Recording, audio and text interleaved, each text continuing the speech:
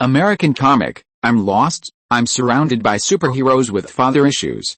This video is purely for entertainment and does not infringe on copyrights or laws. The rights to the novel and image belong to the original author. We do not claim ownership. Don't like waiting and want to listen to this fanfic in full now? Subscribe to our Patreon, where you'll find the best fanfics. Chapter 176 Wonder Woman also suffers from inferiority and bullying. Zora's residence. The woman who is pregnant with Zeus' child was telling Diana about her troubles. As they were talking, there was a knock on the door. Diana moved to the door cautiously and found that it was Peter standing outside. She breathed a sigh of relief and opened the door. "Good morning, Zora and Miss Diana," Peter greeted the two. "Good morning." Zora, wearing a cool t-shirt, sat on the bed and greeted Peter. "You look a little nervous, Diana." Peter looked at the nervous Diana and said to her, "Relax, you don't have to be tense every moment. This is my normal life." Diana shrugged at him, "And you have to know that Hera is jealous.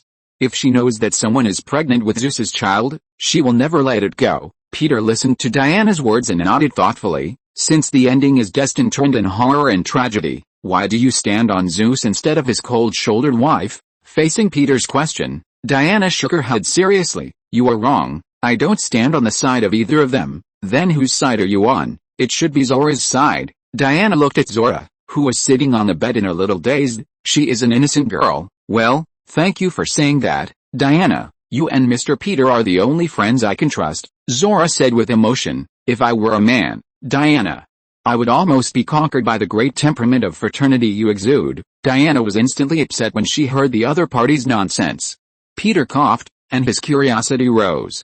He asked Zora, "Can I ask you a question?" "Of course." "It is said that whenever Zeus is in love with someone other than his wife, he will always transform into the image that makes them most infatuated. Do you remember what image Zeus approached you in at that time?" Zora was stunned for a moment, lowered her head and said, "A truck driver." "No, that's not right. It could be the guy who plays billiards, or it could be the guy in a band." "I hope it's that guy." Zora's expression was a little unnatural. Peter's curiosity was slightly satisfied, and he nodded and said to the other party, "Obviously, Zeus didn't make himself too stunning to capture your heart." Zora raised her head and said unconvincedly, "This girl just likes men. I won't apologize for what I did." Perhaps realizing that her words were a bit harsh, Zora's momentum quickly weakened and apologized to Peter. Sorry, I didn't think about what I said just now." "It doesn't matter. No one wants you to apologize." Peter didn't care about the other party's tone. "Okay, thank you for forgiving my thoughtless words. By the way, Wonder Woman, what is your story? I want to hear your story." "It must be a legend." "Me?" Diana blinked. She didn't expect the other party to bring up the topic of herself. "Didn't you say last night that you were the princess of the Amazon tribe?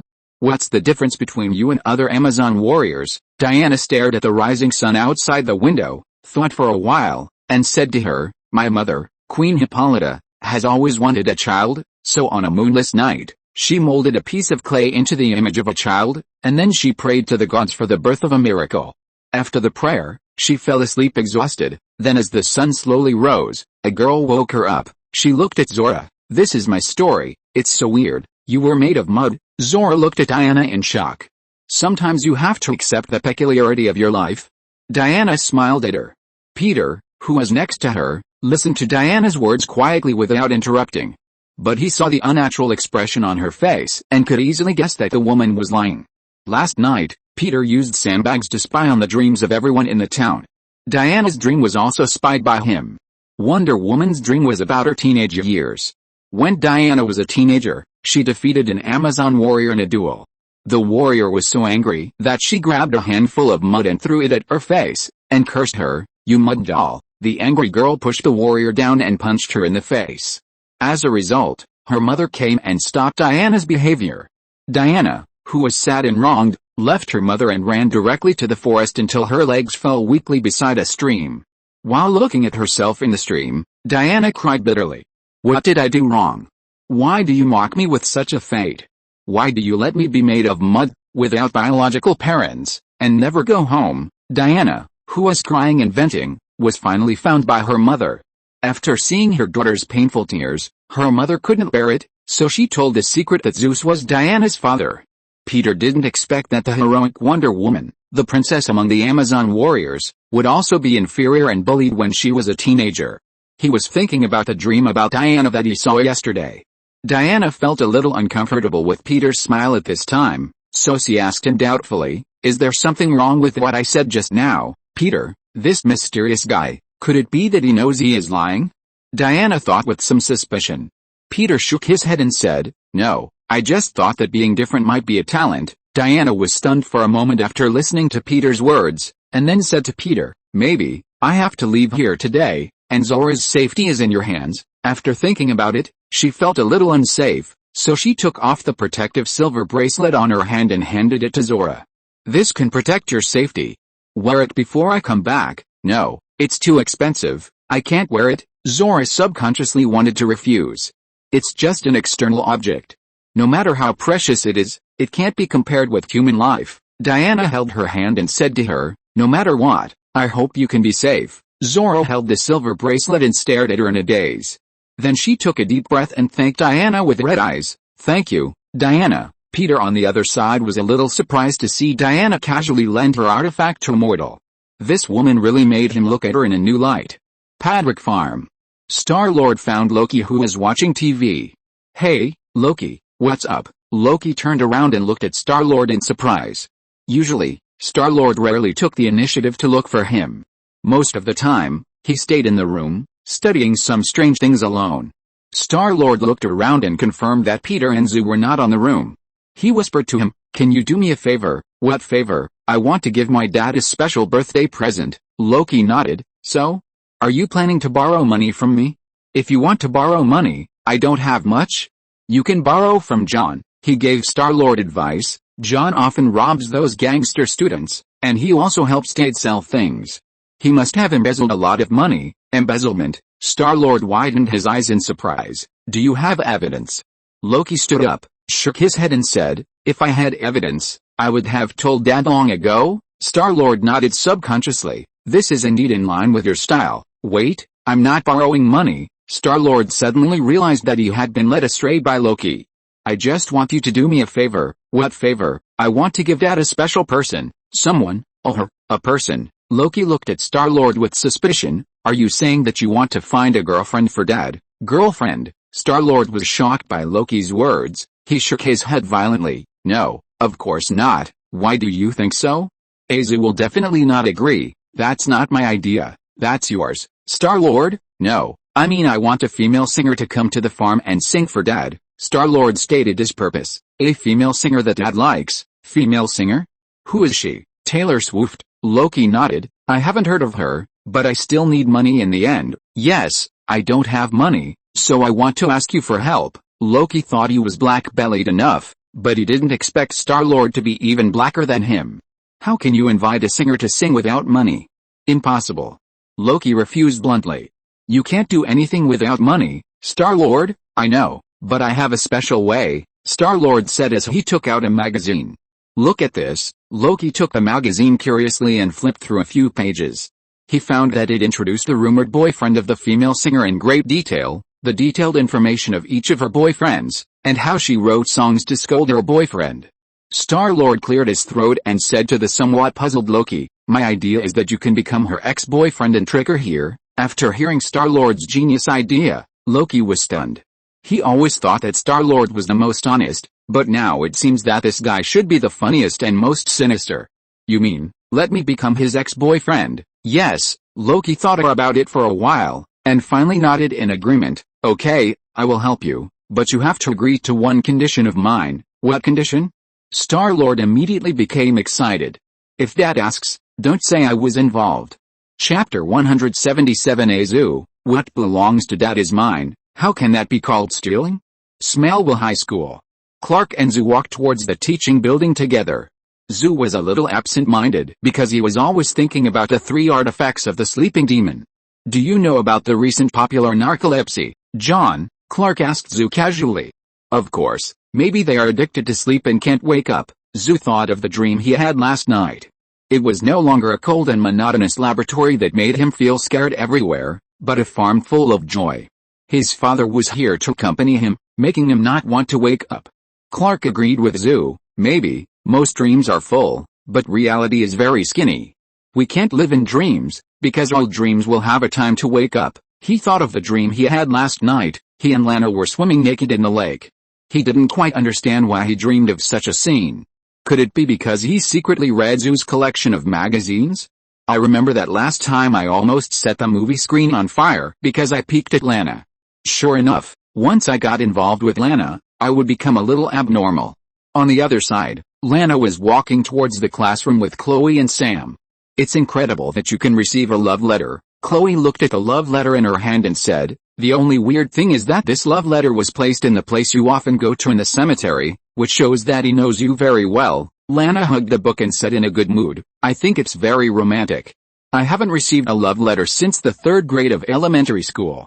Love letters are like a lost art to me. Chloe handed the love letter to Lana. That's not entirely true. When I was in trigonometry class yesterday, I intercepted a note from a big guy to the cheerleader. What he wrote was not poetic at all, but he still expressed his meaning clearly. Sam next to her asked Lana curiously, do you know who wrote it? I don't know. The three were talking when Clark and John came over. Hey, what's wrong? Chloe, what are you discussing? Clark asked Chloe. Seeing Lana standing behind Chloe, his expression was a little unnatural for a moment. He thought of something he shouldn't think about again. Lara received a love letter. Chloe handed the envelope to Clark. She has a mysterious admirer. Lana was a little embarrassed to be said by Chloe in public. Nothing. Chloe smiled and said, what do you mean nothing? Didn't you just say it was romantic? Clark took the love letter with some dissatisfaction, opened it, and took a look at the words on it. It's a bit corny. Hearing Clark say this, Lana's smile gradually disappeared. She glared at Clark and said, of course, we all know that Clark Kent is a man with a heart of stone. Seeing that the atmosphere between the two was not right, Chloe and Sam looked at each other. Lana stood up and said to everyone, sorry, I have to go first. See you later. When Lana and others left, only Clark and Zoo were left at the scene. Zoo patted Clark's shoulder with a complicated expression. You're right, Clark, dreams are full, but reality is skinny. Clark exhaled and replied to Zoo, if you ask me, I still feel that this is more like peeping than an admirer. Zoo nodded, I think you're right, Clark, but you should know that girls don't like cold answers. They prefer romantic and interesting things. They are emotional rather than rational. Clark looked back at Zoo in surprise. Do you understand romance?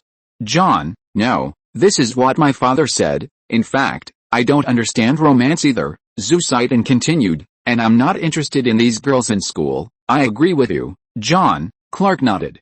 Zoo did not like high school girls. He seemed to be more interested in mature women. After school in the afternoon, Zoo accompanied Clark to the Talon Club. Clark wanted to apologize to Lana, who worked at the Talon Club after school. Although Zoo had been thinking about Peter's birthday gift, he still accompanied Clark to help him expel his inner demons. Inside the Talon Club, Peter was sitting with Officer Chandler. Handing the thick envelope to him, Peter asked him, has anything happened in Smallville recently? Chandler glanced at the envelope Peter had placed on the table, carefully put it away, and stuffed it into the inner pocket of his windbreaker. Nothing. It's been peaceful recently, so peaceful that I'm not even used to it. Peter nodded, took the Long Island iced tea and drank it all, then said to the other party, a single lady moved in next door to me recently. I hope you can help me investigate her information. In addition, please help me keep an eye out for anyone looking for her. A single lady. Chandler blinked. Is she important to you? He originally wanted to ask who the other party was. But when he thought of Peter's mysterious identity, he immediately suppressed his curiosity. Yes, very important. Her name is Zora Russell. Peter said to the other party, carry out all the investigations carefully, don't let others find out. Of course, Chandler said that he was always very careful in doing things. After talking to the other party for a few words, Peter went to the bar to order a drink, and happened to see a folded piece of letter paper on it. From the way it was folded, it seemed to be a love letter or something like that. The moment Peter picked up the paper, Lana came over with a plate.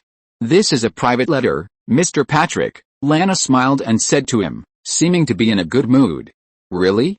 It looks more like a love letter. Peter held the paper and asked her, are you so popular? Lana, no, Uncle Patrick. Lana hurriedly explained. She spread her hands helplessly, smiled bitterly and said to Peter, you can take a look, maybe you will think it's corny like Clark. Driven by gossip curiosity, Peter opened the letter and glanced at it. Very imaginative, and well written. Clark really couldn't write such a love letter. He asked Lana, who wrote it. Lana shrugged her shoulders, an admirer or a lunatic. It depends on who you ask. Peter put the paper on the bar. You don't seem very happy to receive such a letter. It's okay, Uncle Padraic, but I'm really upset by everyone's reaction to this poem. I guess I'm too defensive. Peter nodded, glanced at the love letter on the bar, and read, accept me, imprison me, or I will never be free, nor pure. John Donne's poem, right. Hearing Peter read the source of the poem in the love letter, Lana looked at him in surprise. Yes, Mr. Padraic, John Donne is my favorite poet. She didn't expect Peter to be a poetic person. Peter didn't continue to talk about John Donne based on her words, but talked about Clark. I think Clark should have no ill intentions. You know, he always says something unpleasant unintentionally, but in fact, he has no ill intentions. Through the conversation with Lana just now, Peter knew that Clark had messed up. So he decided to give this kid a little help. I know, Uncle Padraic, Lana said with a smile. On the other side, Clark just opened the door and heard the conversation between Peter and Lana, which made him depressed instantly. Well, compared with The Godfather, his romance is just like the light of a firefly. Lana was angry with just a few words from him, but Lana was happy with just a few words from The Godfather. Maybe I should learn some romance from The Godfather? At night, Padraic Farm. Clark, there are more competitors, right? Peter asked Clark, who was eating next to him. Clark didn't expect Peter to suddenly ask him, and his embarrassed face turned red. I don't know who it is, Godfather, Clark stuttered. In fact, poetry is also a tool to seduce people. Clark, you can read a few more poetry books, and then you can write love letters to Lana, okay, Godfather? Clark glanced at Star-Lord and Loki, and found that the expressions they looked at him were a little weird. He was extremely embarrassed and buried his head and pretended to concentrate on eating. After dinner, Zoo called Clark, who was going upstairs to rest. Clark, Dad's birthday is in a few days. Have you prepared any gift? Zoo asked Clark quietly when no one was around. No, I haven't prepared anything. Clark was a little confused. Why did Zoo suddenly care so much about his godfather's birthday? I know a place where there are a lot of good things hidden. You can take some out of it, Zoo bewitched Clark. Just think of it as a gift for Dad. Moreover, I know there is a compound called compound number 5 there. It can make your brain better developed and make you smarter. When facing Lana, looking at Zoo with an evil look on his face, Clark said helplessly, John, I am a high school student, not a child. Don't use this trick. Tell me, what do you want to do? I just want to help you win Lana's favor and help you learn to write poetry. Clark, Zoo said that he was a good person. Okay, seeing Clark impatiently preparing to leave, Zoo had to tell him the truth. I hope you can help me get something from my father, like the key to the secret room last time. Clark looked at him in surprise. What do you want to steal from the Godfather again? No, this is not stealing, I'm just borrowing it. Dad's things are mine, how can it be called stealing? The last one may be posted later, so everyone can rest early. Thank you readers for voting. Chapter 178 The Conspirator Azu's Ambitious Plan. Clark fell silent after listening to Azu's seemingly reasonable words. Hey, listen, Clark, Zoo continued to say to him, we have always been brothers, and you are the real hero in my heart. Clark, don't you want to see another world? Don't you want to give your father the most special gift? Clark hesitated for a moment. What do you want to do?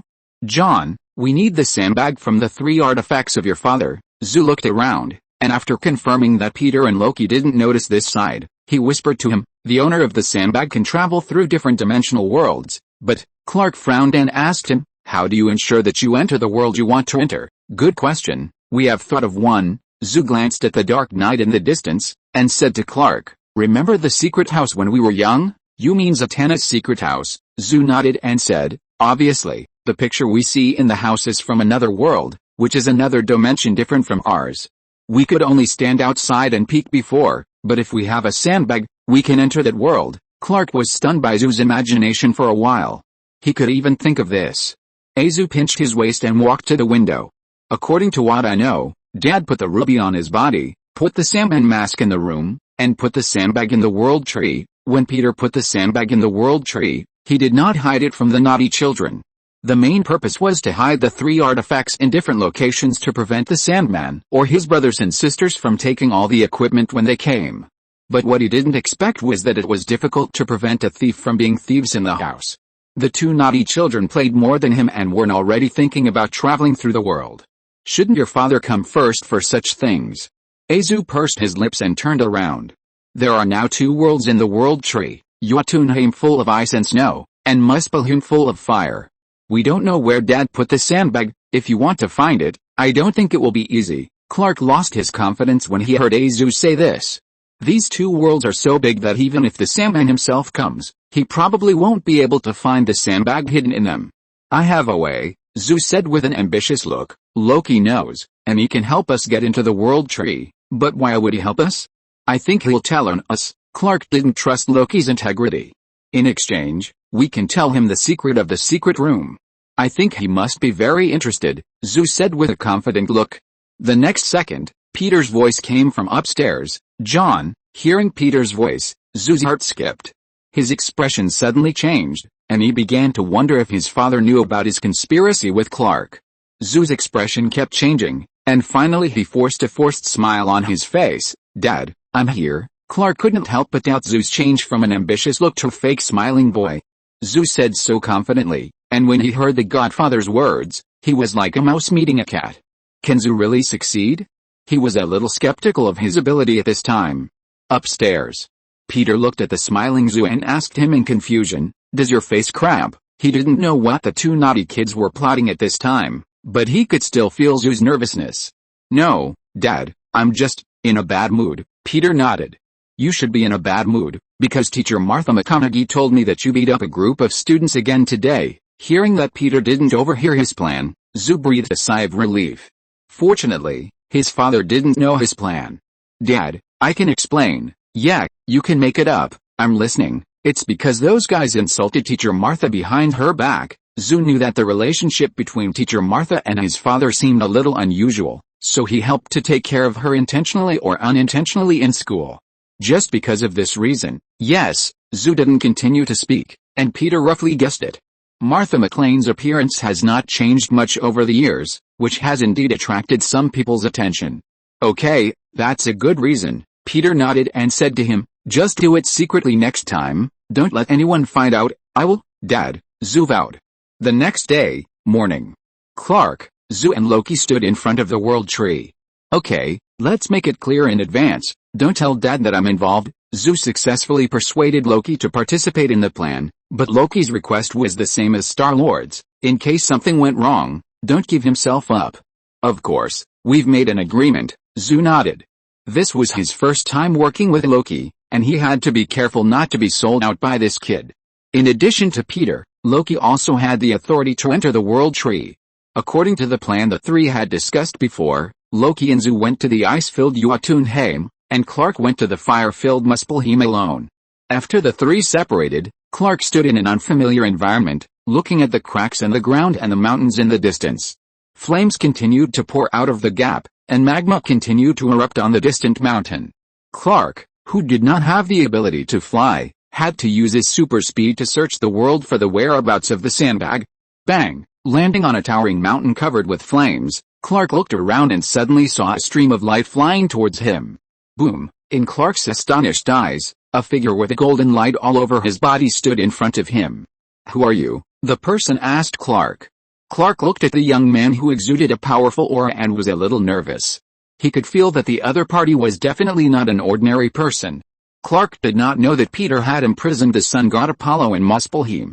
At this time, he was wondering why he saw humans here.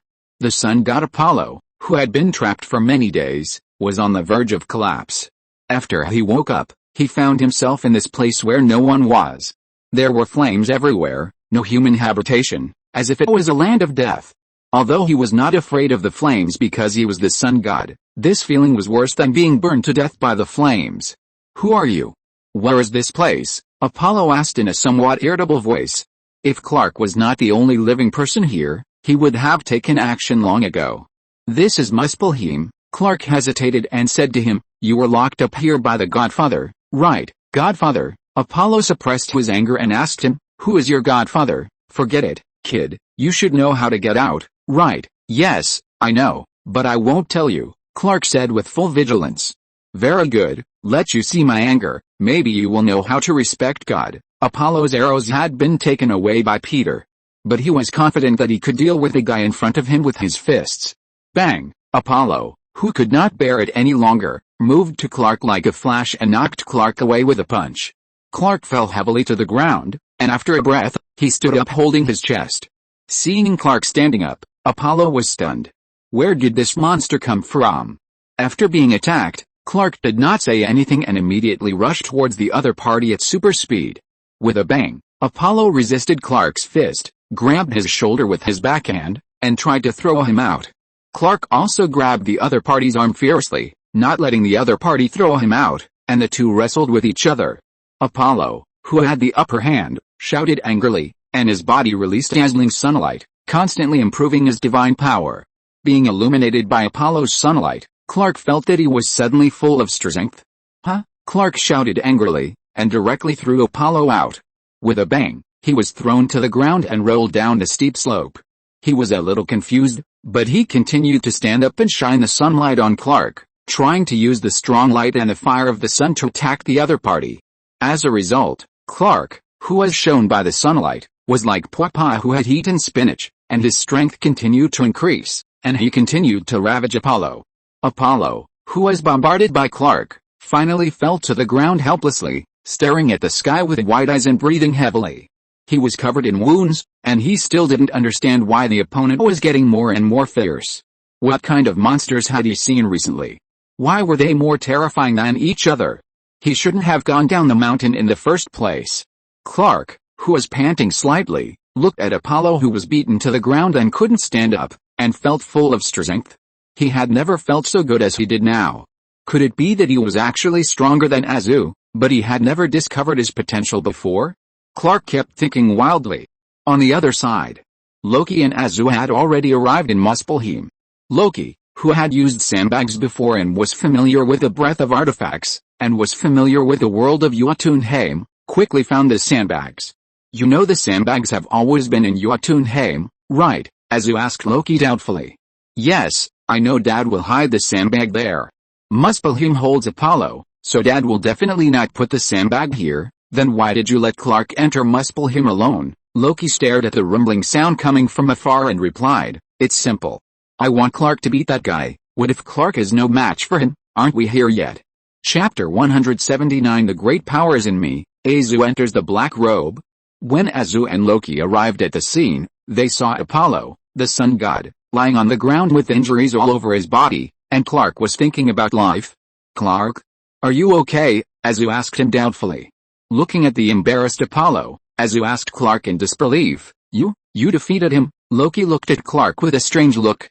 He originally just wanted Clark to teach him a lesson, but he didn't expect Clark to knock him down directly. You know, this is the main god of the Olympus gods. At the beginning, he also made the other party fall into coma with the magic of the nightmare. Now Clark can be so strong that he defeated the other party alone? Loki was a little suspicious whether Clark used some kind of plug-in. Yes, Clark looked at his palm, feeling the abundant power in his body. I seem to have become stronger. Feeling incredible, he swallowed his saliva and looked at Apollo who was lying on the ground. Could this guy named Apollo inspire his potential?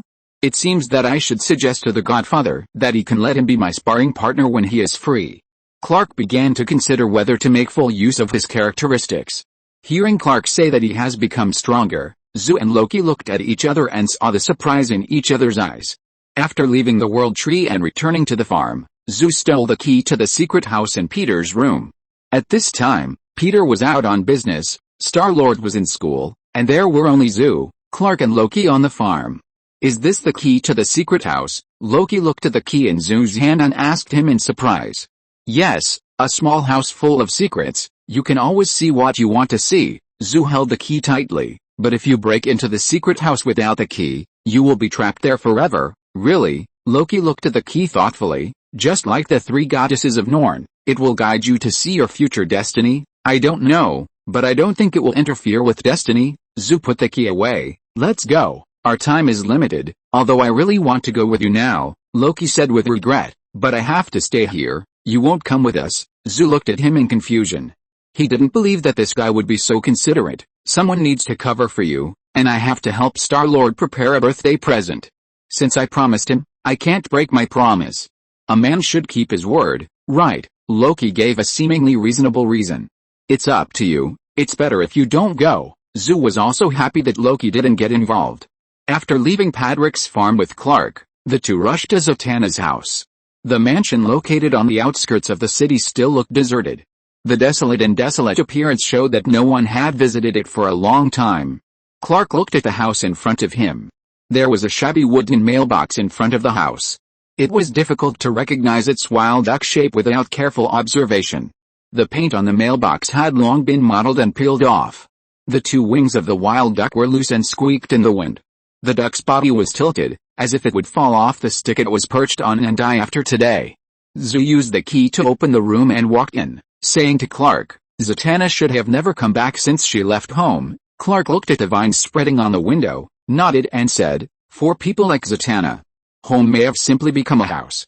A home without relatives no longer has any other meaning. You are right, Clark, a house becomes a home because it is given meaning, Zhu said as he opened the door of the magic workshop. My home is the farm. It is because of my father that it has become meaningful. Click, as the door was twisted open, the secret house was awakened. The layout of the entire room began to change. The stairs extended in all directions, the space expanded, and countless scattered rooms appeared. It's incredible. Although Clark had seen the changes in the secret house when he was a child, he couldn't help but exclaim when he saw the wonderful changes in front of him again. Zhu looked at the suddenly changing environment in front of him, took a deep breath, and walked towards the door closest to him. John, can we enter every door here? Clark asked Zhu curiously. No, there is a black room here. Dad said that no one is allowed to enter there. It is connected to the deep underworld, as Zhu said. He pushed the door open and entered. Squeak, the door was slowly opened, and the boundless darkness immediately spread. Zhu's mood was as excited as when he first stepped into the secret house many years ago. Clark followed him in. As the door slowly closed, the light in the room began to appear and continued to expand. Under Zhu's gaze, the world in the mirror slowly appeared in front of him.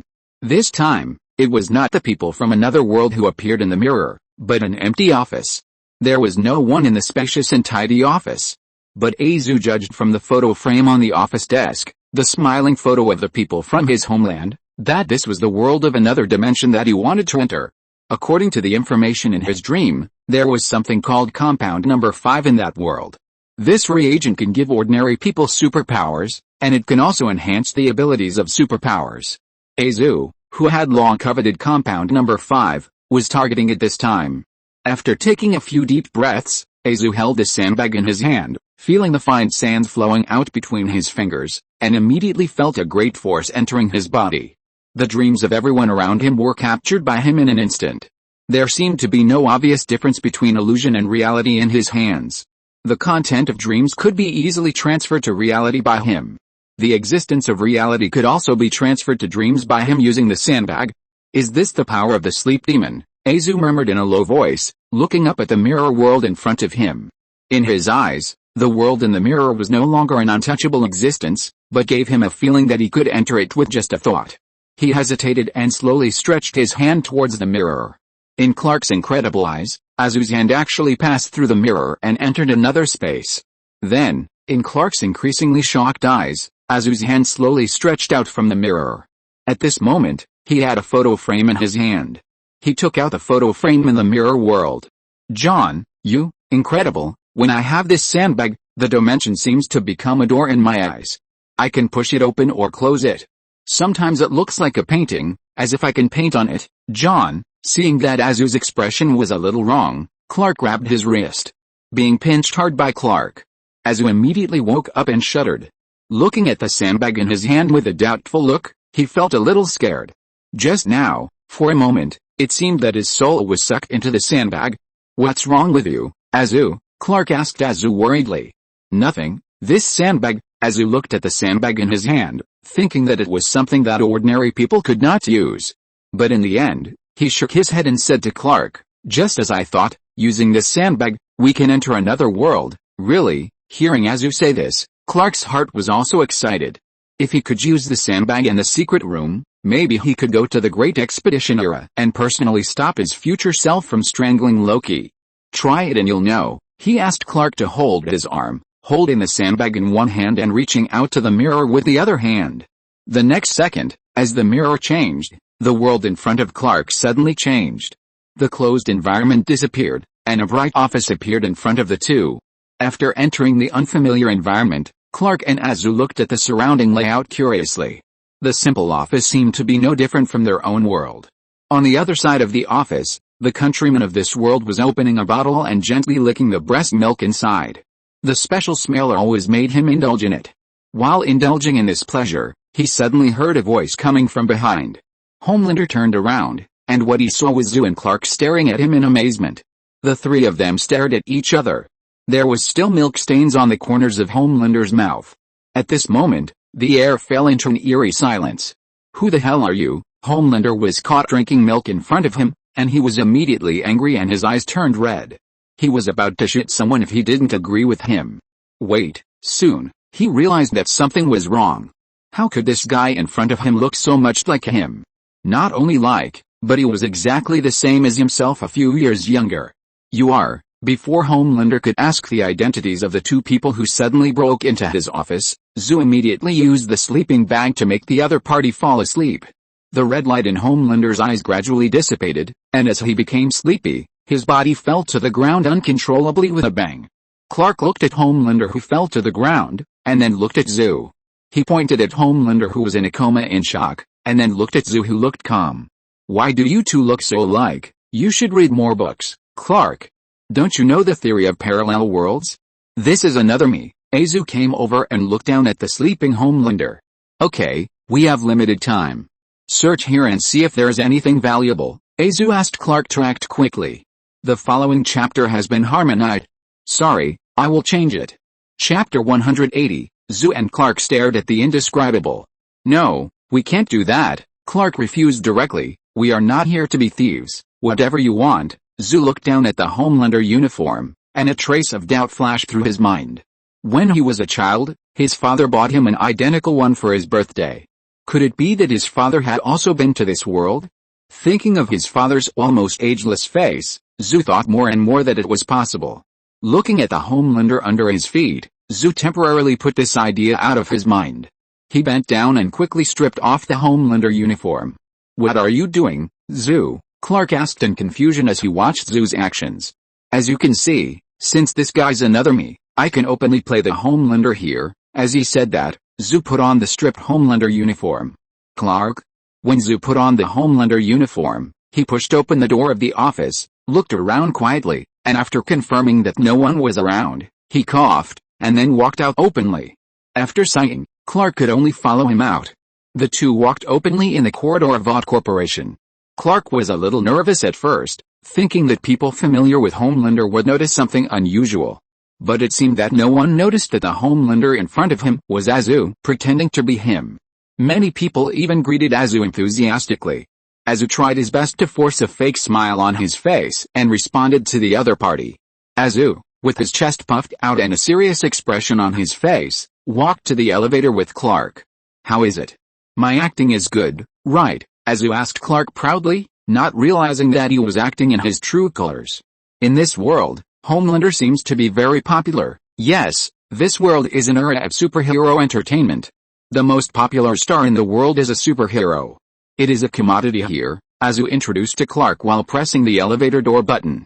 Hey, Homelander, hearing a voice calling him from behind, Azu turned his head and saw a plump woman in a white shirt walking towards him. You seem a little different, Homelander. The woman looked at Azu and said puzzledly. Really? I've always been like this. Zu lowered his voice. You seem to have become a lot younger today. Zu's expression was a little unnatural, thinking that the other party recognized him.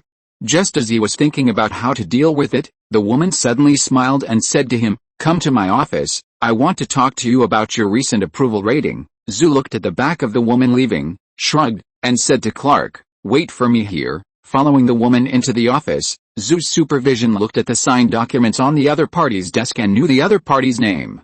Ms. Madeleine, you didn't call me that before. Madeleine interrupted Zu and walked towards him step by step with a smile on her face.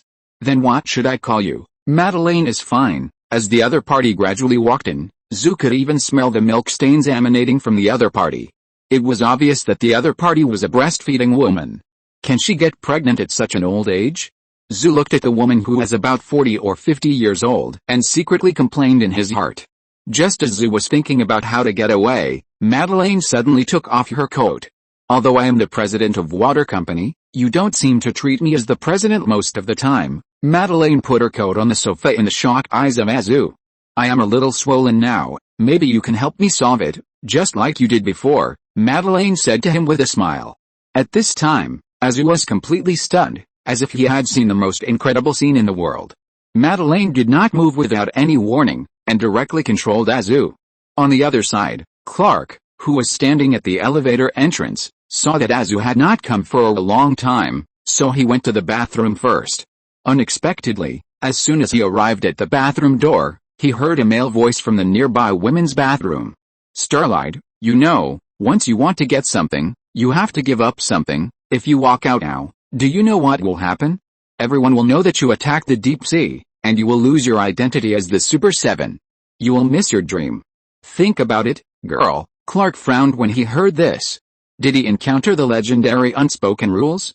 He glanced at the door of the women's restroom next to him. The door was closed and there was a sign outside saying under maintenance. Clark wanted to rush in to save people, but when he thought about what misunderstandings might be caused if he made a mistake, he decided to use his perspective eyes after taking a deep breath and hesitating for a long time. He looked at the women's restroom with his perspective eyes, through the restroom wall, and saw a scene that destroyed his three views. A guy wearing a green mesh diving suit, with a messy beard and hair, was facing Clark's direction, shaking something indescribable. Clark was immediately hit hard and stood still. In the women's restroom, facing the green uniformed guy was a blonde girl. What's wrong? You seem surprised, the green uniformed man said in a matter-of-fact tone. As a newcomer who had just joined the Super 7, Xinguang felt like vomiting. She couldn't imagine that the idol she admired was such a pervert. The deep sea in the Super 7 turned out to be such a shameless guy. She didn't plan to say anything to the other party and turned away. Hey. Why are you reacting so strongly? It's just a little game. Xinguang stopped. She forced herself to calm down, turned her back to Shenhe, and wanted to see what tricks this guy was playing. Xinguang, I know you have gone through layers of selection to join the Super 7 this time. It's not easy. This is your dream, right? Xinguang's breathing became rapid after listening to the other party's words. The other party really caught her weakness. She cared too much about the identity of the Super 7. She didn't want to lose this long-awaited dream. It was very important to her and her mother. Seeing that Xinguang didn't speak, Shenhe thought he had surrendered, so he continued to add fuel to the fire and said, You have to know that I am the second in command of the Super 7. I have the final say in many things. If you go out, I will say that you attacked me. Think about it, you will be identified as a mentally ill person, a madman who attacked the superhero Shenhe, and you will lose everything you have. When the threatened Xinguang was considering whether to take action or surrender, he suddenly heard a sound of breaking through the air. The door of the bathroom was directly knocked open, and the next second, Xinguang saw a figure rushing towards Shenhe. Clark, whose eyes were contaminated, shouted and threw a punch at the other party. The shocked Shenhe had not yet fully understood what was happening, and he saw a fist getting bigger and bigger in front of him. Then there was a bang, and his face and Clark's fist came into close contact. Although Clark restrained his strength, Shenhe's face immediately felt a heart-wrenching pain. With a click, the bridge of his nose was instantly broken, and blood mixed with snot spurted out. As if hit by a locomotive, Shenhe's body flew into the air, and then flew backwards with the remaining momentum. His body hit the ground, making a shocking sound. Shenhe, who was bleeding from his nose and dizzy, had not yet reacted from his confused state, and was grabbed by Clark, who came in front of him at super speed, and lifted up. Who are you? Shenhe endured the pain all over his body and asked Clark indistinctly. I'm Clark Kent. Clark looked at the miserable deep sea, and could not feel any sympathy in his heart. What are you going to do? Deep sea, who was in pain all over, looked at Clark's unfriendly eyes and asked in fear. Clark said nothing, turned his back to Deep Sea, stretched his right hand to his shoulder, and with a little force, Deep Sea was carried on his back. Bang! Clark gave him a solid back throw. Helpless Deep Sea felt that the ceiling above his head suddenly turned into the floor, and then a feeling of dizziness and pain came over him. His back broke through the tiles again and completed the most intimate contact with a hard cement floor below. Ah! Deep Sea made a heartbreaking cry. Apologize to this lady. Clark pulled up the crying Deep Sea and asked him to apologize to Xingguang. I'm sorry, I shouldn't have done that. I'm a bastard. I'm sorry. Deep Sea apologized to Xingguang with tears and snot. Starlight looked at the apologetic Shenhe and was stunned by the scene in front of him. What is going on? Starlight swallowed his saliva and looked at Clark, and fell into a daze. He could easily beat Shenhe into the state. Where did this guy come from? Seeing Shenhe's performance, Clark clapped his hands with satisfaction, nodded to Starlight, and then he quickly left the scene at super speed. Starlight frowned in confusion as he watched Clark leave. Is there any superhero with such strength in the world besides Homelander? The noise made by the two in the bathroom quickly attracted the attention of other people in Water Company. Ashley, the president's assistant, pushed the door in with several staff members and saw the mess on the ground. Shenhe was lying on the ground gasping for breath like a dead pig, with blood all over his face. Starlight, Ashley looked at Starlight in shock. What happened here? As you can see, he was beaten by me, Starlight admitted directly. Chapter 3 will be available later. Dear readers, please go to bed early. Chapter 181 Clark's plan to kidnap the Seven. Are you okay? Clark, did you hear the noise just now? After leaving the water building, Zhu asked Clark, who seemed to be in a somewhat agitated state.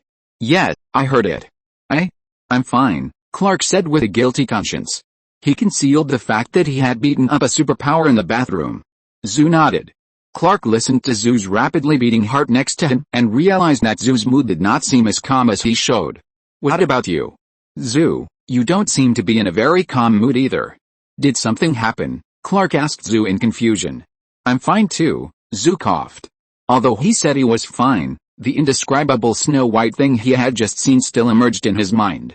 The two stood on the street and saw a promotional video of the Super 7 being played on the projection screen of a building not far away.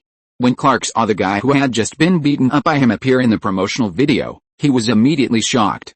Are they a superhero group? Or the most popular stars in the world? Clark found it hard to imagine that wretched guy as a superhero. Yes, didn't I tell you before? Zhu said calmly, but they are not good people, don't expect them to be idols. Clark suddenly had an idea in his mind. Since the Superhero 7 is the most popular star group in the world, we can invite them to our world to perform as a gift to the Godfather. Zhu listened to Clark's proposal and looked at him in surprise. He didn't expect Clark to be more daring than him. He just wanted to steal a few bottles of compound number 5 to give to his father, but Clark actually wanted to kidnap the Superhero 7 directly. Stroking his chin, Zhu fell into thought. If the Superhero 7 were kidnapped, Queen Maeve, Black, and the Locomotive were not to be feared. The most troublesome one would be the Homelander in this world. This guy's another more mature self. Although he was confident that he could beat the other party, there would definitely be some trouble. Of course, if he joined forces with Clark, there would be no problem. Besides, he still had one last trump card in his hand, Sandman's sandbag. The more Zhu thought about it, the more he felt that this plan was feasible. However, if you are inviting the 7 superheroes to perform for Dad, I think one person should be excluded. Clark wanted to say that the wretched guy Deep Sea should be kicked out. Zhu didn't wait for him to finish, and continued, Are you talking about the Locomotive? No. Clark looked at him in surprise. Why do you think I want to kick the Locomotive out? He is a black man, don't you think so? Clark, no, of course not. I mean Deep Sea. John, I found that you are prejudiced against black people. Zhu immediately argued, Of course I am not racist, I just don't like black people. This is discrimination. John, Zhu felt that Clark's thoughts were dangerous. Hey, listen, Clark, have you forgotten about old Holly? He almost killed your parents. If it weren't for Dad, you would have lost them forever. Zhu brought up the old accounts with Clark. At the same time, Water Building. Homelander, who had already woken up, was questioning Madeleine angrily. You said that guy wore my clothes and walked out openly. And you damn didn't do anything. Calm down, Homelander, we will find him. Do you know what will happen? That guy will pretend to be me and do bad things. He will make people think I'm a bad guy. My God. Homelander pinched his waist and exhaled continuously. I'm finished, the company will be fucking finished, and if the company falls, I will fall with it. Rubbing his face, he took a deep breath and walked to the desk, supported his hands and closed his eyes to take a deep breath. Fuck, how could this happen to me? It's not fair. It's so fucking unfair. Calm down, John, it will be fine, I promise you. Madeleine tried her best to comfort Homelander's emotions. She was also in a strange mood at this time. She actually recognized the wrong person and mistook that guy for Homelander, and did that kind of thing in front of him. Homelander, whose heart was filled with anger, finally calmed down slowly under Madeleine's comfort. He puffed up his cheeks and exhaled slowly like a big mushroom. Deep Sea was beaten by Starlight. After calming down, Homelander asked Madeleine. Yes, although Starlight admitted that she was the one who did it, Deep Sea said it was not her, but a stranger who suddenly broke in. He said his name was Clark Kent. Clark Kent. Hearing this name, Homelander was stunned. A few minutes later, when Madeleine left the office, Homelander sat back in his chair, opened the drawer, and took out a sketchbook from it. Gently opening the first page, it was a pencil hand-drawn farm painting. The layout of the farm was almost the same as Peter's farm. Taking a deep breath, he continued to open the second page. The painting on the second page was a picture of two people, one big and one small, catching a baseball in the open space in front of the farm. Homelander flipped through the pictures he had drawn since he was a child. He always thought that the unattainable dream was just an untouchable illusion. But now the dream has become reality, which means that the life he longed for is not a dream, but another reality that is being played out. Pa, he closed the album heavily, with a fierce look on his face. Since you've come to my door, let me take care of you. The Homelander, who was jealous of Azu, began to plan how to kill him.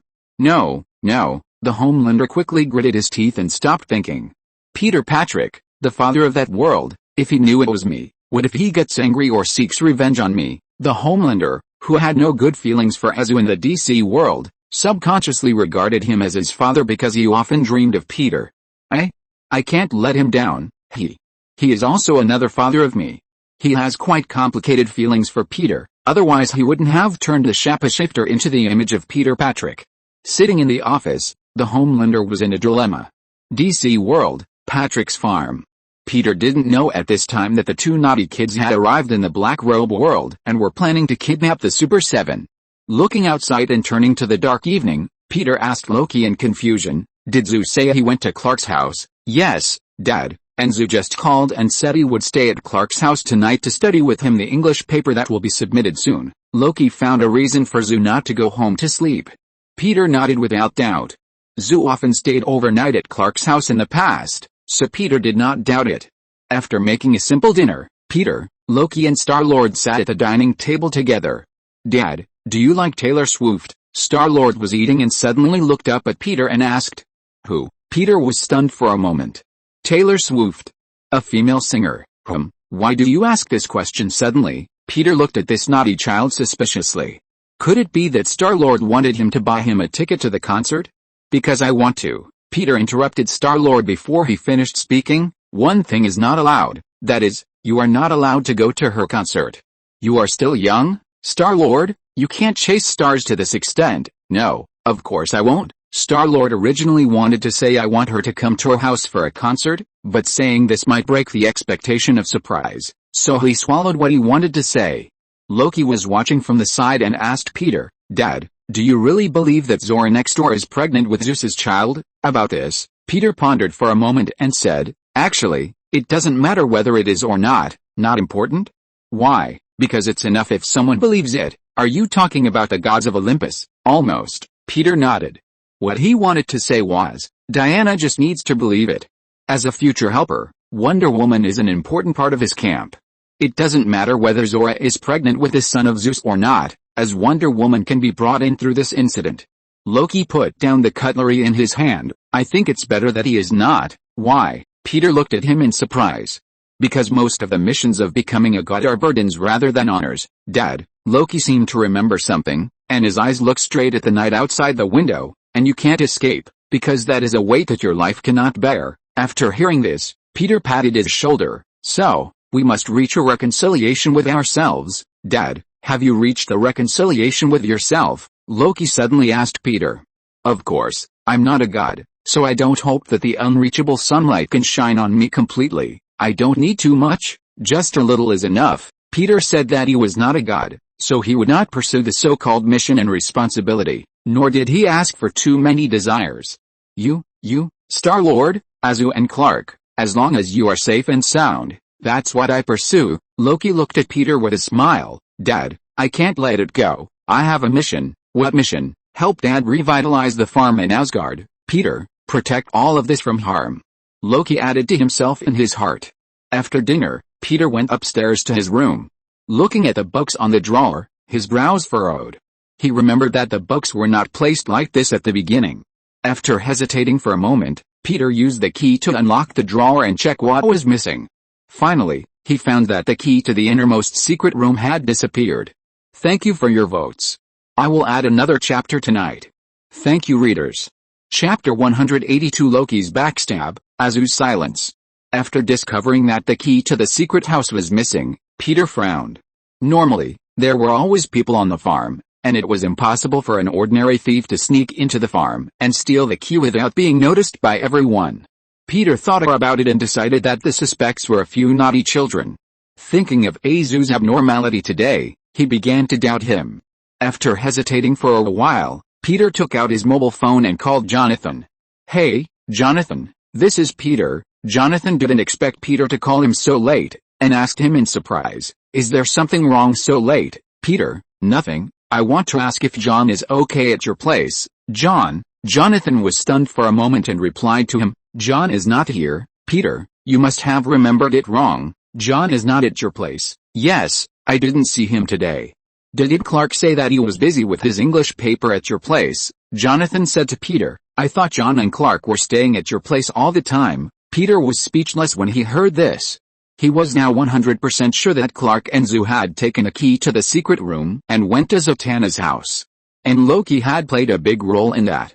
Otherwise, he wouldn't have been able to cover for the two. How did the three of them get together?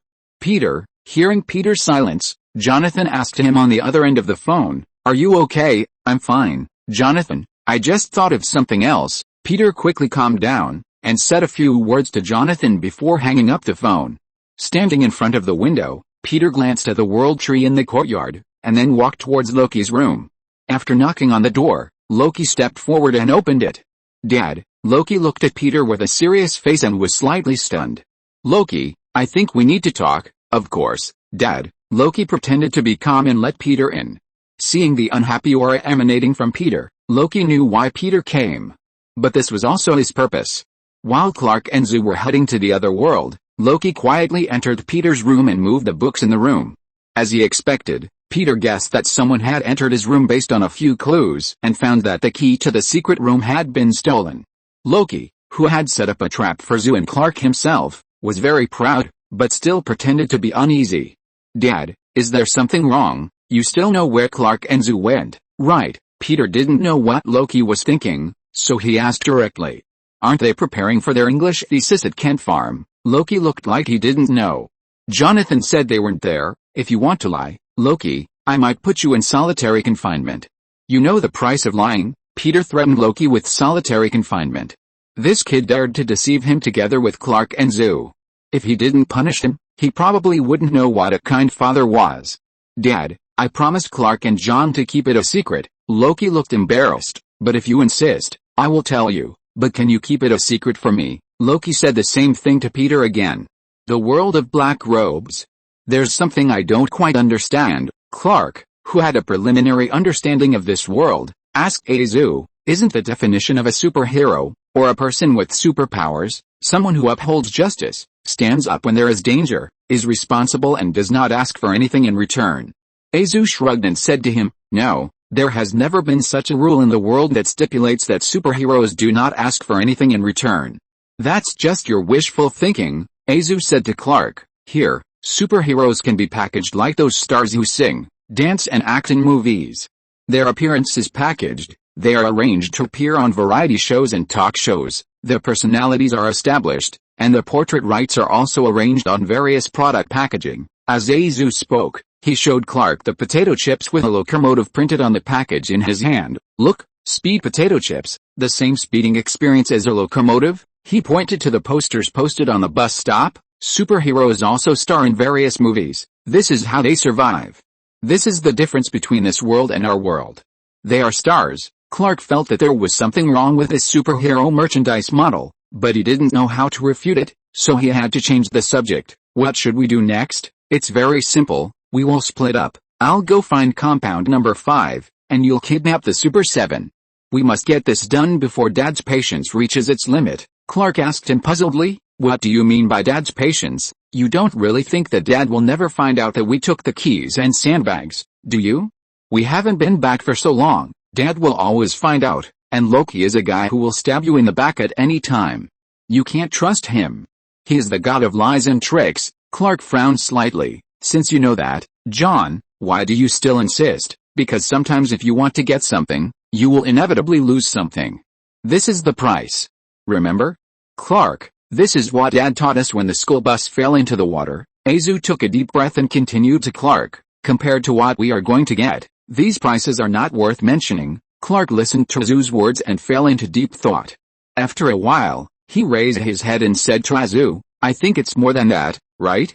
John, what? Azu looked at him in surprise, not knowing what Clark meant.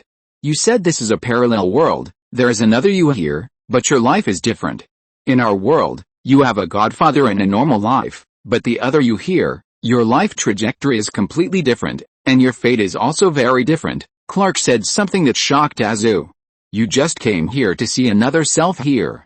You often said that you dreamed of this place. John, you may have something that you can't let go of. You came here just to reconcile with yourself, which is actually your purpose. Azu looked at Clark in shock. Reconcile?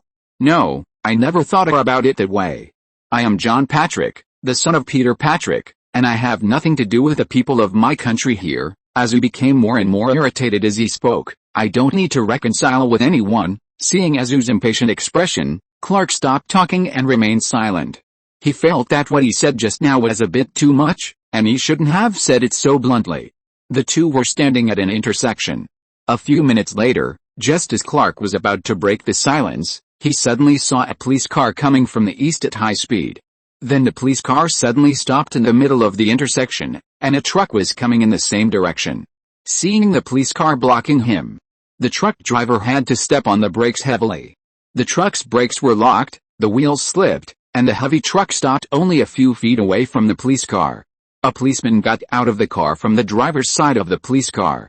The other party was short and fat, short and sturdy, and his figure was like a fire hydrant. The thick black horseshoe beard outlined a sour and angry look, and he took out his gun. From the appearance, it was a Colt Python revolver, a 0.357-inch, 9.0678 mm, pistol with a ventilated barrel and a shiny nickel-plated finish. Then the policeman aimed the weapon at the windshield and pulled the trigger. Bang! The sound of the bullet rang out. As Clark and Azu watched in astonishment, a bullet passed through the glass, leaving a golf ball-sized hole. Two more gunshots followed, and suddenly the truck shook and leaned forward. The police fired at the tire. Just as Clark and Azu watched the gunfight in front of them, several cars drove over from the other side, and the people in the cars stuck their heads out and fired at the police repeatedly. It seemed that the people in these cars were the truck driver's helpers. Seeing the truck driver's helpers rushing over, the police immediately hid behind the police car. Dense bullets hit the police car one after another, making a whistling sound that pierced the air. The police, who were trapped in the siege, immediately used the radio to call for support. The group of people in front of them were the gangsters who had robbed the bank before. The police patrolling the streets found that the group of people were about to escape, so one of them drove a police car back and tried to stop them. We have to help him. After hearing the police's wireless call for help, Clark wanted to go forward to help the police. Hey, stop, Clark, this is none of your business. Zu tried to stop him, but Clark rushed out the next second. With a bang, Clark grabbed the clothes of a gangster who fired a gun and threw him out directly. Then he rushed towards the other gangsters who fired guns at lightning speed. The gangsters, who were outnumbered, were quickly knocked to the ground by Clark. Bang! After Clark knocked down the gunman, a dull sound of landing was heard. Maeve of the Super 7, looking at the messy scene in front of her and the gangsters groaning on the ground, suddenly fell into a daze. What's going on? The conflict in front of her was the performance arranged for her by Water Company. Why did someone come earlier than her and directly snatch the performance? You know, it costs a lot to find someone to pretend to be a robber, and then let the police department cooperate to stage a realistic gunfight that makes the public believe it. Maeve looked at Clark standing in the middle of the venue with a puzzled look. Where did this guy come from? Thank you all for your monthly tickets. I will add another chapter today. Thank you readers for your monthly tickets. If you're listening to this novel on a channel other than Fanfic World, it means they downloaded and uploaded it without effort. We cordially invite you to visit our channel, Mundo Fanfic Novelis. There you'll find the original version of this story and you can explore many other novels of various genres. We're waiting for you to immerse yourself in a world of incredible novels. Chapter 183 Azu finds the Queen. Who are you? Maeve looked at Clark, who had taken away her achievements, and asked him in surprise. She had never seen such a superhero before. Could he be a new superhero like Starlight? Looking at the young Clark, Maeve suspected that he might be a superpowered student who had just graduated from Goddican University. Clark glanced at Azu next to him and replied to her, I am Clark Patrick Kent. You beat these people? Maeve continued to ask him. Yes, Clark had already recognized that the other party was Maeve from the Super 7. He thought that the communication between the two sides would be more pleasant. After all, the other party was also a superhero. Do you know what you are doing? As a result, Maeve walked towards him angrily. You completely messed up this rescue operation. Messed up? Clark looked at the other party in a daze, not knowing why the other party said that. He had obviously dealt with all the robbers. Why? I obviously stopped them, because this is not a stage prepared for you. Maeve didn't know whether the other party was playing dumb or really didn't understand. This is an event that FUT has been planning for a long time, but you messed it up, Maeve said to him unceremoniously. You are a student who wants to be famous, right? No, I'm not. Clark quickly rejected the other party's statement. Wait, Clark looked at the gunman and the policeman lying on the ground, and then looked at the camera hidden in the dark. He asked Maeve in disbelief, you said this is acting. Since you are a superpower, you should know these rules. Maeve was about to continue asking Clark about his background, and suddenly her eyes caught sight of Zu with his arms crossed. Homelander. Seeing Zu standing next to her, Maeve mistook him for Homelander. Hi, Maeve. Zu put on a fake smile and walked up to greet Maeve. Maeve looked at Zu from head to toe, wondering why this Zu now seemed a little different from usual.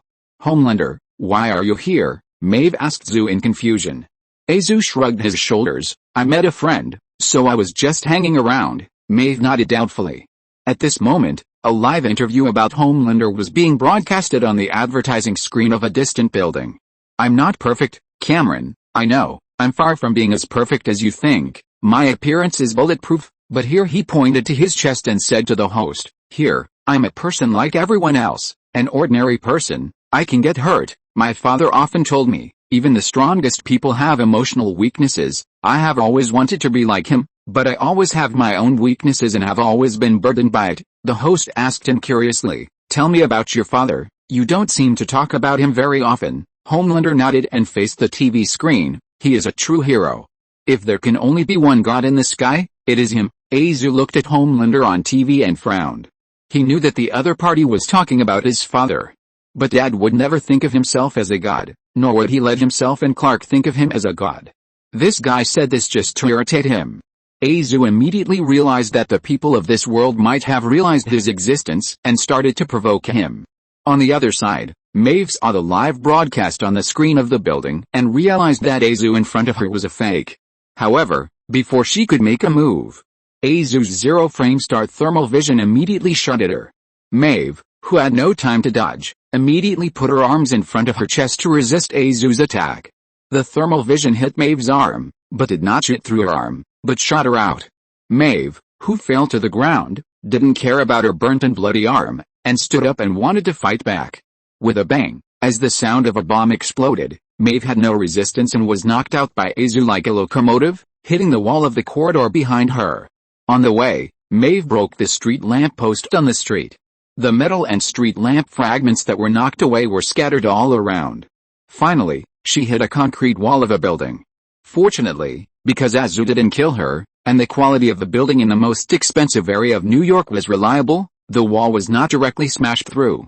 Maeve slid down the cracked wall that spread like a spider web, and she felt that her whole body was about to fall apart. The sharp pain in her back was like an ordinary person being burned by a red-hot iron, and it was burning. At the same time, her vision was a little blurry, and a feeling of vomiting surged in her throat, as if she would vomit out the dinner she had just eaten at any time. In the entire area, the people who witnessed this scene fled in all directions, and a large amount of smoke and dust filled the air, as thick as fog. After a long time, Maeve looked up through the smoke and dust and saw Azu floating in the air, looking at her expressionlessly. Just when she wanted to resist, she felt sleepy and fell to the ground uncontrollably. Maeve, who was out of control, fell asleep directly. Because everything happened too suddenly, by the time Clark reacted, Maeve had already fallen to the ground. John, Clark walked quickly towards Zu and asked him, "Why did you attack her? She already knows that I'm not the real Homelander. If I let her go, are you sure she won't attract the superpowers of Vought Corporation?" Zu put away the sandbag of the sleeping demon and said, "And don't you want to kidnap the Super 7? Maeve is one of the members of the Super 7. Clark frowned as he looked at Maeve lying on the ground. "I didn't have the idea of kidnapping them. They are not singers or movie stars. Even if they come to our world, they can't bring anything to the Godfather." He didn't know much about the Super 7 at first, and he did have the idea of taking them to perform for the Godfather. Now that he has gradually understood the Super 7, he has given up this idea. "We don't need them to perform anything, it's just a surprise." Zu originally wanted to tell Clark that his father might have been to the Black Robe world, otherwise he wouldn't have nicknamed himself Homelander and gave himself a uniform of the same style as Homelander on his birthday when he was a child. And kidnapping the Super 7 to his own world can be a surprise birthday gift for his father. Besides, Azu glanced at Maeve, who was in a coma. "We can ask her about the whereabouts of compound number 5. Although Clark disagreed with Azu's approach, he had no better way and could only follow his arrangement. After an unknown amount of time, Maeve woke up. When she woke up, she saw Azu standing in front of her. The two of them were in an abandoned factory. Maeve subconsciously wanted to resist, but as soon as she exerted force, she felt a pain in her body. And her hands were also locked with metal chains. "Who are you? What do you want to do?" Although she was caught by the two and was in a mess, Maeve still had a calm expression. "I won't hurt you, Queen Maeve," Azu smiled at her. But in Maeve's eyes, this smile was very malicious. "Really? You tied me up here. It doesn't look like you won't hurt me. You know the 7, right?" Maeve struggled and said to Zu, "If I am kidnapped, Vought Corporation will not let it go. You will pay the price." "The price? I don't care about that." Zu looked like a villain. "Now tell me, where is compound number 5? Your target is compound number 5. You actually know about this kind of thing? Who are you?" Maeve looked at this guy who looked almost the same as Homelander in surprise. "Just tell me where it is," Zu said to her impatiently. "Believe me, my patience is not as good as you think." Maeve stared at him, and after a long while, she said, "You are one of the butchers?" "Right, butcher." Zu shook his head. "I don't know him." Seeing that Zu didn't admit it, Maeve didn't continue to ask, and directly told Zu about the location of Vought compound number 5.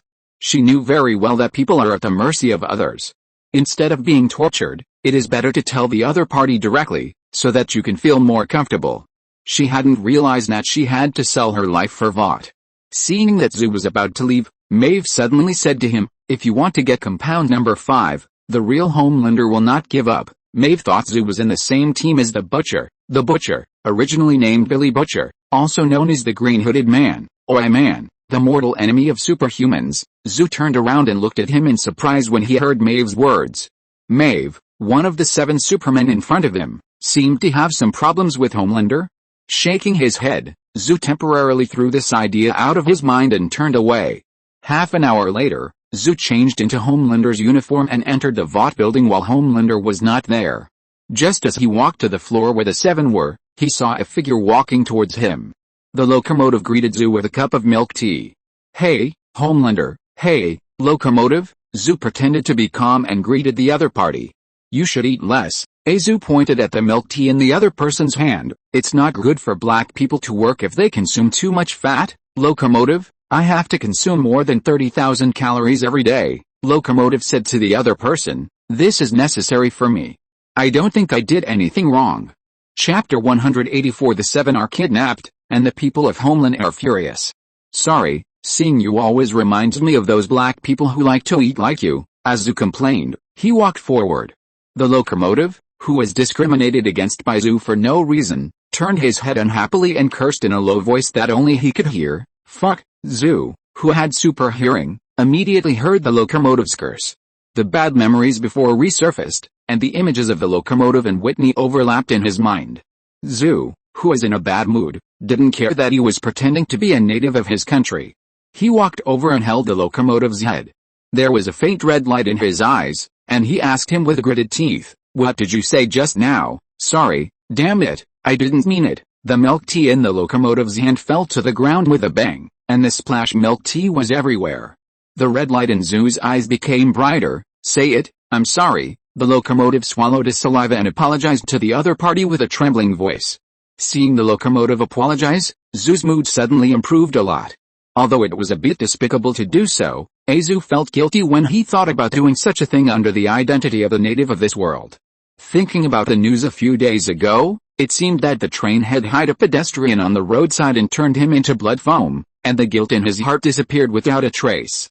Standing there, watching Zhu's back as he left, although the train head didn't dare to say anything, he had completely hated the native in his heart. Zhu, under the identity of a native, bullied the train head for a while, and then walked towards the room provided by Maeve. Bang! A few minutes later, Zhu directly destroyed the access control system of the laboratory. With a flash of electric sparks, the access control system was directly destroyed. Pushing open the door, Zhu went in directly despite the piercing alarm. After searching the laboratory at super speed, he finally found the place where compound number 5 was stored. The security guards of Water Company heard the alarm and rushed to the experiment as quickly as possible. As a result, Zhu, who had already succeeded, had already disappeared. At the same time, the train had left the water building, looked up at the dazzling sky, and suddenly felt a wave of sleepiness. He shook his head, trying to get rid of the sleepiness, but it became worse. Finally, he couldn't resist the sleepiness and fell to the ground with a bang. At the moment when the locomotive fell to the ground, Zhu rushed to his side and held him up.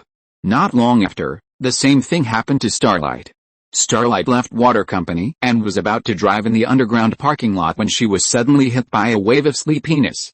Unable to hold on, she sat in the driver's seat of the car and soon fell asleep. The next day, Maeve woke up in the abandoned factory and looked around in shock. She was originally staying in the abandoned factory yesterday, but she didn't expect that when she woke up in the morning, there were several more teammates around her. Locomotive and Starlight were lying at her feet, snoring. She didn't expect that the other party had captured the other members of the Super 7. Could it be that the other party wanted to capture all the Super 7 to form a group? On the other side, Clark looked at Starlight and Locomotive, who were caught by Zhu using a sandbag, and asked in shock, "Are you really going to kidnap all of them to our world?" "Of course, this is a gift for Dad, but forget about Homelander, I can take his place." Zhu said that he would kidnap the superstars of the Super 7 and send them to his own world as a surprise for Peter. "I think this may be a shock," Clark complained in his heart. "Did you get compound number 5? Clark put away his strange thoughts and asked Zhu. Of course, Zhu showed Clark the blue reagent in his hand.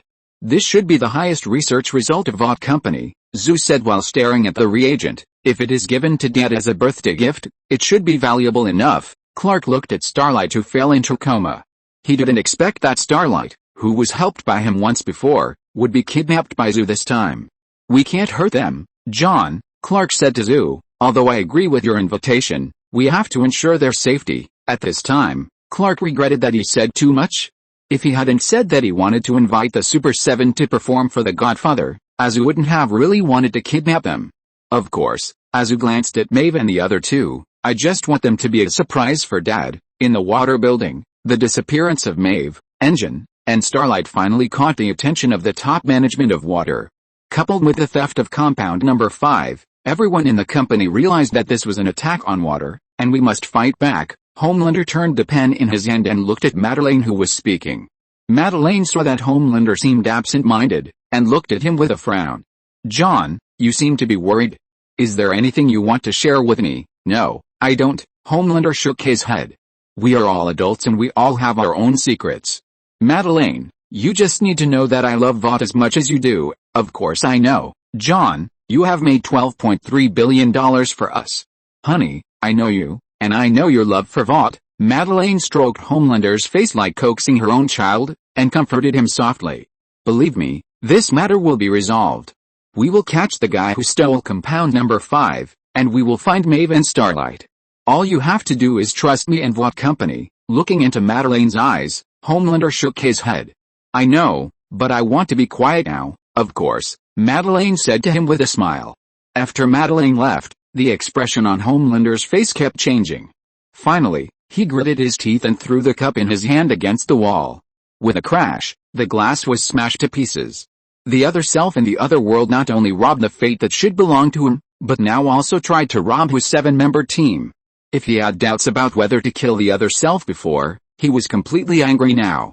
That should have been my life, a real father, not a cold scientist and doctor in the laboratory, a real family, a normal life with someone who loves me, that should have belonged to me. Staring at himself in the mirror, the Homelander said angrily. In his feeling, it was like one of the twins had good luck.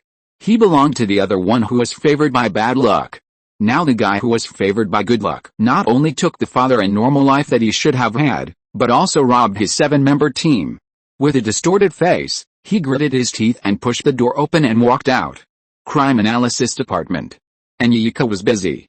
Her job was to monitor important government departments in New York and conduct all-round surveillance of large and small blocks in New York.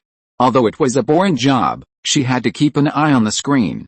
The room was filled with a strange smell. No doubt it was the smell coming from the bodies of the male technicians who had been working overtime for a long time. The light was so dazzling that she couldn't open her eyes. She took a sip of the energy drink and swallowed it with difficulty. Her stomach felt acidic and it felt like her stomach was filled with ice water. This feeling of ice and fire made her want to vomit. Just as she was lamenting about her stomach and body, her shoulder was suddenly patted. Looking back, it was the motherland who was smiling at her. Although it was a smile, it looked forced no matter how you looked at it. Anyika clenched the energy drink in her hand nervously. She was both respectful and afraid of the company's top superhero.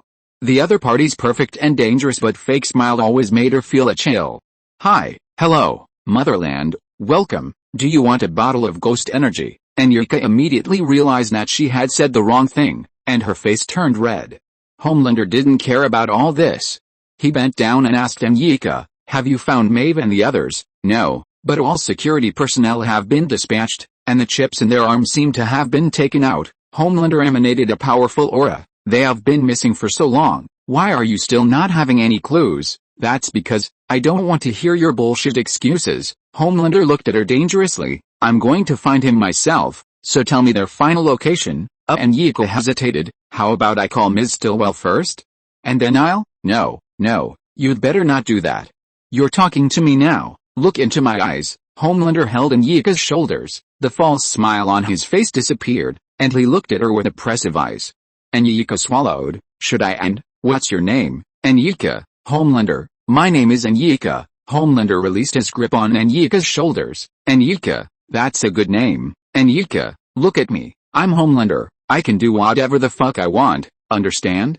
Now, tell me where the chip in Maeve's body was last seen. Anyika looked at the pair of dangerous eyes and nodded involuntarily.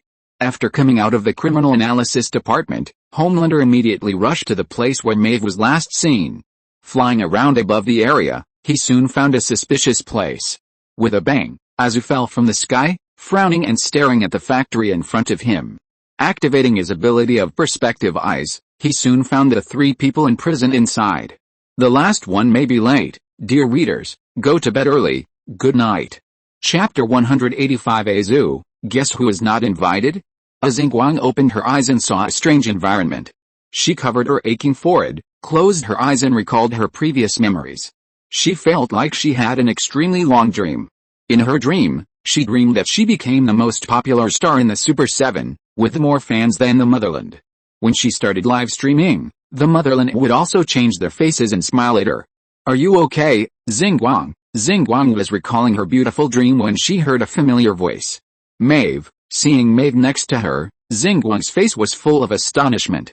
Why are you here? Not only me, there is also a member of the Super 7 here, Maeve said and turned her eyes to the locomotive. The locomotive, whose hands and feet were tied, greeted Xinguang weakly. Hey, Xinguang, nice to see you, locomotive. Oh, shit, Xinguang felt a pain in her arm before she finished speaking. She frowned and looked at the painful area, and found that a positioning chip in her arm had been dug out. And at this time, her hands were handcuffed to the metal fire hydrant protruding from the ground next to her. What the hell is this place? Starlight wanted to break free from the handcuffs, but because she couldn't absorb electrical energy, she didn't have enough strength to break free.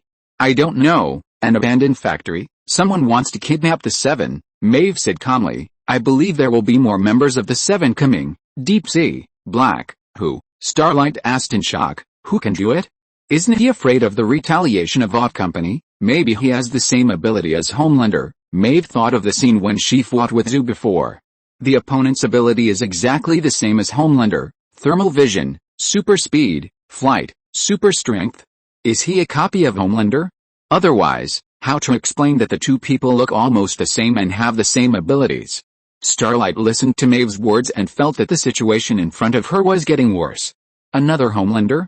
Then no one in this world can stop him. Starlight tried hard to break free from the handcuffs, but the metal fire hydrant seemed to be deep underground, and no matter how hard she tried, she couldn't pull it.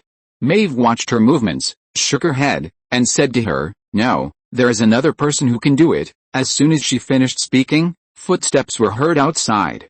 Homelander slowly walked into the factory and saw Maeve and the other two imprisoned. The three of them did not speak, but stared blankly behind Homelander, as if there was something behind him. Homelander turned around with a serious expression and saw Azu standing behind him. We finally meet. Homelander in the black robe world twitched his lips slightly and looked at Azu. You are the one behind all this, Homelander said to Azu, who looked exactly like him, with gritted teeth. You already have everything I want, and now you want to take my things away. What kind of beast are you? Azu didn't expect that the other party had such a big grudge against him. He shrugged his shoulders and said, actually, I just want to borrow the members of the Super 7. Borrow? Homelander resisted the urge to take action immediately and asked the other party, how do you want to borrow them? Bring them back to my world as a gift for my father. Hearing Azu's words, Homelander was stunned. Then he asked him suspiciously, can you really do it? Homelander in the black robe often dreamed of Azu's experience in DC, so he knew something about Azu's world and knew that it was a completely different world. Of course, that's how I came. After hearing Azu's words, countless thoughts flashed through Homelander's mind in an instant.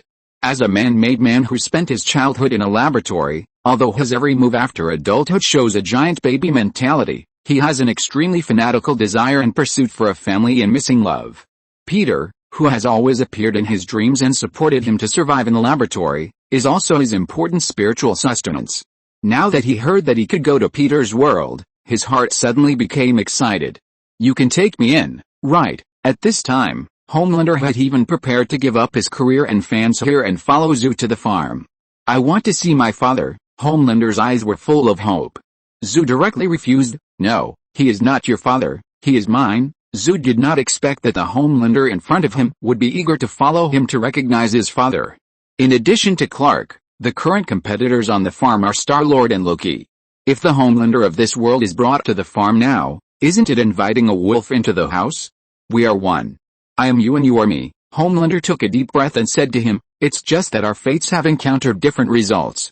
Maybe I have always been my father's son, but I was left here for some reason. At this time, Homelander has automatically made up his mind that he was abandoned in this world. Maeve, Locomotive and Starlight on the side were shocked by the conversation between the two.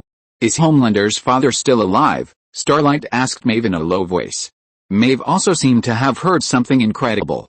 She shook her head and said, I don't know.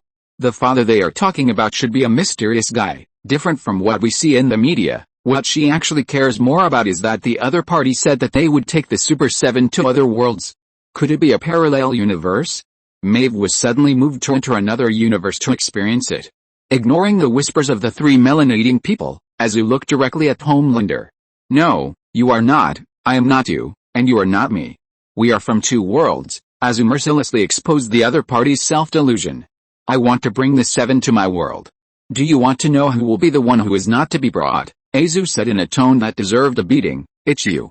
You are the unwelcome one. After hearing Azu's words, Homelander's eyes immediately filled with red light.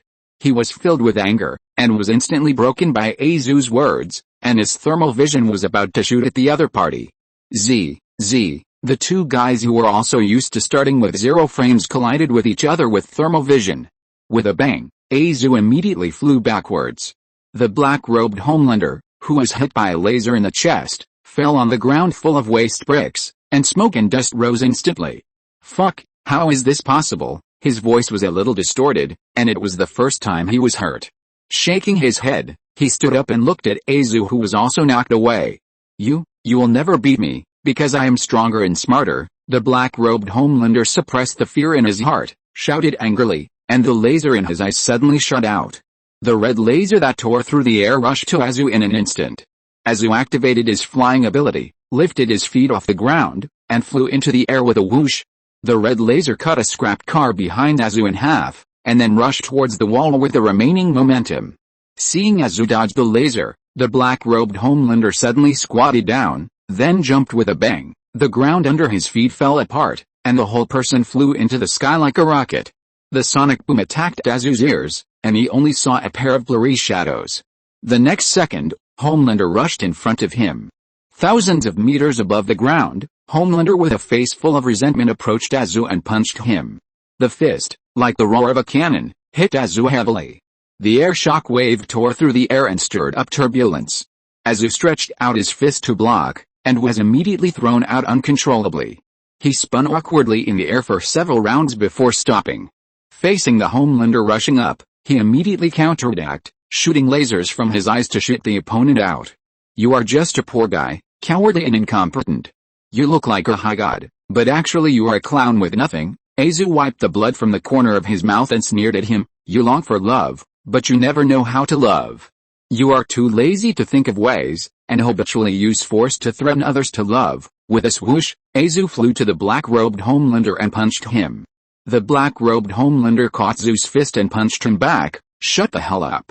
You took everything from me. Zu was knocked back, panting slightly, and continued to say to him, I am not you, but I am afraid of lack of love just like you.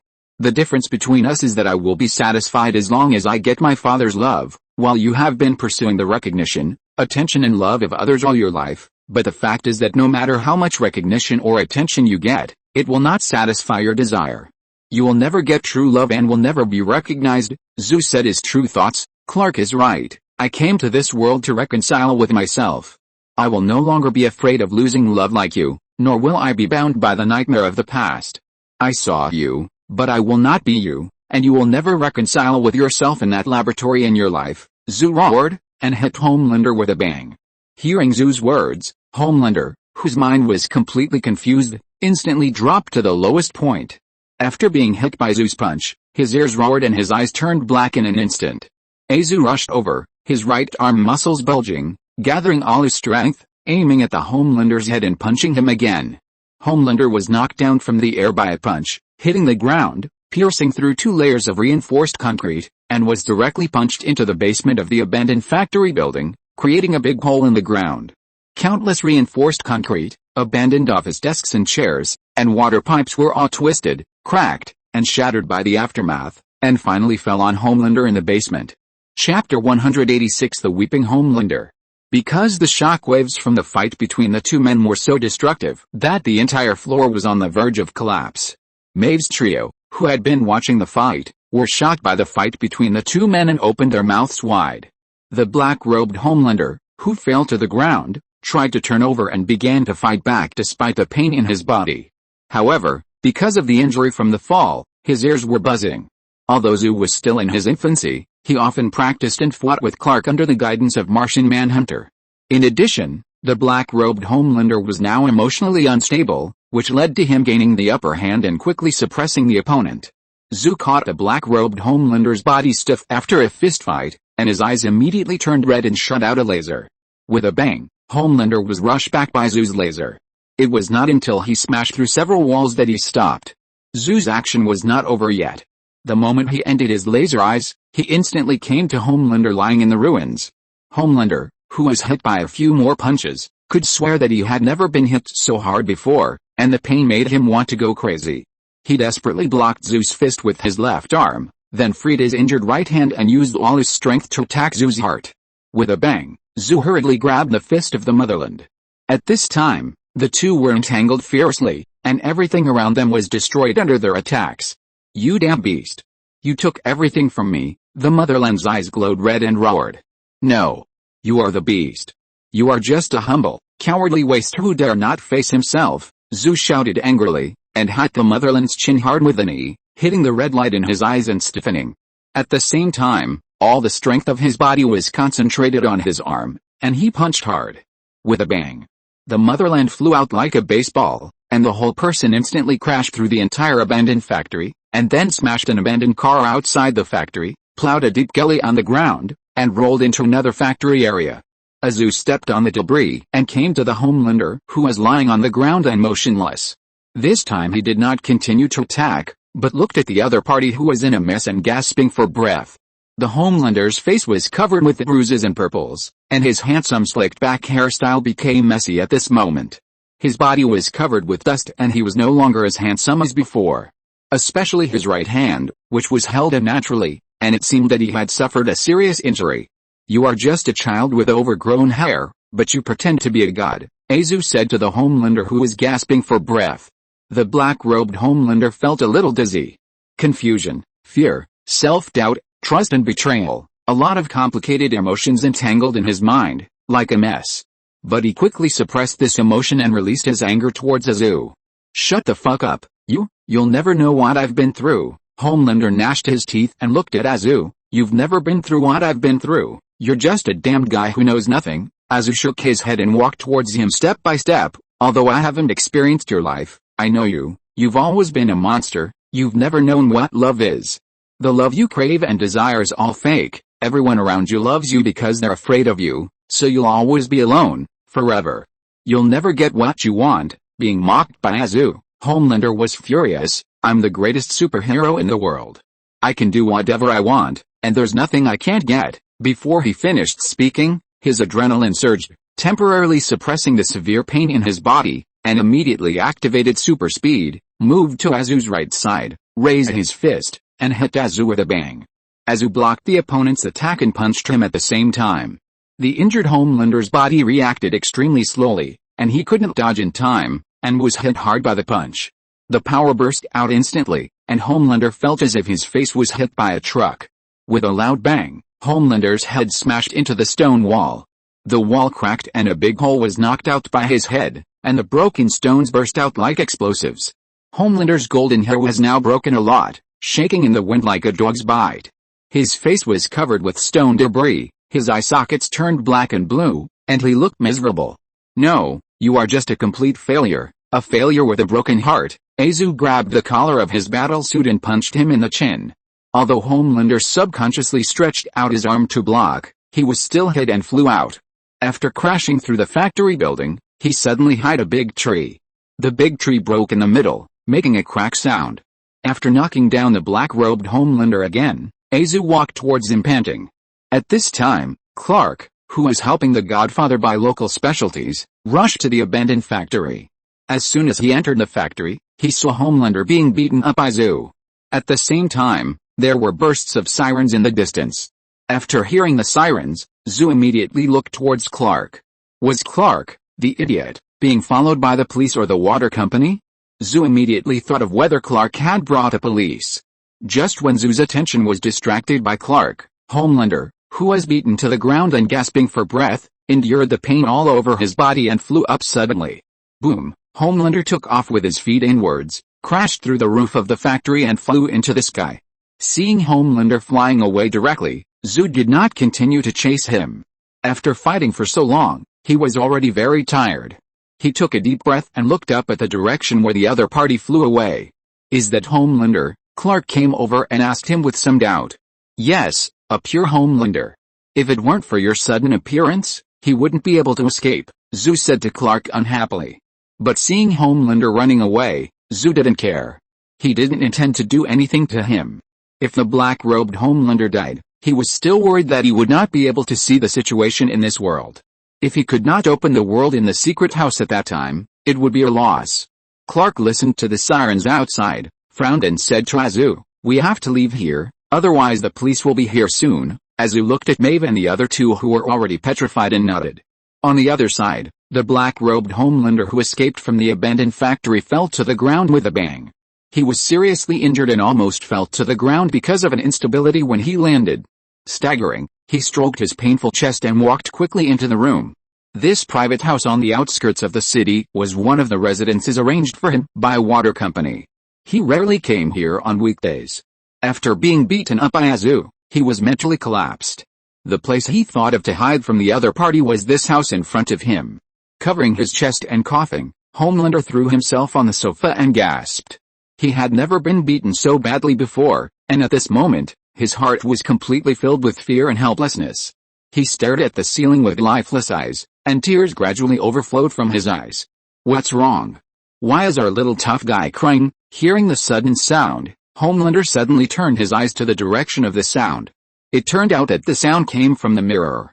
Confused, Azu stood up and walked to the mirror, and saw another self in it, holding his waist. Are you giving up now because of this little setback? The self in the mirror sneered at him. Do you want to be a crying sissy now? Homelander looked at himself in the mirror, pursed his lips with tears in his eyes and said, I am not his opponent. No, you can deal with him. You are the best, always have been. Homelander in the mirror said to him, think about it, when we were locked up in the detention room when we were young, didn't I let us get through everything? We can always hold on, right? Yes, we can always hold on. Comforted by the self in the mirror, Homelander lowered his head and repeated in a low voice. Now, I will definitely help us get through this difficult time. We just need to work together. Homelander looked at himself in the mirror and said unconfidently, what if I fail? What if he is right? Maybe my life is really a mistake. I'm just a show-off. He knows I have no real ability. Why should you care about what others think? The Homelander in the mirror frowned and said to him in a stern tone, you have always been the best. You don't need to care about what others think. Why do you think so? I want you to say it yourself. Why are you afraid? Because, Homelander just wanted to speak, and the self in the mirror yelled at him, say it, because he is the person I want to be. I want to be him. I want to have my father's love. I want to have a farm life. I don't want to lose to him. At this time, Homelander was like a wronged child, shedding tears while speaking his truest thoughts. That's right. The Homelander in the mirror looked at the tearful Homelander and said to him, if you want to defeat him and replace him, then don't be defeated. You are dirty and crying for recognition, love, and a father will not succeed. The other personality he created in the mirror said to him viciously, look at me, tough guy. Hearing the other person's voice, Homelander pursed his lips and looked at the other person with a wrong expression. Don't you want to enter his world? Then find a way at all costs. Chapter 187, Azu who can't tell the difference between reality and dreams. Vought Corporation. After learning that Maeve, Starlight and locomotive of the Super 7 had disappeared, and even the whereabouts of the Homelander were unknown, Juan-Se of the Super 7, the superhero who wrapped himself in a black uniform and could not see his face, was already panicking. Ding! He pressed the elevator button and entered the empty elevator. The moment the elevator door closed, he took out a dagger from his waist and stabbed it directly into his arm. Puff! With a spurt of blood, the small locator was dug out of his arm. He threw the locator casually into the elevator, and Juan-Se walked out quickly the moment the elevator door opened. Juan-Se, who knew that the best strategy of the 36 strategies is to run away, even gave up his identity as a member of the Super 7 and prepared to run away overnight. After all, now that even the Homelander was gone, he didn't think he could escape. In his opinion, the next thing this unknown force had to do was to continue to deal with himself and Shanghai in the Super 7. He had to leave before that group of people found him. After leaving the water building, Juan-Se just walked to a street corner and saw a figure standing in front of him. Azu looked at Juan-Se standing in front of him and smiled at him. The next second, Juan-Se felt a wave of sleepiness coming over him. Although he tried hard not to close his eyelids, he couldn't control his instinct. With a thump, Juan-Se finally fell to the ground. No, don't sleep. The moment Juan-Se fell to the ground, a cartoon Big Buck-Tooth Beaver immediately popped up in his mind. The Big Buck-Tooth Beaver in his mind shook him hard and stammered at him, wake up. Wake up quickly. Juan-Se, like his countrymen, has schizophrenia tendencies, but the way he presents himself is different. A group of illusory animal friends surround him. Don't sleep, we are all by your side, wake up quickly. Other cartoon characters, pink pigs, little foxes and a bunch of animal friends, surrounded him worriedly. Although a group of cartoon friends around him tried desperately to wake him up, Zhuangzi couldn't help but fall asleep in the end. Looking at Zhuangzi lying on the ground, Azu's eyes flashed with pride. The next one is Shanghai. After Azu lifted Zhuangzi up, he immediately set his next target on Shanghai. Shanghai had been beaten up by Clark a long time ago and was recovering at home. Azu's eyes narrowed and he looked at the sandbag in his hand. Feeling a strong force in his hand, Azu looked around. He saw the dreams of countless people. The world began to overlap with reality and illusion, and it was gradually unclear. After defeating Homelander, Azu frequently used the sandbag. He has now begun to indulge in this illusion of dream and reality. On the other side, in the DC world, Peter already knew that Clark and Azu went to the Black Robe world. "Dad, are Clark and Azu really missing?" Star-Lord asked Peter curiously. "No, they just went to faraway place." "Faraway place?" Star-Lord asked in confusion. "How far away?" Originally, Star-Lord planned to let Loki cooperate with him to pretend to be Tyler's boyfriend, but now that Clark and Azu are missing, he can only postpone the plan. Anyway, Tyler can't run away, so it's okay to postpone it for a few days, and it's still a few days away from his father's birthday. Outside a gate, the gate that the crows passed through, Peter said to Star-Lord casually. Star-Lord was even more confused after hearing this.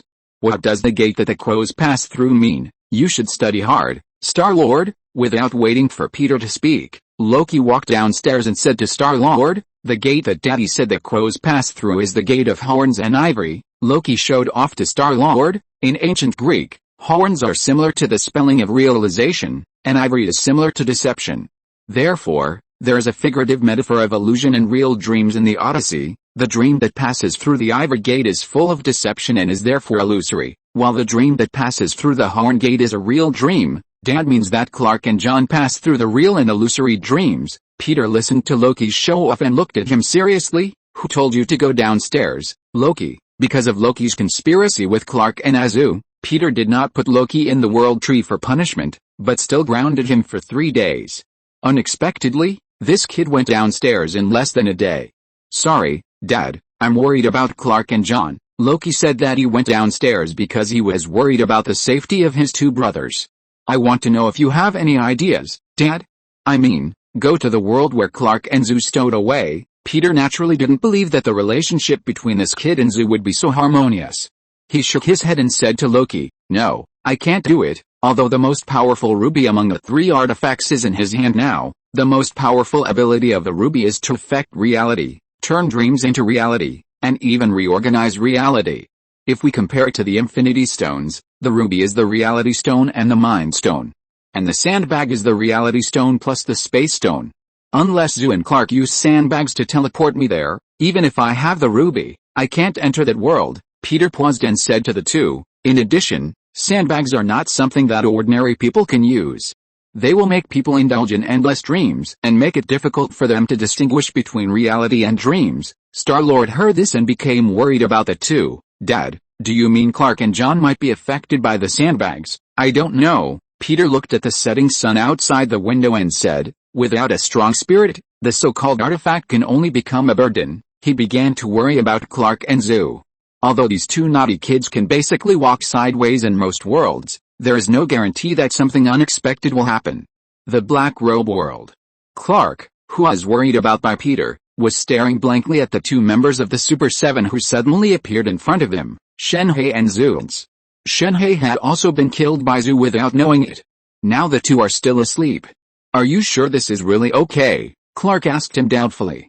"Of course, just let them have a good sleep. They will wake up in a while," Azu said calmly. "Now that the Homelanders have been defeated by me, the Super 7 have become mine. I mean, I can take them away, okay, but I have a bad feeling that when we return, the Godfather will definitely punish us," Clark said a little depressed. Azu said to him, "Don't worry, Dad will definitely like our gifts." "What did you buy for Dad before?" "Some local specialties, and some of the most popular movie DVDs recently, but they are all starring the Super 7. But I don't think they can be used. After all, even the movie stars themselves have been kidnapped by you." Clark shrugged and said. Half an hour later, Maeve, Starlight and Locomotive looked at Zuntz and Shenhei, who woke up. "Fuck. What happened?" Shenhei touched his forehead, which was aching slightly. and looked at the other members of the seven. He remembered that he was playing glue with the octopus at home, but for some reason he fell asleep directly, and when he woke up, he saw the familiar members of the seven in front of him. Am I dreaming? Shenhe asked Xinguang in confusion. Xinguang, who hated Shenhe because of the previous harassment, turned his head away and pretended not to hear. No, you are not dreaming, but there are people who can make us dream. The locomotive looked at Shenhe with a bandage on his arm and said to him, obviously, someone kidnapped us. Kidnapped? Shenhe blinked and looked at Zuans, who woke up next to him and was also confused. I must be dreaming. Someone can kidnap us together. He wanted to stand up, but found that his feet were tied and he couldn't move at all. Yes, and he also defeated the Homelander. This world must be fucking crazy. Maeve couldn't help but burst out a swear word. I agree with you. Xinguang looked at the scenery outside the window and said with a dull expression. Shenhe and others followed Xinguang's gaze and were stunned in an instant. Countless vines dug up from the ground, towering trees continued to spread in the city, and green vegetation quickly covered the ground. The whole city began to undergo unexpected changes. Rumbling houses rose from the ground, occupying the nearby open space. What surprised the seven members the most was that the environment around them began to change. Countless crops such as corn covered the surroundings, and a farm gradually took shape in front of everyone. Looking at the changes around them, Maeve and the others were stunned. What happened? I don't know, Maeve said in shock. It's like a dream is being played out in reality. On the other side, Clark also discovered the strange changes in reality. Realizing that it might be caused by Azu's sandbag, he immediately walked towards Azu's room. As a result, as soon as he entered, he found that the room in front of him had become the room where Azu lived in Patrick's farm. At this time, Azu was lying on the bed resting. Hey, John, Clark hurriedly woke Azu. Azu opened his eyes and saw Clark's anxious expression. What's wrong, Clark? Some unexpected accidents happened. Clark told him what happened in the real world. Are you saying that I brought my father's farm over from the real world? Yes, not necessarily, Azu sighed and said. How do you know this is not a dream? Clark, please read the last chapter tomorrow morning, and go to bed early. Chapter 188, Azu versus the Seven. What? Clark looked at Azu in shock. I say, how do you know this is reality? Maybe, Clark, this is just my dream, and you are just Clark in my dream. Azu looked indifferent. In the dream, I can do things according to my preferences, so even if I turn this place into a farm, what's the big deal? Clark listened to Azu's words and doubted himself for a moment. Could it be that Azu was right and he was dreaming now? No. Clark shook his head and threw this absurd idea out of his mind. This is reality, John, I am real. As he spoke, Clark suddenly thought of the strangeness when Azu used the sandbag for the first time in the secret house. He guessed that the sandbag was affecting Azu's mind. Clark said to him with a serious expression, you are a little confused about the difference between reality and dreams now. The sandbag is affecting your spirit. You may have peeked into the dreams of countless people, but you seem to be a little confused about reality. John, of course I know what I am doing, Clark. Azu said that he was very sober now. You don't need to remind me. Seeing Azu's stubborn look, Clark sighed helplessly. Looking at the Patrick farm projected into reality by Azu, he was a little speechless. There is no doubt that the farm that suddenly appeared just now was Azu's dream brought to reality. Azu's dreams are all farms, and it seems that he really has a special liking for farmers. If he continues like this and keeps creating dreams in the real world, it is estimated that the entire city will be destroyed by him soon.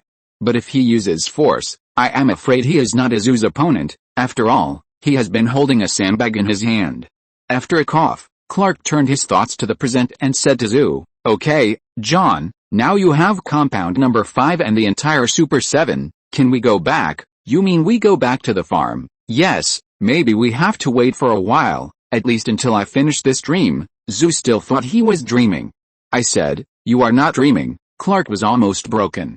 I am the owner of the sandbag now. No one knows the difference between dreams and reality better than me. This is a dream. Clark, you are also the person who appeared in my dream. You are not real, Azu said confidently. This time, I want to have a different dream. What do you want to do? Clark asked in surprise, looking at Azu who was letting himself go. If Azu really regarded reality as a dream, he would definitely expose his true nature unscrupulously. After all, if it was a dream, no one would have any scruples. You will know soon, Clark soon saw Zhu, who was letting himself go.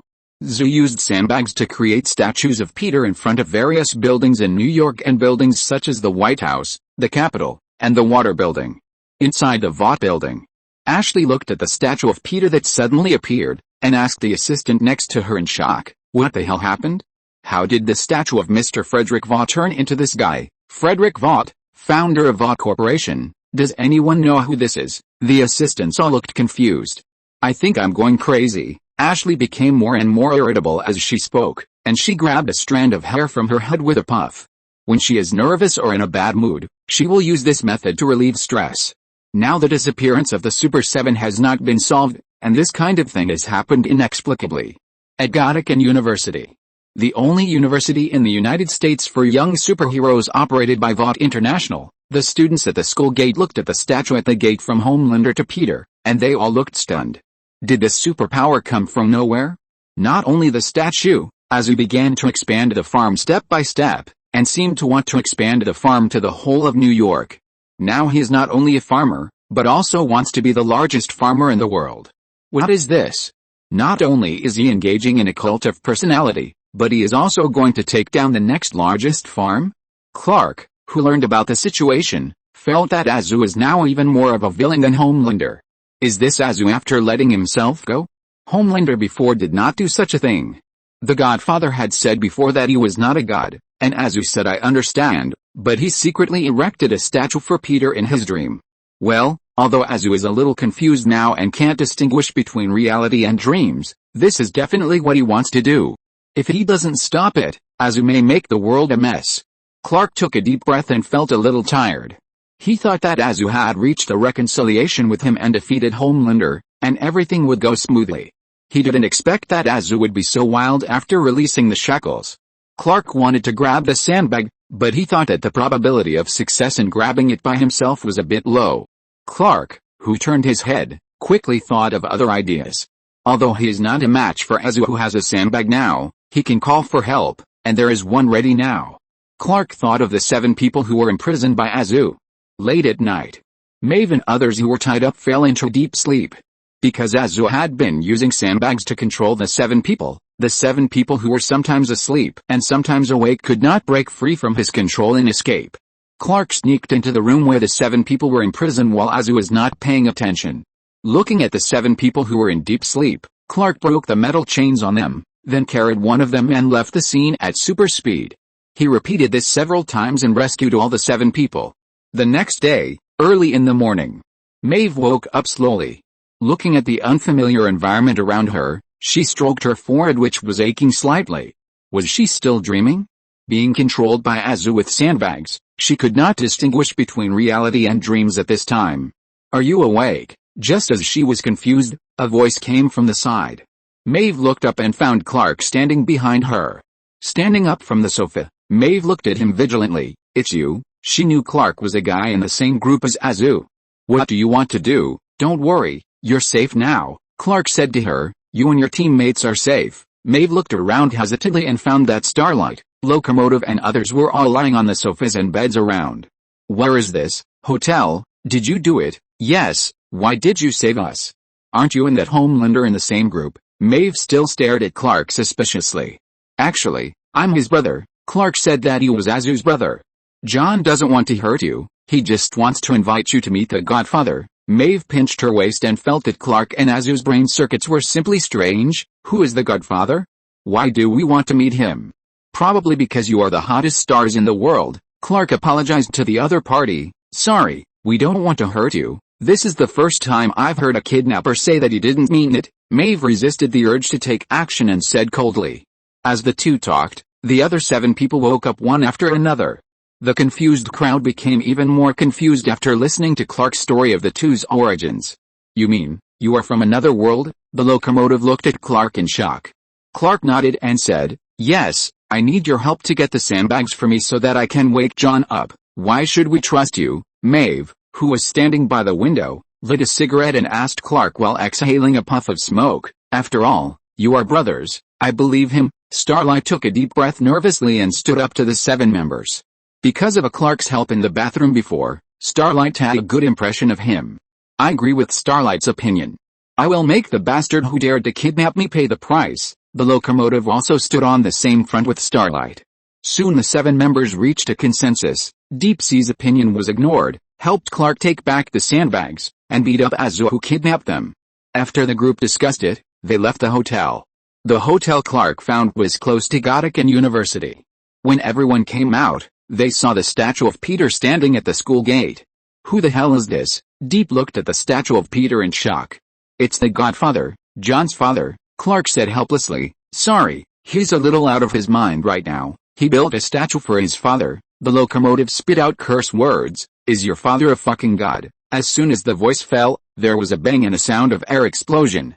Azu landed next to the statue, and slowly stood up with his slightly bent knees, smiling at everyone.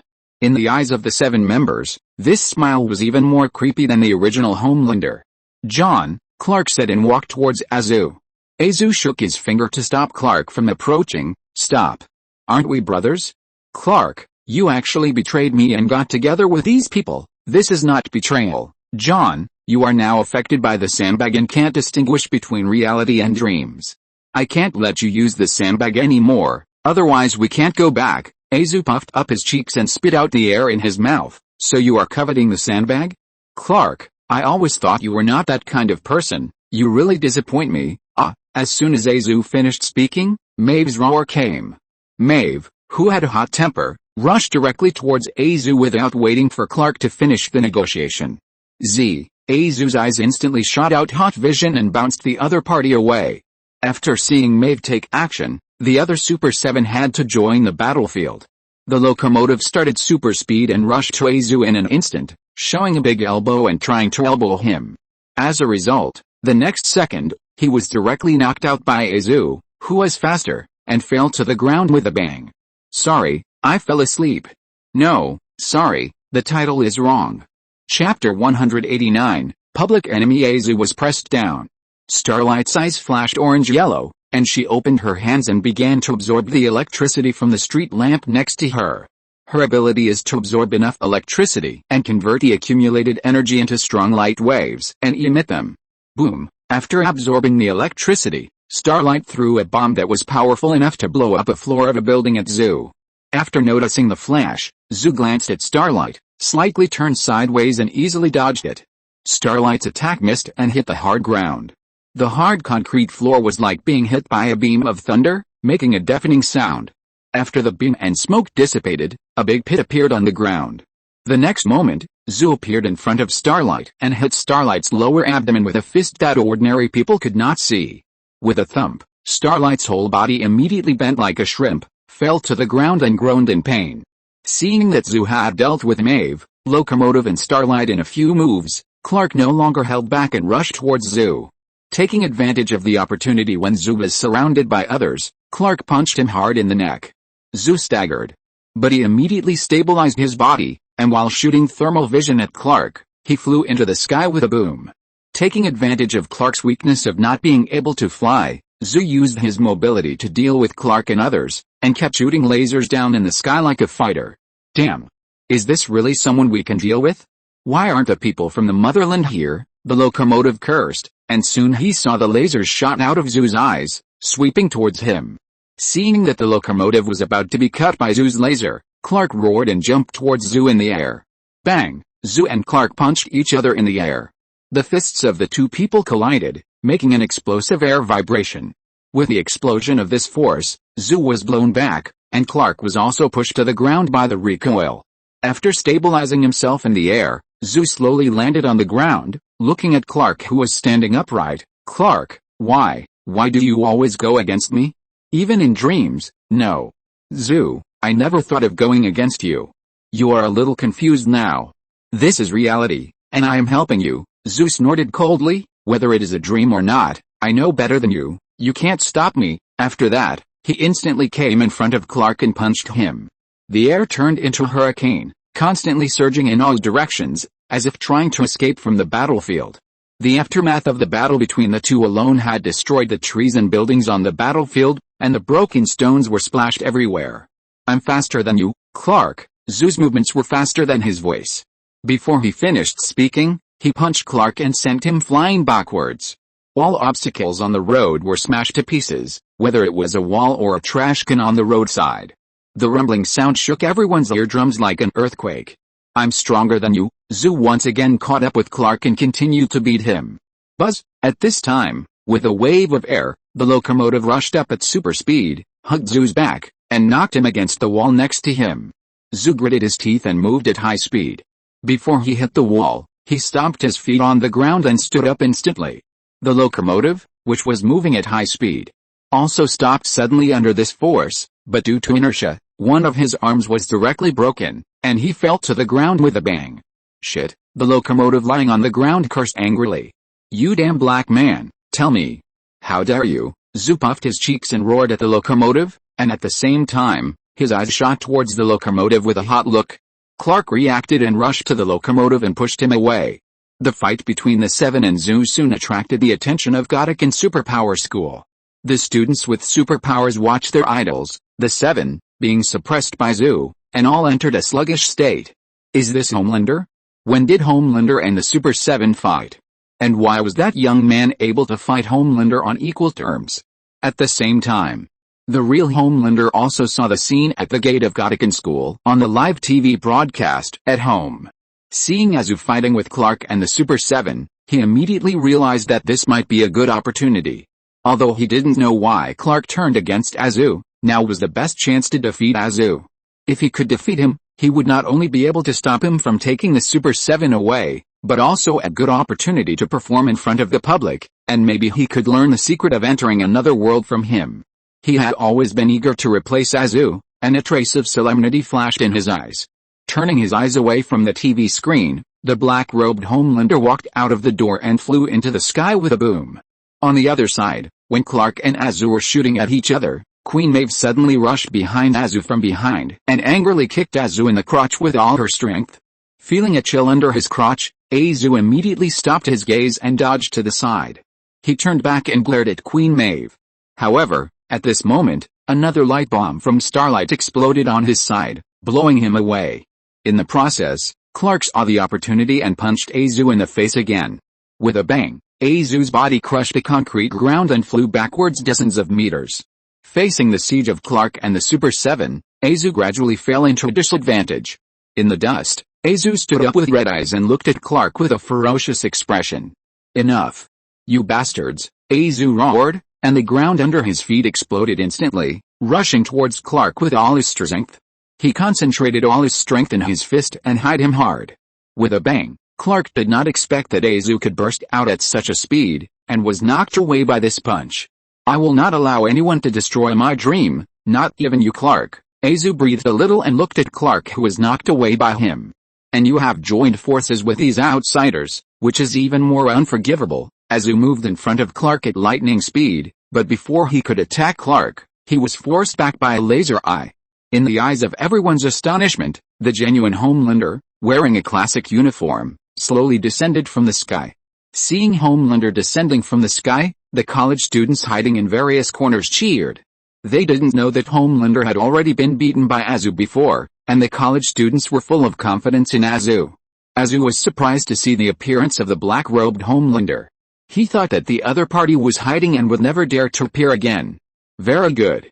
This time I will solve you all at once, saving me a lot of trouble, Zhu said disapprovingly. As soon as the voice fell, Zhu, who liked to start with 0 frames, shot lasers from his eyes and shot at Homelander fiercely. At the same time, the black-robed Homelander's thermal vision also shot towards him. The two visions met in the air, and the thermal vision collided with each other, making a sizzling sound, and sparks flashed in the air and burned the air. Zhu flew up slowly, and the heat vision kept increasing the power, gritting his teeth and fighting hard with the opponent. The two powerful energies intersected together, and the air trembled and spread to the distance. Feeling the oppression of the danger at the scene, everyone couldn't help but retreat. Seeing the opportunity, it was Maeve again. She rushed forward again and grabbed Zhu's waist, who was fighting with Homelander. With a bang, she threw Zhu hard and threw him to the ground. Zhu immediately stood up and fought back, but Clark and the black-robed Homelander rushed up again and suppressed Zhu together. After being hit by several punches, Zhu finally repelled the two, and Maeve, Zunts and Shenhei attacked him again. Bang! Zhu kicked the injured Shenhei away with one foot, but Zunce's dagger stabbed him immediately. Azu stretched out his hand to block Zunce's dagger, then turned his head and glared at Maeve, who punched him, and blocked Maeve's fist with his other hand. On the other side, Xingguang was also fully charged again, and a burst of electric light burst out from her hand, completely hitting Azu from the back. Azu, who was beaten by the 7 people, endured the pain from his body and knocked Maeve and Zunce away. As a result, Clark joined in. Clark stepped forward and grabbed his shoulder. Azu also reacted immediately, stretched out his right hand and pinched Clark's neck. The 2 people pinched each other's body parts and wrestled with each other. Maeve, who was knocked away, rushed forward again. This time she jumped directly on Azu's back and locked Azu's throat. Zunce hugged Azu's waist, and the 3 of them worked together to hold Azu down. Gritting his teeth, Azu, whose eyes turned blood red, wanted to fly into the sky. At the critical moment, Homelander flew over and pressed Azu's shoulders, locking him tightly so that he could not move. Maeve, Zunce, Clark and the black-robed Homelander worked together to hold Azu down to the ground. Azu struggled hard, but the 4 superhumans used all their strength to lock him and prevent him from moving. On the other side, Xingguang, who had absorbed enough electricity, was finally ready to release her ultimate move. The surrounding street lights and electronic screens gradually became brighter, and electronic sparks kept flashing. Standing in the center of the battlefield, Xingguang's eyes turned pure white, and dazzling light overflowed from them. Bang! Bang! Bang! Xingguang, who was surrounded by arcs, continued to gain momentum, and the surrounding lights and electronic devices all shattered, making a harsh explosion. Strong light emanated from Xingguang, and she opened her hands with rising momentum and slowly rose into the air. Everyone was shocked by Xingguang's movement and looked at her in shock. Everyone thought she was going to use her ultimate move.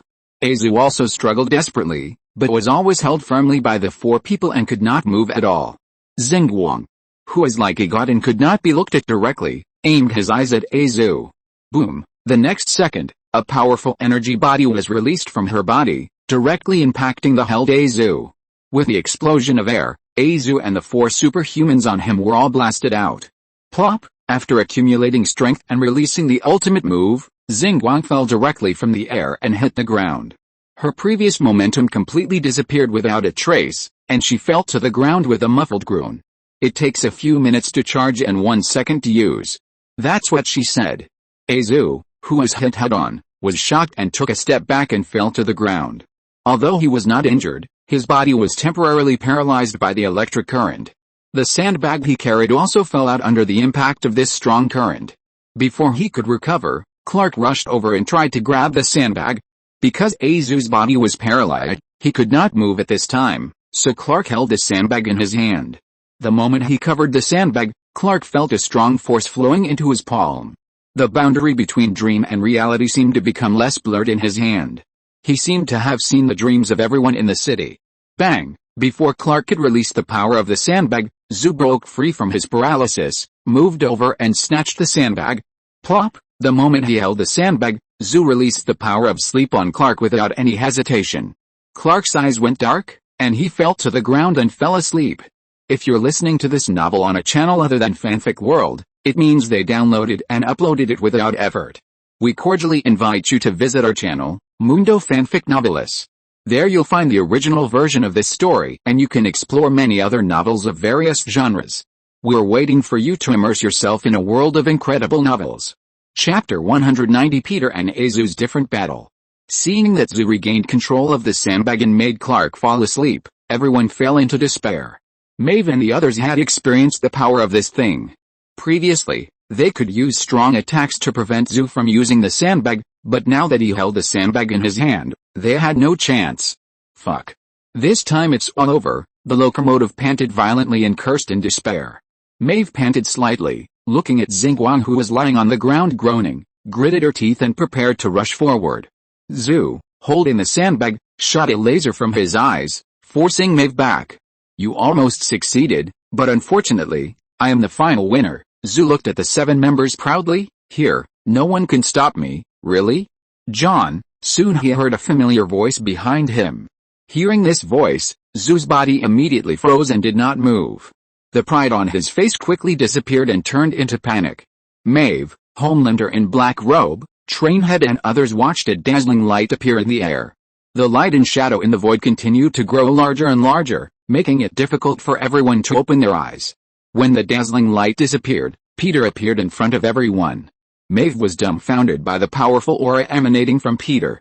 With the help of Trainhead, Starlight slowly stood up and saw Peter, who was expressionless but exuded a terrifying aura.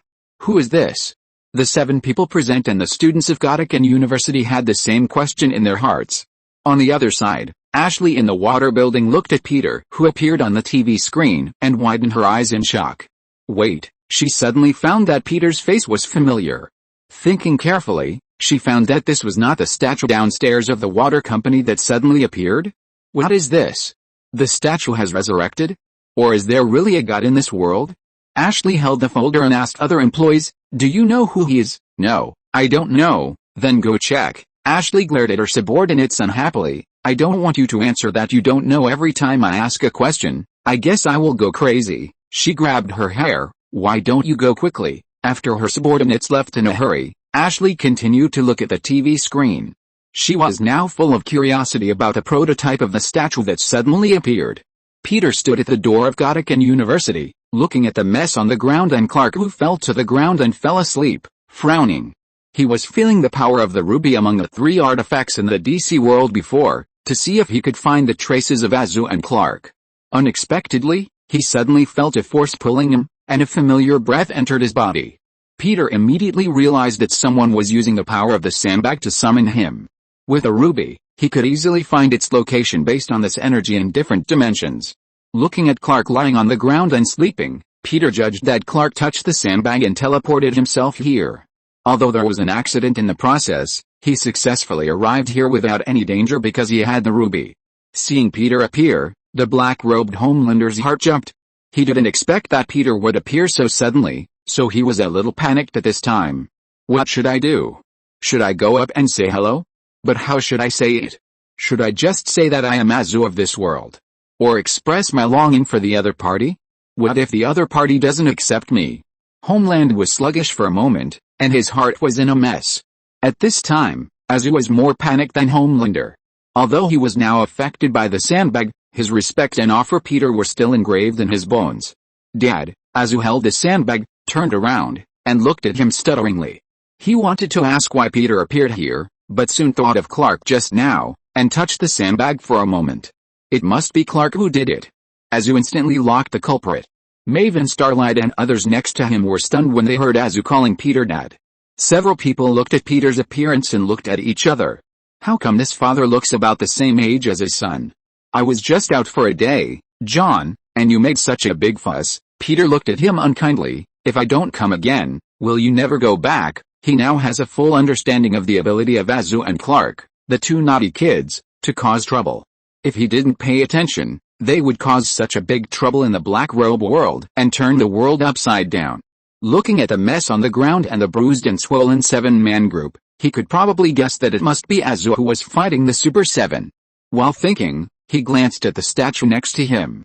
He didn't care about this familiar statue.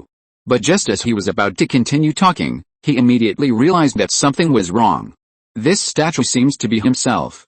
Peter looked at the statue with a surprised look, and indeed found that it was a statue carved according to his own image. Very good, John Patrick, you also built a statue for your father. Peter was instantly furious at this kid. Was this kid trying to make himself a god? I told you, John, you and we are all human beings. Don't put yourself above humans. Look at what you are doing now. Have you forgotten what I told you? Peter wanted to deal with his son immediately. As soon as this kid left him, he completely let himself go and even built a statue for himself. Is the next step to set up a cult for himself, and then after discovering that he is not omniscient and omnipotent, make a scene of faith collapse? No, Dad. Azu took a deep breath and explained to Peter, I just want to show your special position in my heart. I don't want to make my father a god that everyone believes in. Really? Peter looked at the intertwined atmosphere of dreams and reality surrounding Azu, frowned and said to him, put aside the statue, John, give me the sandbag in your hand. Hearing Peter ask him to hand over the sandbag, Azu was stunned. His reason made him hand over the sandbag, but there was a strong emotion in his heart that stopped him. Dad, I want to finish this dream. Finally, Azu said to Peter, Hearing Azu's refusal, Peter immediately realized that Azu's spirit was affected by the sandbag. He looked at Azu with a serious look. The 7 members present felt a thump in their hearts after hearing Azu's words. They knew how powerful Azu was holding the sandbag. They didn't know if this mysterious man who was his father could stop him. My dream is not over yet. I want to reach the end, Dad. Azu's dream has not reached the end, and his greatest ideal has not been realized. Really, Peter was not angry, nor did he take action to give him a 7 wolves. Instead, he took a step towards him and said to him, "Since you think that your ability to dream is unstoppable, John, we can have a competition. If you lose, give me the sandbag." "What competition, Dad?" Azu asked nervously. "Let's see whose dream is the last one to exist and is the most meaningful. Since the kid's mind is affected by the sandbag, I will use the power of the ruby to deprive the kid of his desire to create dreams. By the way, give this kid a lesson that he will never forget. Otherwise, this kid doesn't know how powerful the strict father is." "Really? I have a sandbag, you may lose, Dad," Azu said confidently. "You can try, I'll start first." Peter looked at him with a serious expression and said to him, "I am a terrible wolf, stalking prey, and a famous predator." As Peter spoke, Maeve, Homelander and others felt that the scenery in front of them changed. In the dark forest, the ferocious wolf appeared in everyone's sight. The realistic dream was like reality, which made the members of the Super 7 who were pulled and hold their breath. Azu looked at the dream created by Peter that interacted with reality and said, "I am a hunter, riding a horse, hunting wolves." Swoosh, an arrow shot out from the dark woods, and the hunter riding a tall horse hunted the wolf to death. The dream created by Azu quickly devoured Peter's dream.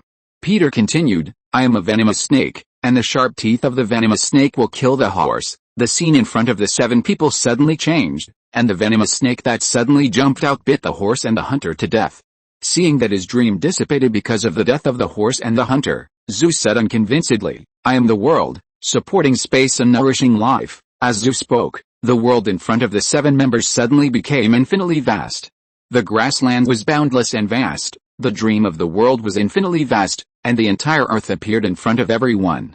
Peter looked at the dream created by Azu and said calmly, "I am a new star, exploding all over and destroying the planet." The scene changed again, the world was infinitely expanded, the perspective of the earth disappeared, and then there was a dark space.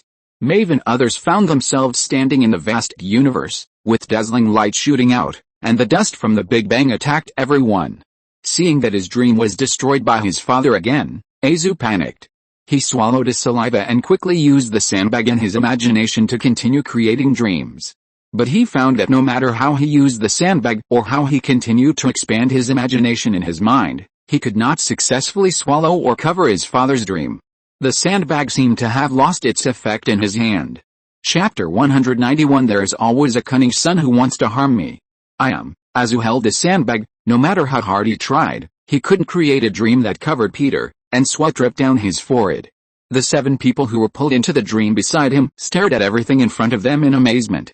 He thought that Azu's ability to pull anyone into a dream was already amazing enough, but he didn't expect Peter to easily control his son with just one trick. This ability to create dreams, a huge spiritual seed imagination, seemed to be something that humans could not possess at all. The locomotive even began to doubt whether Peter was a real god. "It seems that you lost, John. Do you have anything else to say?" Peter looked at Azu with a stern look. This kid is still not good enough. What the 2 of them just did was to see whose dream could devour the other's dream.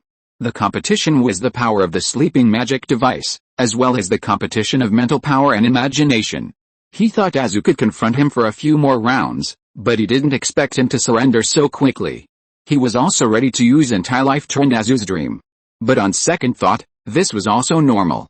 Not to mention that the ruby he possessed was the most powerful of the 3 artifacts of the sleeper.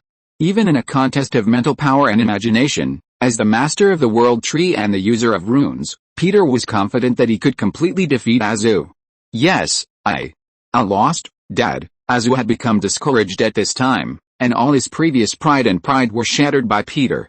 His mind, which was affected by the sandbag, gradually returned to normal. He handed the sandbag to Peter and muttered, "I don't want to dream anymore." Seeing Azu looking like he was hit, Peter looked at him in surprise. Did he destroy this child's dream of dreaming? After taking the sandbag handed over by Azu, Peter dispelled the dream. Maeve and others were blurred and found themselves standing at the gate of Gotican University again. The super-powered students at the school gate were pointing at themselves and talking about something. "You are the Super 7, right?" After mentally cleaning up Azu, Peter asked the Super 7 standing in front of him. Yes, the engine stammered, and stretched out his hand to shake hands with Peter. "I am the engine." The engine was afraid that the big man who shocked him would accidentally pull him into some cosmic explosion.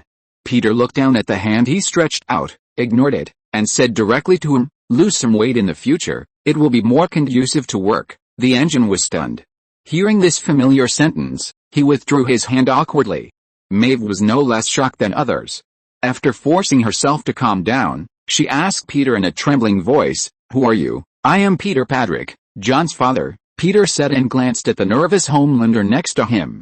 When Homelander saw Peter looking at him, he suppressed his excitement and stepped forward and said in a hurry, "I am Homelander." After seeing the warning look from Zu next to him, he didn't care at all and said excitedly, "I have been looking forward to meeting you." "Me?" Peter looked at the genuine Homelander in front of him in surprise. "You want to see me?" "Yes, I have been looking forward to it. I often dream about you. You are my spiritual support." Homelander suppressed his excitement of tears. "I want to tell you that you are not alone in this world. I have always been here." "Wait," Peter stopped with somewhat cheesy words. Does this kid think of himself as a father? It is enough for him to have a son like Zu who often gets into trouble. Now he has to have another giant baby Homelander? He really has no interest in this. "Why do you want to see me?" "This is a long story, but I really want to talk to you," Homelander said anxiously. The locomotive and Maeve and others on the other side looked at Zu's abnormal behavior and looked at each other. This guy, why does he act like a child seeing his father? Well, maybe, but I don't have time now. Peter glanced at Clark, who was lying on the ground and seemed to be waking up. Just dealing with the aftermath of these two naughty children made him exhausted, and he had no intention of talking to problem children. Peter's answer disappointed the black-robed motherland. He was like a defeated rooster, pouting and turning his head away, tightening his lips to prevent himself from crying. Soon, he turned around again, with red eyes and an extremely uncomfortable expression looking at Peter. Seeing this, Azu, who was on the side, immediately felt better from his original fear. Sure enough, seeing others' pain made him happy. Noticing the performance of the two, Peter's head was full of black lines. At this time, Clark woke up rubbing his hazy eyes. The figure in front of him stunned him for a moment. "Godfather!" His hazy sleepiness disappeared immediately, and he shouted to Peter in surprise. "Very good, Clark, next you and John, you'd better give me a reasonable explanation." Hearing Peter's words that seemed to be chilling, Clark shuddered. Half an hour later. In the hotel, Peter looked at Clark and Azu who were standing silently by his side. "Clark, John, don't you have anything to say?" Peter asked the two. Azu first admitted his mistake. "Sorry, Dad, I shouldn't have taken your sandbag and entered this world without permission. This is not just a matter of sandbags." Peter looked at him sternly. "You even dared to steal the key to the secret room. I don't know how many things you have hidden from me." "Am I still your father?" Azu whispered. "You always have, Godfather. This is also my fault, of course." "Clark," Peter aimed his firepower at Clark. "You have always known it, right?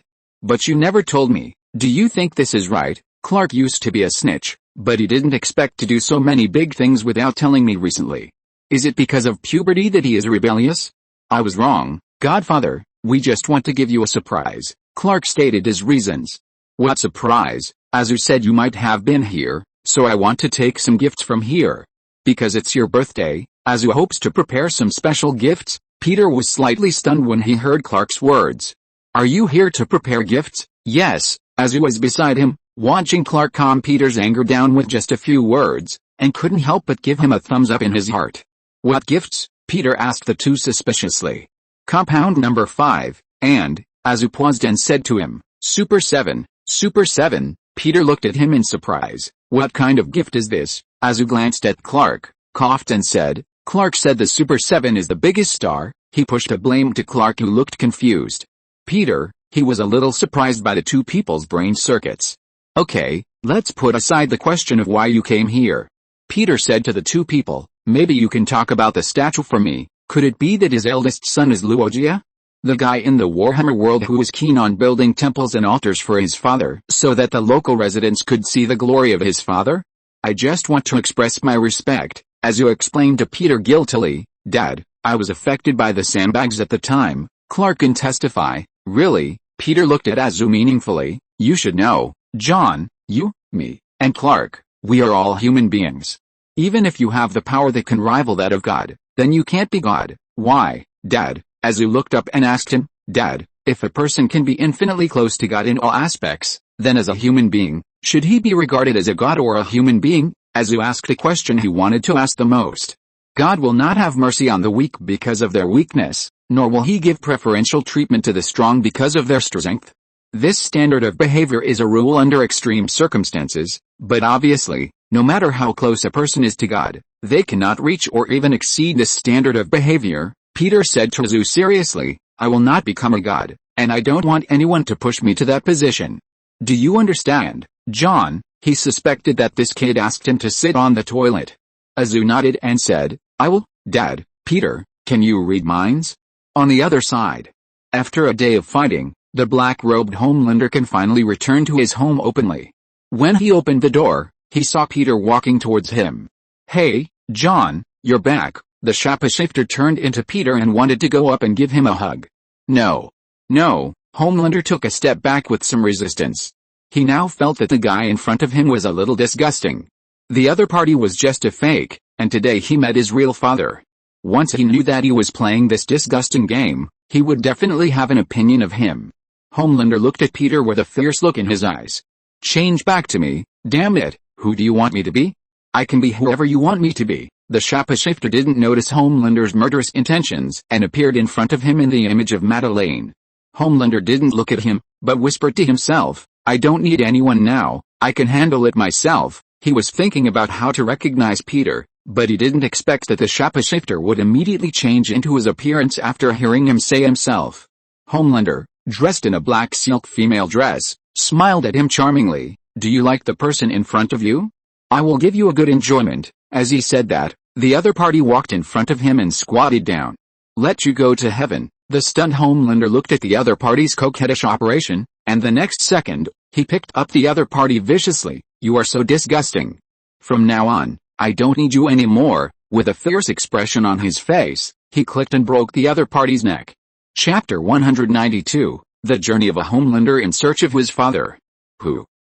After the black-robed Homelander broke the shapeshifter's neck, he gasped and let go of his hand, letting the body fall to the ground. Although it didn't take much effort to break the shapeshifter's neck, at this moment, he felt that all his strength was completely drained. Then he took a deep breath, fell on the sofa with weakness, and stared at the shapeshifter's body in a daze. Gradually, he felt a strong sense of dizziness rushing to his head, and the world was spinning. At the same time, a strong burning sensation deeply stung his head, like Satan's burning gaze. The deep and despicable darkness touched him and held him tightly. He covered his aching forehead and looked at the mirror next to him. Another him in the mirror appeared again. Homelander initially thought that the person in the mirror was not a real person. In the past, he would say that this was his own imagination, a nightmare from the depths of his own soul that kept changing and tormenting him. But now, these imaginary products may also be real. Now, the Homelander could no longer rationally distinguish whether they were real or not. Perhaps it was not that he could not distinguish now, but that he had never been sure whether these fantasies were true or not. Well done, you have successfully taken a brave step this time, and this is what we are counting on, the other him in the mirror said to the Homelander.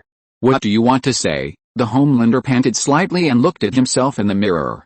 The Homelander in the mirror put away his hands and leaned forward. It's not you, it's us. This is not the first time you have said this word. We are a whole, the demons that exist in your mind. The Homelander in the mirror looked at him seriously and asked, so, what does it feel like? What feeling? Don't be shy. This is not the first time you have killed someone. Once again, the mischievous eyes of him in the mirror flashed. You long for love, but you keep destroying them with your own hands. This sentence was like a supersonic fist, hitting the black-robed Homelander's vitals hard. He tried his best not to show it, but he still took a few steps back and finally sat down on the sofa. Turning his head to look at the dark night outside the window, his dazed gaze penetrated the darkness of the night. After a while, Homelander said to himself in the mirror, You are just an illusion of mine. I should call you an invader." Homelander looked at him with his back teeth gritted, "Because that's what you did. You broke in here by force, and now, I am drifting in the darkness, passing through all the peace, all the good and bad things, and then it's you, who broke into my spiritual territory without permission. You are an invader. Don't pretend like you didn't want to invite me. I didn't invite you." Homelander raised his voice. As soon as he finished speaking, the expression of the Homelander in the mirror gradually became fierce. "Now you have killed the shapeshifter, and now you want to cut ties with me, right? When you saw your father, you can't wait to separate from the past. In fact, you can never change your past. You are a person who is constantly indulging in contradictions. You can never grow up. You think you can get rid of me. No, you can't change anything." The Homelander in the mirror looked at him fiercely, then laughed out loud. "Isn't this ridiculous? You want to treat him as a father, but he doesn't want to recognize you at all, because you actually have nothing to do with him." "No. Shut up." The black-robed Homelander was hit by the mirror again, his voice trembling. "He is my spiritual pillar. I know everything that happened there. I don't care whether he recognizes me or not." "You are lying, tough guy. You say you don't care, but in fact you care more than anyone else. You care very much about his opinion of you." The Homelander in the mirror put his hands on his waist and sneered at him. "You will never grow up unless you abandon these unnecessary feelings. Think about it, you have always been different, tough guy. If you want to be the god of this world, you need to abandon those unnecessary feelings. Don't care what he thinks of you. You don't need him to love you." "No." Looking at himself in the mirror, the black-robed Homelander shook his head and stepped back. This time he was not convinced by himself in the mirror, but his eyes turned red instantly. Ziz, hot eyes shot out of his eyes and directly shot the mirror into pieces. Half an hour later, Dr. Vogelbaum, who had retired from the water company, heard a sound at the door. He lived alone, so he stood up from the sofa and walked out of the room. As soon as he walked to the door, he saw a face that he had never expected through the glass. "Are you John?" Dr. Vogelbaum was surprised to see the black-robed Homelander standing outside the door and smiling at him. "Hey, Dr. Vogelbaum, long time no see." "Yes, we haven't seen each other for a long time." Dr. Vogelbaum was stunned for a moment, opened the door and let Homelander in. "I thought we would never see each other again in this life." Dr. Vogelbaum asked him to sit on the sofa and asked him, "Would you like a cup of tea or coffee?" "No, no thanks." Homelander in a black robe waved his hand at him. "I'm not here for coffee, I just want to ask you something." Homelander had quite complicated feelings for this doctor who raised him in the laboratory and was regarded as a half-father by him. "What do you want to know?" the gray-haired old man asked him while sitting on the sofa opposite Homelander.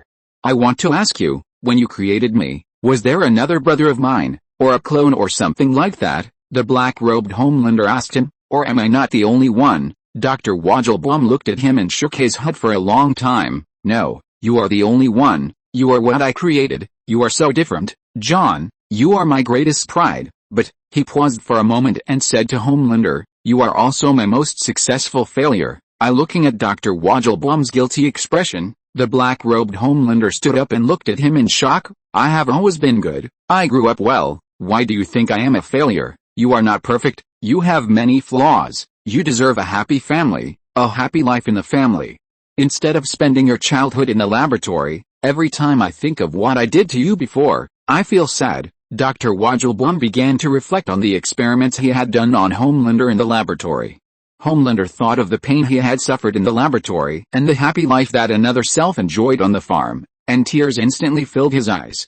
But he tried not to let the tears flow down. Instead he bit his lip and looked at the other person. "I don't need your apology at all, but this is all my fault," Dr. Vogelbaum said with a complicated expression. "I created the tragedy. What do you want?" The black-robed Homelander gritted his teeth, trying not to lose his composure in front of the doctor. "Don't put on that expression in front of me. Do you think you can get my forgiveness now?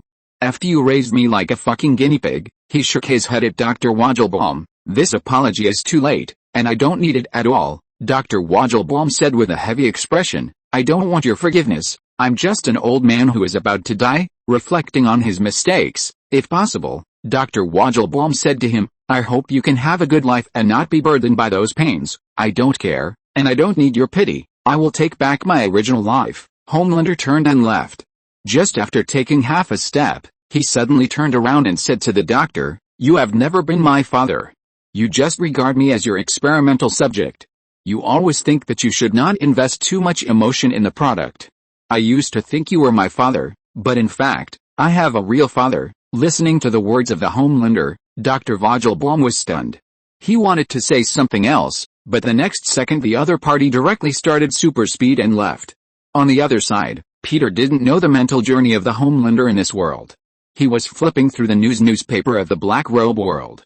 The newspaper reported that a few weeks ago, the locomotive of the Super 7 killed an innocent girl on the roadside while chasing criminals. Peter put the newspaper down. He remembered that this seemed to be when the Black Robe plot had just begun. Poor Huey, just because he showed his affection on the curb, his girlfriend died. Shaking his head, Peter put away the newspaper and looked at the compound number 5 placed on the table. This thing can make ordinary people have superpowers, and it can also make the superhuman superpowers stronger. Just like a box of chocolates, you never know what it tastes like before you open it.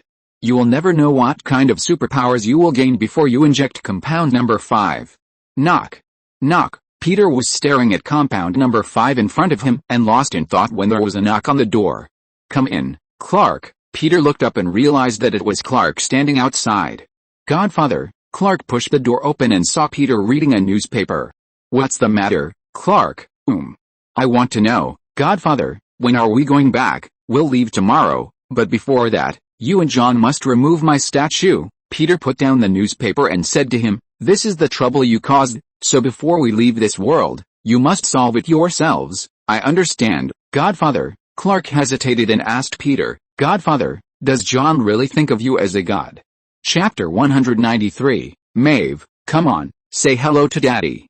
Clark, John is not a believer, he just regards me as an object to worship, because Azu has always lacked a certain sense of security in his heart, and the sandbag magnified his inner emptiness and insecurity. Peter frowned slightly and said to Clark, "But I don't want you and John to have this kind of thinking." "I understand, Godfather." Clark nodded. "I have also been through this stage." "What stage?" Peter asked Clark puzzledly. After realizing that he had said the wrong thing, Clark's expression was a bit wonderful. After his blushing face and changing expressions, he coughed, unnaturally changed the subject and asked Peter, "Godfather, I don't understand why the superheroes here have become so abnormal." "Because," Peter thought for a while, and asked Clark, "Have you read Shakespeare's poems?" "Sonnets." Hearing Peter's question, Clark's face turned even redder. "Sorry, Godfather, I haven't read it yet." "Oh, remember what I told you before? If you want to write a love letter to Lana and win her favor, then please her and read more poetry." Hearing Peter making fun of Lana again about the love letter, Clark was so embarrassed that he just wanted to find a hole to crawl into. Peter didn't continue to tease Clark, but turned the topic to the right track. "Time will pierce the gorgeous and delicate youth, will carve parallel lines on the forehead of a beauty, will eat up the rare treasures and natural beauty, and nothing can escape its sweeping scythe." Peter read out a sonnet from Shakespeare. Perhaps at the beginning, the superheroes here hope to become a real hero, but once they stay in this environment for a long time, everyone will change. Peter stood up, walked to the window, and looked at the bustling skyline of the city in the distance. Since they are man-made products and not real gods, don't expect them to really care about the world, or to have great compassion and wisdom, because they are essentially human beings who just have some extraordinary qualities. So among them there will inevitably be hypocritical saints, cowardly traitors, and indifferent spectators. Listening to Peter's words, Clark looked thoughtful. He thought for a while and said to Peter, "Godfather, this world is not normal, nothing is abnormal." Peter didn't think anything of it. He turned around and said to Clark, "Most of the heroes in this world are packaged. The important thing is, Clark, to maintain the ability to think independently and not be blinded by the media or other public opinions." "I will, Godfather. I have been thinking recently about how superheroes should interfere with humans. In a world like this, it is not desirable for superhumans to be controlled by capital. Here, power seems to be something that is played with at will, and it can't even define anything." Clark paused and asked Peter, "Regarding power and standards, shouldn't there be a correct path to follow?" "Oh," Peter looked at Clark curiously, "do you want to define the standard by power? Define the standard of good and evil?" "No, Godfather, I don't think so. I think the standard itself cannot be defined. The evil side of people's hearts has existed since the beginning. It will not change from evil to good just because powerful people forcibly define what is evil. On the contrary, using power to define evil in an extreme way will make things and individuals that originally had good properties turn to the evil side. Clark now truly realized that powerful strength cannot be used recklessly, it should follow certain standards. Even if he really has powerful strength, he must use it correctly in human society. Then how do you define the standard, Clark? I think the correct way for superheroes to get along with the standards of human society should be people have the ability and qualifications to choose their own standards without external interference. Clark looked into Peter's eyes and said seriously, the right to choose should be given to humans. Peter was stunned for a moment after listening to Clark's words. Now Clark has some of the familiar shadow of Superman in his eyes. You are right, Clark, we are not gods. Even if gods exist, he can only give people the power to choose. It is always people who make choices. Maybe that is not the right choice, but human society is constantly developing in this spiral. I understand, Godfather, Clark soon said to Peter. I have an idea now. What idea? Maybe we can set up a popular organization of superpowers in our world to deal with the more dangerous enemies together. Peter fell silent after listening to Clark's words.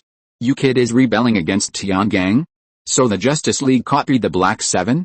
He coughed and said to Clark, how about calling it the Justice League? You and Bruce, Adriana, and you three will be the big three. Clark's eyes lit up. I think it's a good idea, but why not bring John in? Peter, what? You brothers want to have two people in charge? After talking to Clark about some superhero topics, Peter saw that he was holding a package bag in his hand.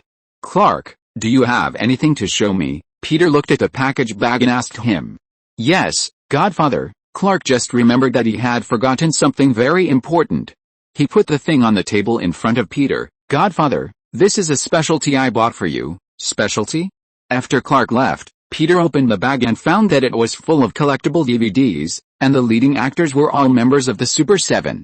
Peter picked up a disc that seemed to be a little different in color, and the title on it, Starlight Pulling a Locomotive, caught his eye. Frowning, Peter put away the DVD that seemed to have been mixed in, preparing to criticize it later. Soon he saw a personal solo DVD of Starlight. Starlight can sing? Curious, he turned on the DVD, and there happened to be a player in the hotel room, so he put the disc in.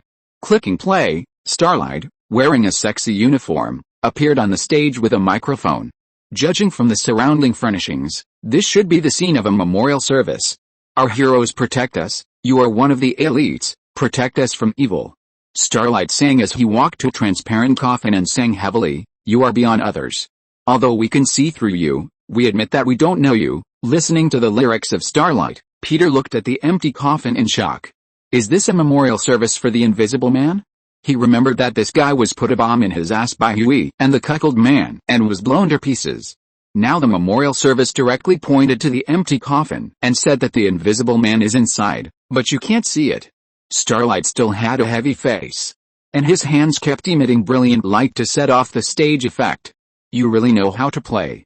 The next day, early in the morning, the world of black robes. Clark and Azu were forced by Peter to dismantle the statue. Knock. Knock. When he was about to leave, he heard a knock on the door outside. Peter opened the door and found that it was Homelander and Maeve from this world standing outside.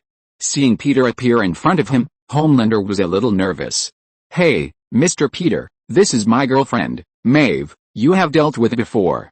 Maeve looked at Peter speechlessly. Yes, I am Maeve. She was a little confused now, what tricks Homelander was playing.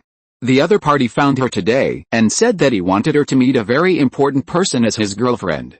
She didn't expect that the very important person he was talking about was Peter, who took them to play a round of sleepwalking in Wonderland yesterday.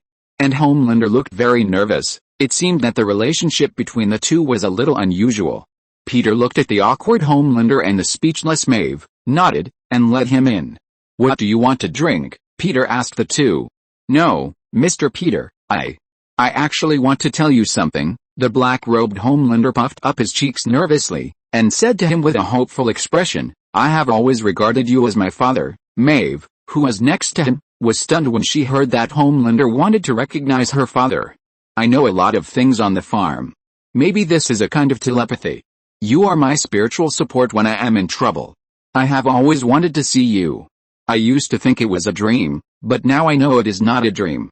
I don't know how happy I am. Homelander pursed his lips excitedly, held Maeve's hand, and said to Peter, "Maeve, say hello to Dad." Maeve, she looked at Homelander with her pupils shaking. "It's true that she is your girlfriend, but this is just a CP that the company hypes for publicity. You bastard, did you take it seriously? And you even asked me to call you Dad. I just got a new dad out of thin air? And judging from the guy's appearance, he is only in his 20s at most? How could he have a son as old as you?" Maeve thought for a moment that Homelander must have a brain full of water. Maybe the fight with a fake Homelander yesterday caused his brain to be damaged. Maeve, seeing that Maeve didn't speak, Homelander quickly pulled his hand. "Hurry, say hello to Dad." Maeve looked at Peter, who was also stunned. In order to prevent Homelander from going berserk, she took a deep breath and said to him through gritted teeth, "Hey, Dad, see? You have family here, you have her. And me. The last picture is a little late. Dear readers, please go to bed early." Chapter 194 Either father or the world, choose. Peter's lips twitched when he heard Maeve call him Dad. He could notice Maeve's gnashing teeth. Then he looked at Homelander, who was excited and had tears in his eyes, and sighed and put his hand on his shoulder. "You know everything about the farm. You know Star-Lord, Loki and Clark, right?" Seeing Peter's attitude soften, the black-robed Homelander forced a smile on his face. "Yes, I know everything. I remember it clearly. I knew from a young age that I was not alone. We have each other," Homelander said to Peter excitedly. "I have always wanted to meet you." He took out a picture book and showed it to Peter. "This is what I drew when I was a child. The farm and the town of Smallville. I often dream about these." Homelander now understood why he could dream about these. He's the most powerful superhero in the world, but Peter is more powerful than him. His father easily dealt with another Azu with a little trick, and he also has the ability to create dreams at will. This is normal. His father should be more powerful than himself. Peter frowned and took the picture album that the other party brought specially from him. It was the same as the one Clark drew when he was a child, like a dog's butt. Facing the black-robed Homelander who seemed to be very sincere, Peter felt that things were a bit difficult. This guy had a face almost the same as Zu, and in front of him, he acted like a good son who wanted to be praised. With this aggrieved expression, even if Peter knew the character of this guy, he couldn't say a cruel refusal. "You know, John, I'm not your father by blood." Peter looked at the excited Homelander who pursed his lips and said to him, "I can't give you what you want. Don't put all your hopes on one person, otherwise you will get greater disappointment." I know. Homelander nodded to show his understanding. "I just saw you and knew that the dream I had was not just a dream, it was also part of my experience." He wanted to say that he could go back to the farm with him, and he could give up the career and fans here. But he felt that it might be too abrupt to say so he could only swallow what he wanted to say. But he was satisfied to feel that Peter did not reject him. Seeing Peter's hand on his shoulder, he was so excited that he wanted to reach out and hold it. But soon, he saw several cars coming towards him in the distance.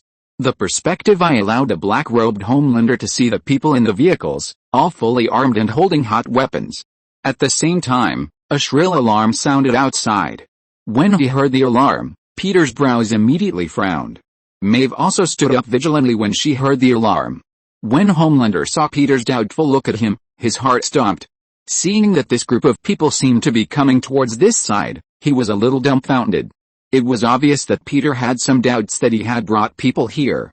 He gritted his teeth and anger rose in his heart instantly. "I'll go out and take a look." The black-robed Homelander activated his super speed and left the room in an instant. Bang! The next second, Homelander fell from the sky and landed in the alley in front of a group of fully armed soldiers. Number 22 Canal Street, the target person is at 105. Have you arrived? A superpower person will come to assist you later. The captain in charge of the command received the order from his superior in his earphone. The black-robed Homelander knew that number 105, number 22 Canal Street was the hotel room where Peter was staying. It was obvious that this group of people came for Peter or Clark and Azu. He originally came with Maeve with the purpose of making Peter accept him and take him back, but he didn't expect to be ruined by this group of guys in front of him. Even these people made him suspected by his father. "Who sent you here?" the black-robed Homelander asked the other party with a twitch of his mouth. Feeling the murderous intent emanating from Homelander, everyone pointed their guns at him at the same time. "Captain, have you arrived at the target point? Have you caught a target person?" The words of the person in charge continued to come out in the earphone. But everyone held their breath and dared not breathe. "I want to know, who is the target person you are talking about?" Homelander asked the soldiers again with a gloomy expression, with his hands behind his back. "Zula." No one answered. He shot at the soldier closest to him without any hesitation. The soldier who was unable to react was pierced through the body. With a bang, he fell heavily to the ground, and blood spurted out. Seeing their companions fall, the terrified soldiers immediately raised their guns and prepared to pull the trigger. But under the intimidation of the Homelander, this group of people never dared to take action. "Who is your target?" He gritted his teeth and shouted at the rest of the people with red light in his eyes. A few minutes later, when Maeve arrived at the scene, what she saw was the corpses all over the ground and the Homelander covered in blood. "What happened?" Maeve looked at the corpses all over the ground and asked him in shock. "It's Walter." The black-robed Homelander raised his head to prevent the blood on his face from falling into his eyes.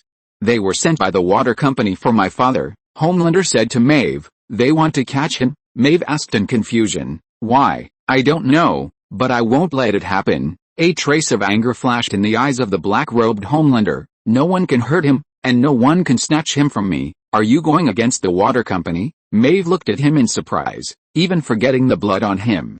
She found that the villain in front of her didn't seem to be such a jerk. Homelander didn't answer, and a trace of ruthlessness flashed in his eyes. Half an hour later. Water company. President Madeline was talking to Edgar Stan, the head of the water group, when the door was suddenly opened by Homelander roughly.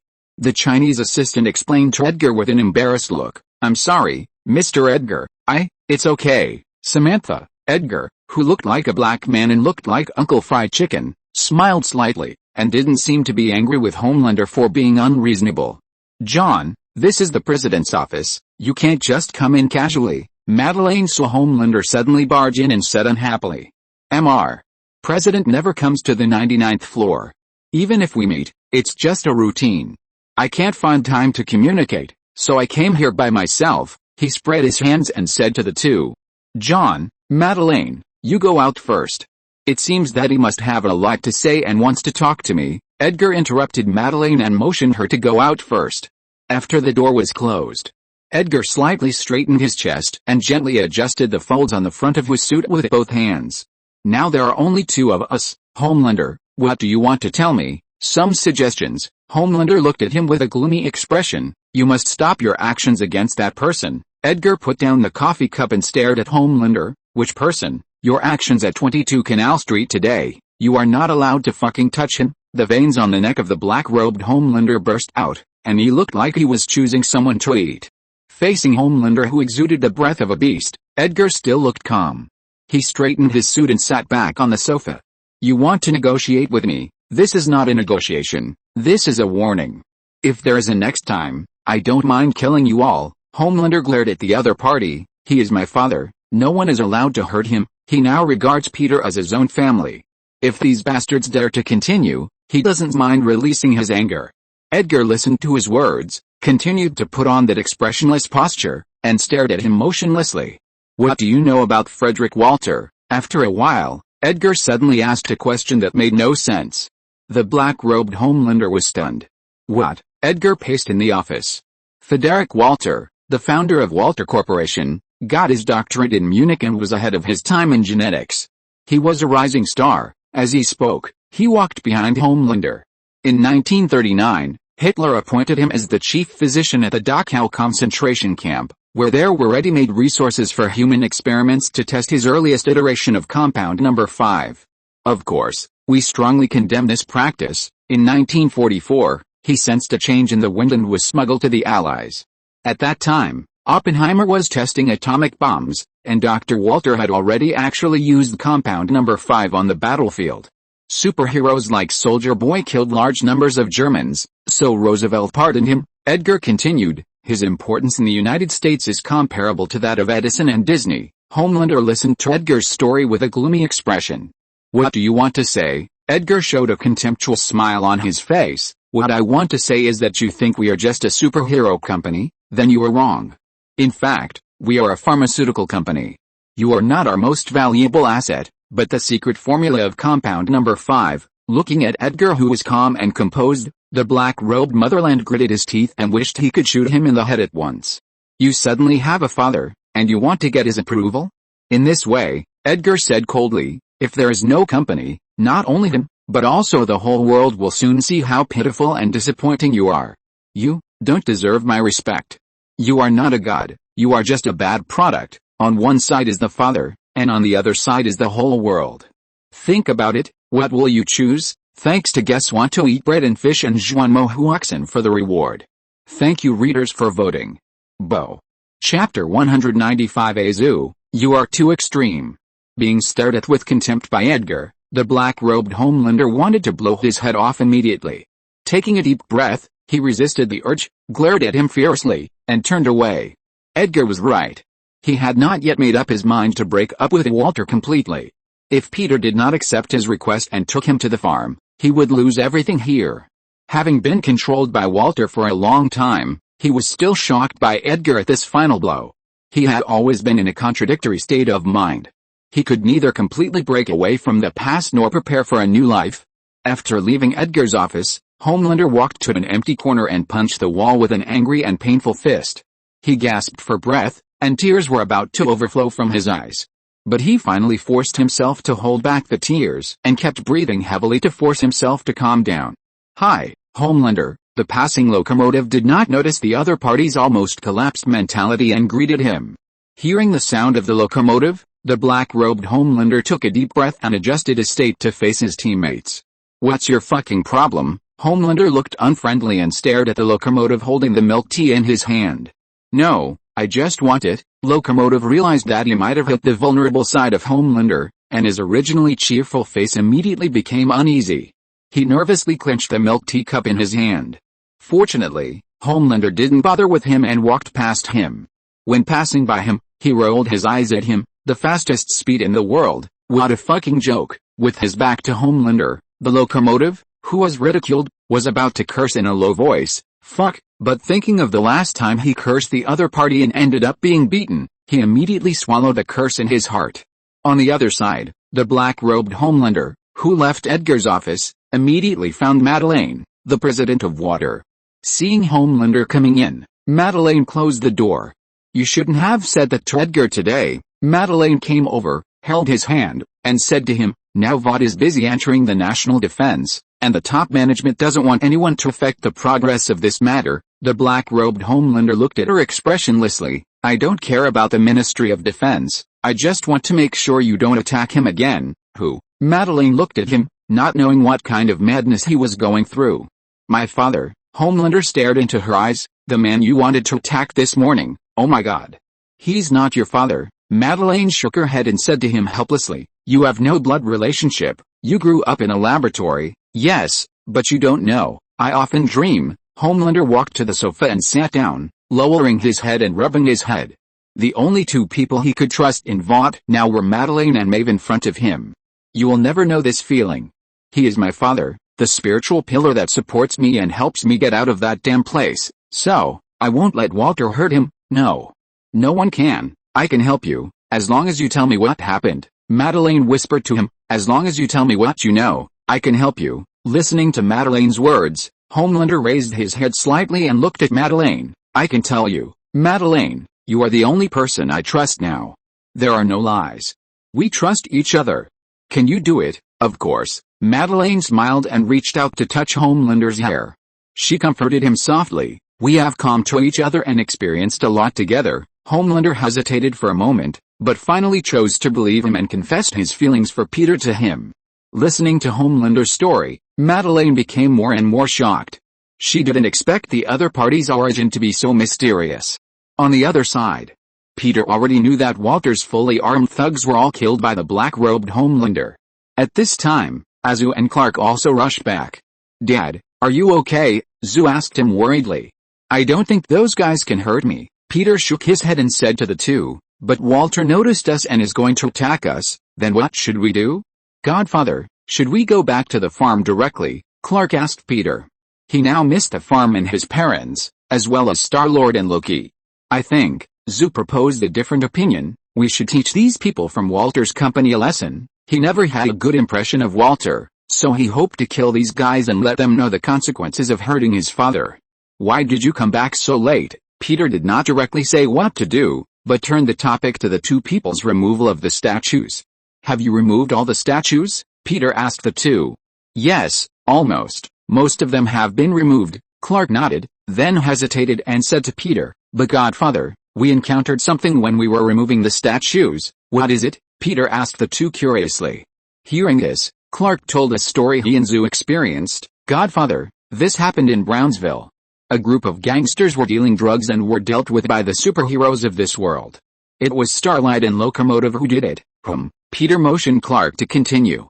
"But after they dealt with these bad guys, a few seconds later, a group of reporters carrying cameras appeared from the corner." Listening to Clark's speech, Peter quickly understood what the other party was wondering about.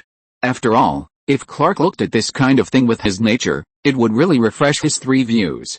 "Clark, I understand your doubts, but after coming to this world, I think you should have seen this set." "Yes, Godfather, but I still don't understand." "Why?" Clark's expression gradually became depressed. Zoo, who was standing aside, listened to Peter's words with a thoughtful expression. Dad had just come here not long ago. Why did he know so much about what was going on here? Could it be that he was right before he guessed that Dad had actually been to this world a long time ago? Thinking of this, he immediately thought of his motherland in this world, and suddenly he was shocked. Could it be that all his previous thoughts were wrong? What does this guy really have to do with his father? Peter also noticed Zoo's expression at this time, and couldn't help but wonder what was going on in this brat's mind. Shaking his head, Peter put Zoo aside temporarily and said to Clark, "You just mentioned Brownsville. As far as I know, this is the poorest black community in New York. The average annual income per capita in Brownsville is only $9,681, which is more than 40 times lower than the average annual income of $391,022 in the wealthy area of Manhattan." Peter picked up the coffee, tasted it, and continued.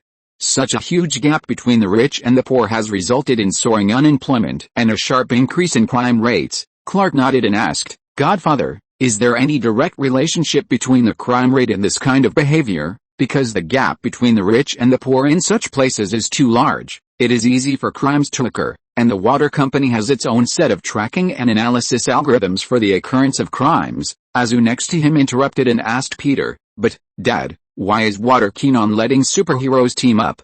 Zoo glanced at the thoughtful Clark. "Clark just complained to me about teaming up to fight villains. Is it very popular? He seems to want to cooperate with me to form a team, but I have no interest in saving the world." Peter glanced at Clark, who looked a little unnatural. Is this kid still interested in super teams? He coughed and said to Clark, "What is their reasons?" "What reasons? When superheroes team up, the number of times they are mentioned in the media and the number of times the hashtags are used increases by at least 23%. It seems that everyone loves this kind of team mission." "No, it should be said that they love it very much." Clark found it a little hard to accept. Do superheroes have to care about these things like entertainment stars? Just let superheroes team up because the public likes it. Although it sounds incredible, this is how VOD operates superheroes. They also have a crime analysis department that can design a crime schedule. When and where to find the enemy can be found from it. Peter paused and said to the two of them, "This group of people examines clues, calculates satellite data, computer values, etc. Anyway, it's this kind of thing, and they do it better than the police." "But," Clark frowned, "how can they ensure that criminals will appear in specific locations according to their analysis?" "This is big data," Peter said to Clark. "When you go back, you can ask Bruce to help you build such a system, but I guess this system will only work in Gotham because there are enough criminals there." "Dad," at this time, Zoo interrupted and said, "If it were me, I wouldn't need such a system. I would just kill all the criminals and solve the problem once and for all, or build a permanent prison and imprison them for life." Peter glanced at Zoo and couldn't help thinking, "You are a bit extreme." Chapter 196, Starlight and Maeve's recognition of the thief as their father. The next day, Peter did not leave the Black Robe world, but went to the water company. As for Zoo and Clark, he sent them to continue to dismantle the remaining statues. He planned to go to the water company to have a good talk about the attack yesterday. He was not a good person who could remain indifferent after being provoked. At the same time, on the 99th floor of the water building, Edgar was talking to the members of the Super 7. Except for the dead Invisible Man and the Homelander who was arranged by the company to participate in the Faith Expo, all the members of the Super 7 have arrived. The reason I asked you to come here is to talk to you about the new members of the Super 7 and the mysterious man who appeared at Gottingen University. You were there at the scene, so you know what happened specifically, right? Edgar looked around at the Super 7 with different expressions, and continued to ask, who is the guy who looks exactly like Homelander? Who is the mysterious man who appeared at the end? Faced with Edgar's questions, the members of the 7 looked at each other and did not speak. Maeve, Edgar took off his glasses and asked Maeve, tell me, who are they? I don't know. Maeve began to play dumb. She didn't want to get herself involved in this kind of thing. After you were kidnapped, all your excuses were that you didn't know. I know you were intimidated by the power of your countrymen and didn't dare to tell the truth, but this is Walter. It will not be controlled by anyone in the company. Edgar knocked on the desk with his pen. You have been the company's products from beginning to end, so you should know who you work for. Knock. Knock. He was about to continue talking when he didn't expect the office door to be knocked. Then the secretary brought someone in and said to him, Sir, this person said he wants to see you. I said, no one is allowed to come in when I attend a meeting. Edgar said dissatisfiedly, don't you understand what I said? Samantha, sorry, this may not be the fault of this lady, because she has no choice. Peter's figure stood out from behind the secretary and said to the 7 people and Edgar. Seeing Peter suddenly appear, everyone was stunned. Deep Sea swallowed his saliva with a stunned expression, muttering, fuck, we are definitely finished. The same thing happened to the locomotive, with cold sweat pouring out of his forehead. Hey, my daughter, we meet again, Peter greeted the stunned Maeve. Seeing everyone's surprised eyes cast at him, Maeve resisted the urge to stand up and punch Peter, and glared at him. Starlight next to him was full of surprise.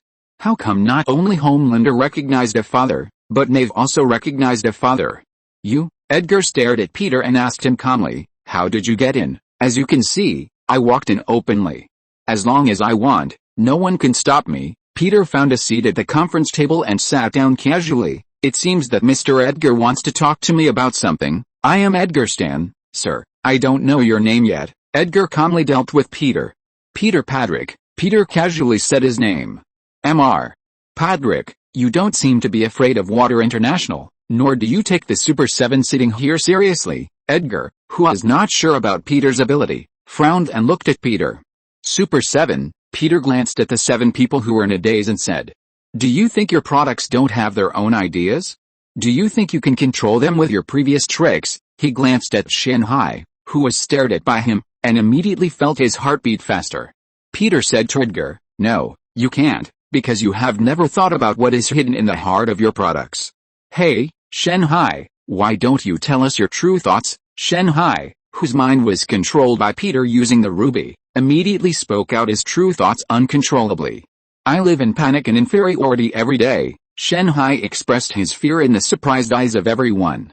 Actually, I'm extremely lonely. Shanghai stood up and looked at Xingguang. Sorry, Xingguang, I didn't mean to ask you to help me with that before. I just had a demon in my heart. As he said that, he unbuttoned his uniform, revealing the jewels on his chest, and said to himself in the disgusted eyes of everyone, I imagined that women would laugh at me, so I took the initiative to humiliate them. I can't accept my own body, so I thought about violating their bodies first. I'm afraid of being hurt, so I rushed to hurt others first. In fact, I hope to be loved. After Shanhei's inner monologue was spoken, the air was silent. A few seconds later, Shanhei, who had woken up, looked at the strange eyes cast by everyone and suddenly had a thought in his mind. Fuck, I'm really finished. Peter knew the inner world of this replica of Aquaman for the first time. After listening to some gossip, he was also a little shocked by Shanhei's speech. After a moment, he cast his eyes on the other 7 people. Seeing the look cast by Peter, everyone panicked. Maeve and Starlight lowered their heads under the table, while Engine lowered his head and prayed. Only Zunz was not too worried. He could not speak, so there was no need to worry about him being like Shanhei. Engine, Peter pointed at Engine. Engine's heart suddenly clicked, and he was about to use his super speed to leave, but the next second, he felt his body stand up uncontrollably. Actually, I know I'm an asshole, and I'm also tired of the fake show arranged by Water Company, but I'm afraid. Engine spoke his true heart. I killed that black girl. Actually, she wasn't standing on the street. I was high that day. I know I did something bad, But I'm more afraid of falling from the top. I'm afraid of losing my popularity and becoming a second-rate star, so I can only force myself to act as indifferent as before. I'm afraid that once I lose my money, I'll have nothing and I'll become the poor little boy I was in the past. Okay, Locomotive, sit down. Everyone knows you're a coward. Peter asked Locomotive to sit down and looked at Maeve and Starlight. Maeve felt Peter's gaze and slowly raised her head. In order to prevent herself from dying, she uttered a word from her mouth and silently shouted to Peter, "Dad." Seeing Maeve calling him Dad, Peter was stunned for a moment. Pretending not to see it, he then cast his eyes on Starlight. Starlight noticed the shape of Maeve's mouth next to him and knew that she called Peter Dad in order to avoid dying. Gritting her teeth, for the sake of her future life and face, she also imitated Maeve and silently uttered a word to Peter, "Dad." Peter, enough. Edgar naturally knew that it was Peter who was playing tricks. While a storm was rising in his heart, he forced himself to calm down and said to Peter coldly, "What do you want, Mr. Patrick?" "I just tell you that if I want to control them, it's very simple. I can even let them kill you in the next second." Peter looked at him coldly. "No need for compound number 5, no need for those threats. In my eyes, you are not even interested in me killing you, so, don't provoke me, otherwise I don't mind wiping Water International off the map next time." As he said, Peter pointed to the Earth model on the table.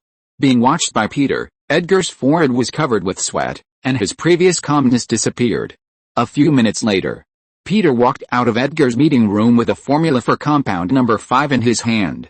He was slightly interested in this thing, so he used the ruby to control Edgar and let him hand over the formula of compound number 5 to him. On the other hand, the black-robed Homelander, who was sent by Walter to attend the Faith Expo, had always felt uneasy. After hastily finishing the activities at the expo, he immediately flew to the hotel where Peter was staying. As a result, he did not find any trace of Peter, Azu and Clark in the hotel.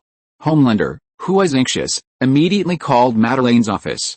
As a result, Ashley told him that Madeleine was resting at home at this time. He flew to Madelaine's home without stopping. As soon as he flew to Madelaine's yard, he heard Madelaine's conversation with Walter's senior management. Homelander, who heard the conversation between the other party and Walter's senior management clearly, twitched his face and knocked on the door as if nothing had happened. "Hey, Madeleine, John." Madeleine just put down the phone and saw Homelander push the door in. "You are in a good mood. Have you given yourself a holiday?" Homelander walked towards her. "Yes, I have to deal with the child." Madeleine picked up the baby and asked him, "Have you finished dealing with the expo?" "Yes." Homelander brought the baby over and said to her as if nothing had happened, "I just heard your phone call." "What?" Madeleine was stunned. "John, that's..." Homelander made a gesture to silence her. "We said before that we trust each other, didn't we? But I just heard that you told the top executives of Walter about my father. How many things are you hiding from me, John?" Madeleine explained to the other party in shock and fear. You just keep lying. I told you not to hurt him." As Homelander spoke viciously, the baby in his arms also burst into tears. "Shut the fuck up, John, give me the child." Madeleine wanted to take her son back in fear, but she was pushed to the sofa by Homelander with a bang. "The last one is a little late, everyone should go to bed early. If you're listening to this novel on a channel other than Fanfic World, it means they downloaded and uploaded it without effort. We cordially invite you to visit our channel, Mundo Fanfic Novelis.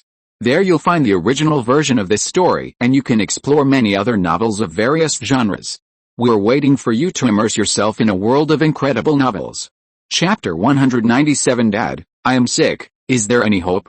Is there a word of truth in your mouth? Homelander pointed at Madeleine, who fell on the sofa angrily, and said, "You have been deceiving me from the beginning." "I'm so sorry, John." Madeleine apologized to Homelander in tears. "I shouldn't have deceived you. It's my fault. Please, don't hurt Teddy, please. He is innocent." Homelander in black robe looked at the baby in his hand, and did not hand him over to Madeleine, but took a step closer to her with the crying baby in his arms. "I want to ask you, have you ever really cared about me? You are very important to me, John," Madeleine said to him regardless of the tears on her face. "Always very important." "No." Homelander shook his finger and said to Madeleine, "I am very important to your work, and you care about this baby more than me. You are just using me." "No, I love you, John. I swear I love you." "Then tell me what you are thinking in your heart, and don't lie anymore," Homelander asked her with his lips twitching slightly. After a while, Madeleine finally told him her true inner thoughts. I'm scared. What? Homelander looked at her in shock. I said I'm scared. What are you afraid of? You are afraid of you. Homelander was a little confused after hearing this, and then his expression immediately became angry. Is this your love for me? I'm sorry. You don't have to be sorry. This is your true thought. Homelander suddenly let go. No one in this world loves me. Dr. Vogelbaum treats me as a product, and you are full of lies. He took a step back and looked at the baby in his arms.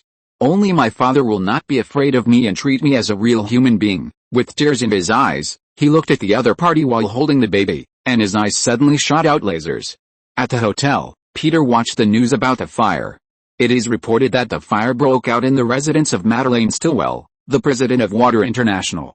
Firefighters have not yet found the missing Ms. Madeleine and her child. Peter frowned when he saw this. Was it done by Homelander? Knock. Knock. He was watching the TV screen when there was a knock on the door. Peter opened the door and saw that it was the Homelander of this world.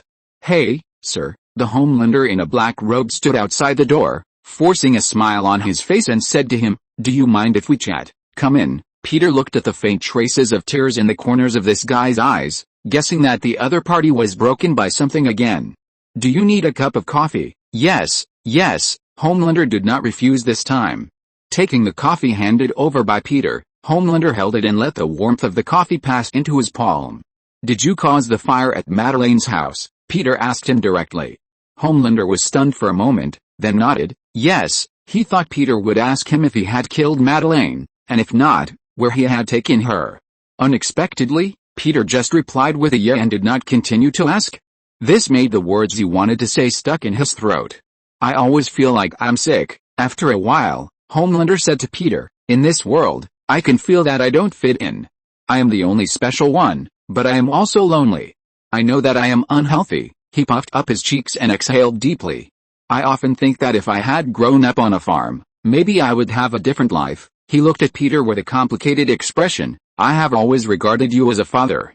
If you were by my side to teach me, maybe I would be different. Peter looked at his countryman with a sincere expression, sighed and said, you are indeed sick, but it's not your fault. Henry Adams described power as a tumor that ends by killing the patient's compassion. John Emerick Edward Albert Acton said, power corrupts, and absolute power corrupts absolutely, and neurologists have provided experimental evidence for the power paradox. Holding power can cause brain damage, and leaders lose a psychological ability that originally allowed them to become leaders, the ability to put themselves in the shoes of others, that is, the ability to empathize. Peter said lightly, when you have absolute power, your brain is sick. In this world, no one is your opponent. Peter paused and continued, you have been trained as a tool since birth, and no one has considered your mental health, so you have no concept of family and friendship, no concept of empathy. Your lack of emotional cultivation during your growth, coupled with the lack of empathy brought about by absolute power, has made you sick, Peter said,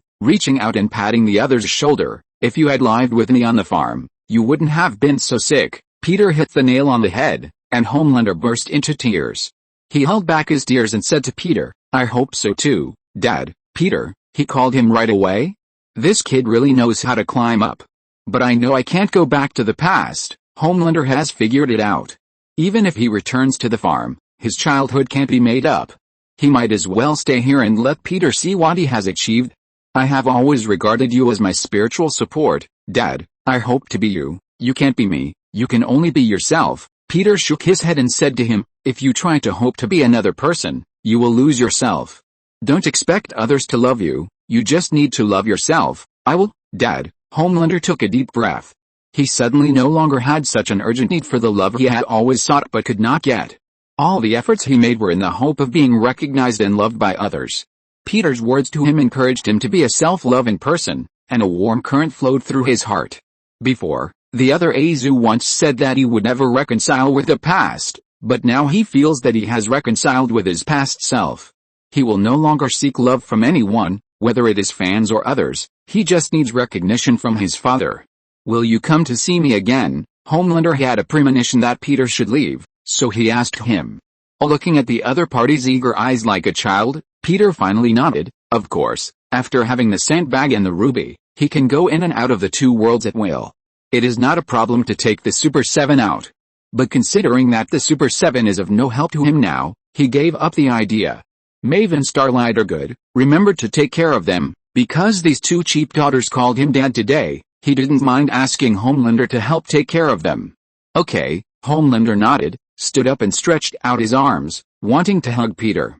Peter didn't refuse, hugged him and patted his shoulder. Don't be such a jerk. The next day, a press conference held by Vought Corporation. Regarding Madeline's disappearance, Edgar fabricated a reason for a terrorist attack to explain to the public. After Edgar finished his speech, Homelander came on stage. According to the procedure, this was Homelander's explanation and apology to the public for the riots caused in front of Gottingen University. Standing on the stage, Homelander puffed up his cheeks and slowly exhaled the gas in his mouth. Today, he decided not to pretend anymore. In your eyes, I have always been a positive and sunny star, but in fact, I am not, Homelander said, something that surprised many media reporters. Edgar frowned in the audience, and he suspected that the other party was controlled by Peter's mind. I am a superhuman, I am stronger and smarter, I am different from all of you, I am the son of Peter Patrick, I am different from you. Ashley looked at the other party's madness and quickly ordered the staff to cut off the live broadcast. Damn it, cut off the signal. Quick, don't cut off the signal. Roger, Homelander pointed his finger at the backstage, stopped the other party, and continued, I have always longed for something, but the result is that I am constantly controlled by them. In my life, rich people and powerful people have always tried to control me, making me powerless and making me listen to them, but my father told me to be myself and not expect others to love you. From now on, I will not be controlled by them. I will do what I have always wanted to do. There is only one thing he wants to do now, that is to get rid of Walter's control Walter, and then become the master of this country as a superhuman. Azu in another world will build a statue for his father in New York, and he will spread his father's statue across the United States. The next time his father sees him, he will see the entire country he gave him. He wants his father to be proud of his achievements. Peter probably couldn't think of it at this time. He thought Homelander would be more restrained. After all, he almost recognized him as his godson. Unexpectedly, this guy is even crazier than in his previous life. If they can control me, they can control you, but you didn't notice that I've had enough. I'm tired of being persecuted because of my strength. You have to thank my father. It was he who created me because you need me. You need me to save you. You are not the real heroes, but my father and I are. After saying the last sentence, he exhaled and looked at the audience and the media. He already knew that his support rate would drop to the bottom because of today's speech. But he didn't care. He no longer needed the love of these fans. At the same time, Cuckold, who was mixed in the audience, looked at each other with Huey, Breast Milk and Frankie. Is this bastard crazy? Chapter 198. The statue and movie of Homelander will continue the madness to the end. Isn't his father dead? The Cuckold asked in confusion. Huey and others were also confused, wondering why this guy was so crazy. On the podium, after Homelander finished his speech, the crowd was silent for a long time, followed by a shout of Homelander, dot. Like a drop of thick ink dripping into a transparent cup, the cheers of the crowd instantly became one. Looking at the fanatical crowd, Homelander was stunned for a moment. He thought of many bad results, but this scene was something he never expected. Then he quickly adjusted his facial expression, waved to the crowd, and smiled brightly. The employees of water company below the stage were also stunned, staring with wide eyes, looking at Homelander, who was fanatically worshipped by the crowd on the stage in disbelief. After the speech, Homelander walked backstage in a daze, and Ashley followed immediately. Hey, don't say anything to me, I know what I'm doing. The black-robed Homelander raised his finger and said to Ashley, I know what I'm doing very clearly. No, Homelander, I want to tell you that your approval rating has increased by 10 percentage points. Really? Yes. Homelander was stunned for a while, and then a smile appeared at the corner of his mouth. He couldn't wait to share this joy with Peter. That? You still have to attend the premiere of Deep Seas Can't Live Without My Dolphin this afternoon. Are you still going to attend? This movie is a new movie invested by Walter, starring Deep Sea, who has won the Whammy Award 3 times. It is adapted from Deep Sea's best-selling autobiography and tells a story about love, loss, redemption and light. No, Homelander immediately refused. I have no interest in dolphins and Deep Sea falling in love. How can such a bad movie appear in the cinema openly? Homelander now wanted to kick Deep Sea out of the 7-member group directly. Wait, He suddenly thought of an idea. Since a bad guy like Shunhei can make a movie, why don't I make a movie for my father? A movie about how Peter grew up with me on the farm. He has subconsciously replaced the image of Zhu with himself. He asked the best screenwriter in Hollywood to add the events of him and his father working together to kill Father Neuer and escape from the auditorium surrounded by zombies. Thinking of this, Homelander asked Ashley, "What is the next movie?" "A movie about the Seven. Cut this movie. I need to shoot a new movie about my father." At the same time, in the hotel where Peter stayed, Peter held a sandbag in one hand and a ruby in the other, and was about to cast a spell to leave this world. "Are you sure you have demolished all the statues?" "Right." Looking at Peter's slightly suspicious expression, Clark said, "Of course, Godfather, Zhu and I have demolished all the statues." As soon as the voice fell, the advertisement originally played on the TV in the hotel room suddenly jumped to the scene of Homelander's speech. Looking at Homelander on TV, who looked like he was completely letting himself go, Peter had a thoughtful expression on his face. This bastard, Zhu was watching the TV, and was about to say something with a somewhat aggressive tone. However, before he could finish his words, he was glared at by Peter, and he quickly changed his expression to an honest one. "Okay, boys, since the statues have been dismantled, it's time for us to leave. Get ready, it's time to start." As soon as the voice fell, before the two brothers could react, the ruby in Peter's hand flashed a red light, filling the entire room. Half an hour later, Homelander came to the hotel where Peter lived. Standing in the room that Peter left, Homelander sat down, covering his eyes and lowering his head. For a long time, he slept on the sofa, curled up and felt a long-lost taste of home. On the other side, in the DC world, Padrick Farm. Time is always your enemy. Have you noticed that it is chasing you, and you are also chasing it, like a puppy and its tail? Loki said to Star-Lord in boredom. It has been 3 days since Peter disappeared, and the two gradually calmed down from their initial state of worry. Loki, who always believed that Peter would return, even lamented that time seemed to slow down during Peter's absence. Star-Lord sat on the sofa, eating sharp cookies to pass the time, and said melancholy, "This is life, isn't it?" He ate and made a hum sound in his mouth, thinking, "It's like a pinball game. No matter how many points you get during the game, you will always lose the ball in the end." Bad analogy, but it's been 3 days, Loki said to Star-Lord. "I don't know if Dad will come back today. During the time when Dad is away, I think we should take action and prepare a birthday present for him in advance." Star-Lord suggested to Loki that he should invite Tyler now. "Are you sure?" Loki asked Star-Lord. "What if your plan fails? You have to try it, right?" "I want to give Dad a surprise before he comes." Star-Lord felt that his surprise would satisfy Peter. "I think tonight is a good time to act. Why don't we act tonight?" Loki looked at Star-Lord's confident expression and felt that he was a little too confident. However, thinking that he could use this opportunity to trick him, Loki nodded in agreement. "Of course, if you insist." At night, Star-Lord and Loki stood in front of a mansion. Looking at the luxurious house in front of him, Star-Lord couldn't help but take a breath. She is really a rich person. As he said that, he took out a celebrity gossip manual, confirmed that the mansion in front of him was Taylor Swafford's house, and asked Loki to quickly become her boyfriend, trick her out and sign a contract, and then go to the farm to perform. "Okay, I hope your plan works." Loki coughed and used an illusion to turn himself into the singer's ex-boyfriend. After simply tidying up his clothes, Loki sent Star-Lord away, walked to the door alone, and pressed the video call doorbell. Unexpectedly, as soon as he pressed the doorbell, he heard a burst of gunfire from the villa. Loki was stunned when he heard the gunfire. Did something happen inside? At the same time, Taylor Swafford, who was watching TV in the room, heard chaotic footsteps coming from outside, and the pet dog also made anxious cries. Before she could go out to see what happened, she heard a bullet bang. The glass door of the room was shattered in an instant. She stood up in astonishment and vaguely saw a figure outside. She realized that something was wrong and just wanted to call the police. Several armed gangsters broke in from the second-floor window. The armed and masked gangsters rushed to the stairs and saw her trying to call the police. They immediately rushed down the stairs and snatched her phone without hesitation. "Are you Taylor Swafford?" the leading gangster asked her. Yes, Taylor, who was frightened, replied with a trembling voice. "Very good. Big singer, for your safety, you'd better come with us." The gangsters said that as long as she cooperated obediently, they would be able to guarantee her safety. "What do you want to do?" Taylor asked the other party in fear. You will know soon. The leading gangster waved his hand, and one of his companions came over. The other party was burly and held a syringe in his hand.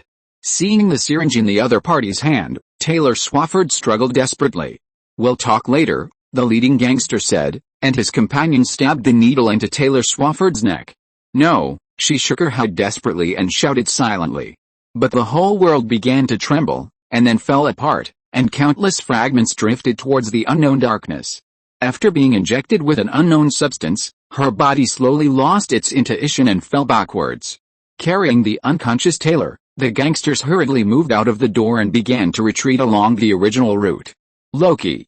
This, Star-Lord, who was standing behind Loki, saw this scene and looked a little worried. We have to help her. Loki quickly came up with an idea. I can deal with them. You wait here for a while. Without waiting for Star-Lord to speak, he quickly changed into the same outfit as the gangsters, and then his figure flashed and disappeared in front of Star-Lord. Under the cover of darkness, and because they couldn't see each other's faces clearly because of the hoods, Loki followed the group of people into the car smoothly. The kidnappers didn't expect that there was a sixth man in their team. In the night, Star-Lord heard the sound of the car starting and stood there in a daze. He wanted to follow, but he didn't know Loki's magic of transformation. Half an hour later, the car that kidnapped Taylor Swafford was driving on the road. I'm a businessman. Taylor Swafford woke up slowly after hearing this. Covering her aching forehead, she opened her eyes and looked around. Finally, she found herself in a car, to be precise, an SUV. Cream leather interior, car TV, USB port, GPS on the back of the seat, and a surveillance camera facing the car on the center console. Taylor Swafford huddled in the last row of seats, her mouth sealed by something, but she soon found that it was two black tapes, crossed and pasted together. Her hands and feet were tied with cable ties. In the shaking car, she felt weak and dizzy, as if the whole world was shaking like the surface of water under the breeze. Taylor Swafford tried to recall what happened. Blurred memories flashed through her mind. Someone held her down, a needle was inserted into her neck, and then her consciousness began to blur until she lost consciousness. Chapter 199. Is this the surprise Hayota gave me? Pulling her thoughts out of her memory, she looked up and looked at the scenery outside the car window. Pine trees were rapidly receding outside the car window, and they looked even darker against a backdrop of the night.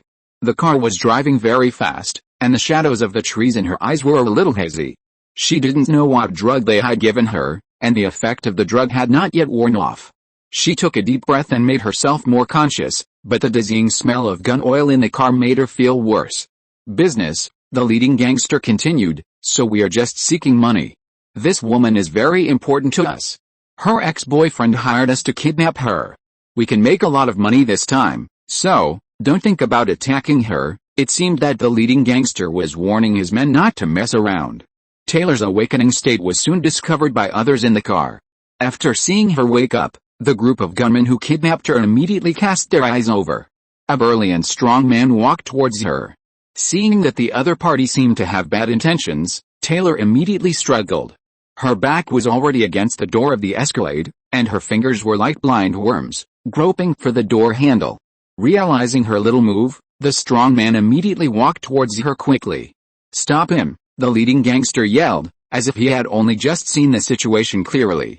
Fuck, Taylor Swafford whimpered through the tape, and she just touched the handle at this time. Damn it. Lock the door, the leader shouted to the driver of the car. Unfortunately, it was too late. The door suddenly opened, and Taylor Swafford closed her eyes and fell out. She knew that jumping out of the car like this would not be pleasant.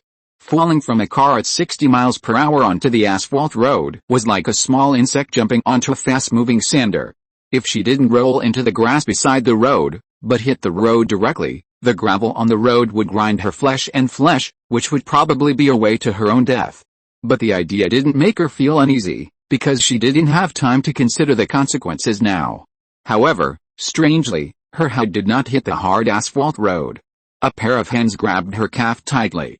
It was the burly man who had just walked towards her. Taylor Swafford's upper body was hanging outside the car door, and her hair was dragging on the road. The wind poured into her ears, and she could smell the smell of seawater, the smell of car exhaust, and the smell of pine trees. These strange smells mixed together in a disgusting way, forming the unique smell of the night road. The next second, the burly man dragged her back into the car.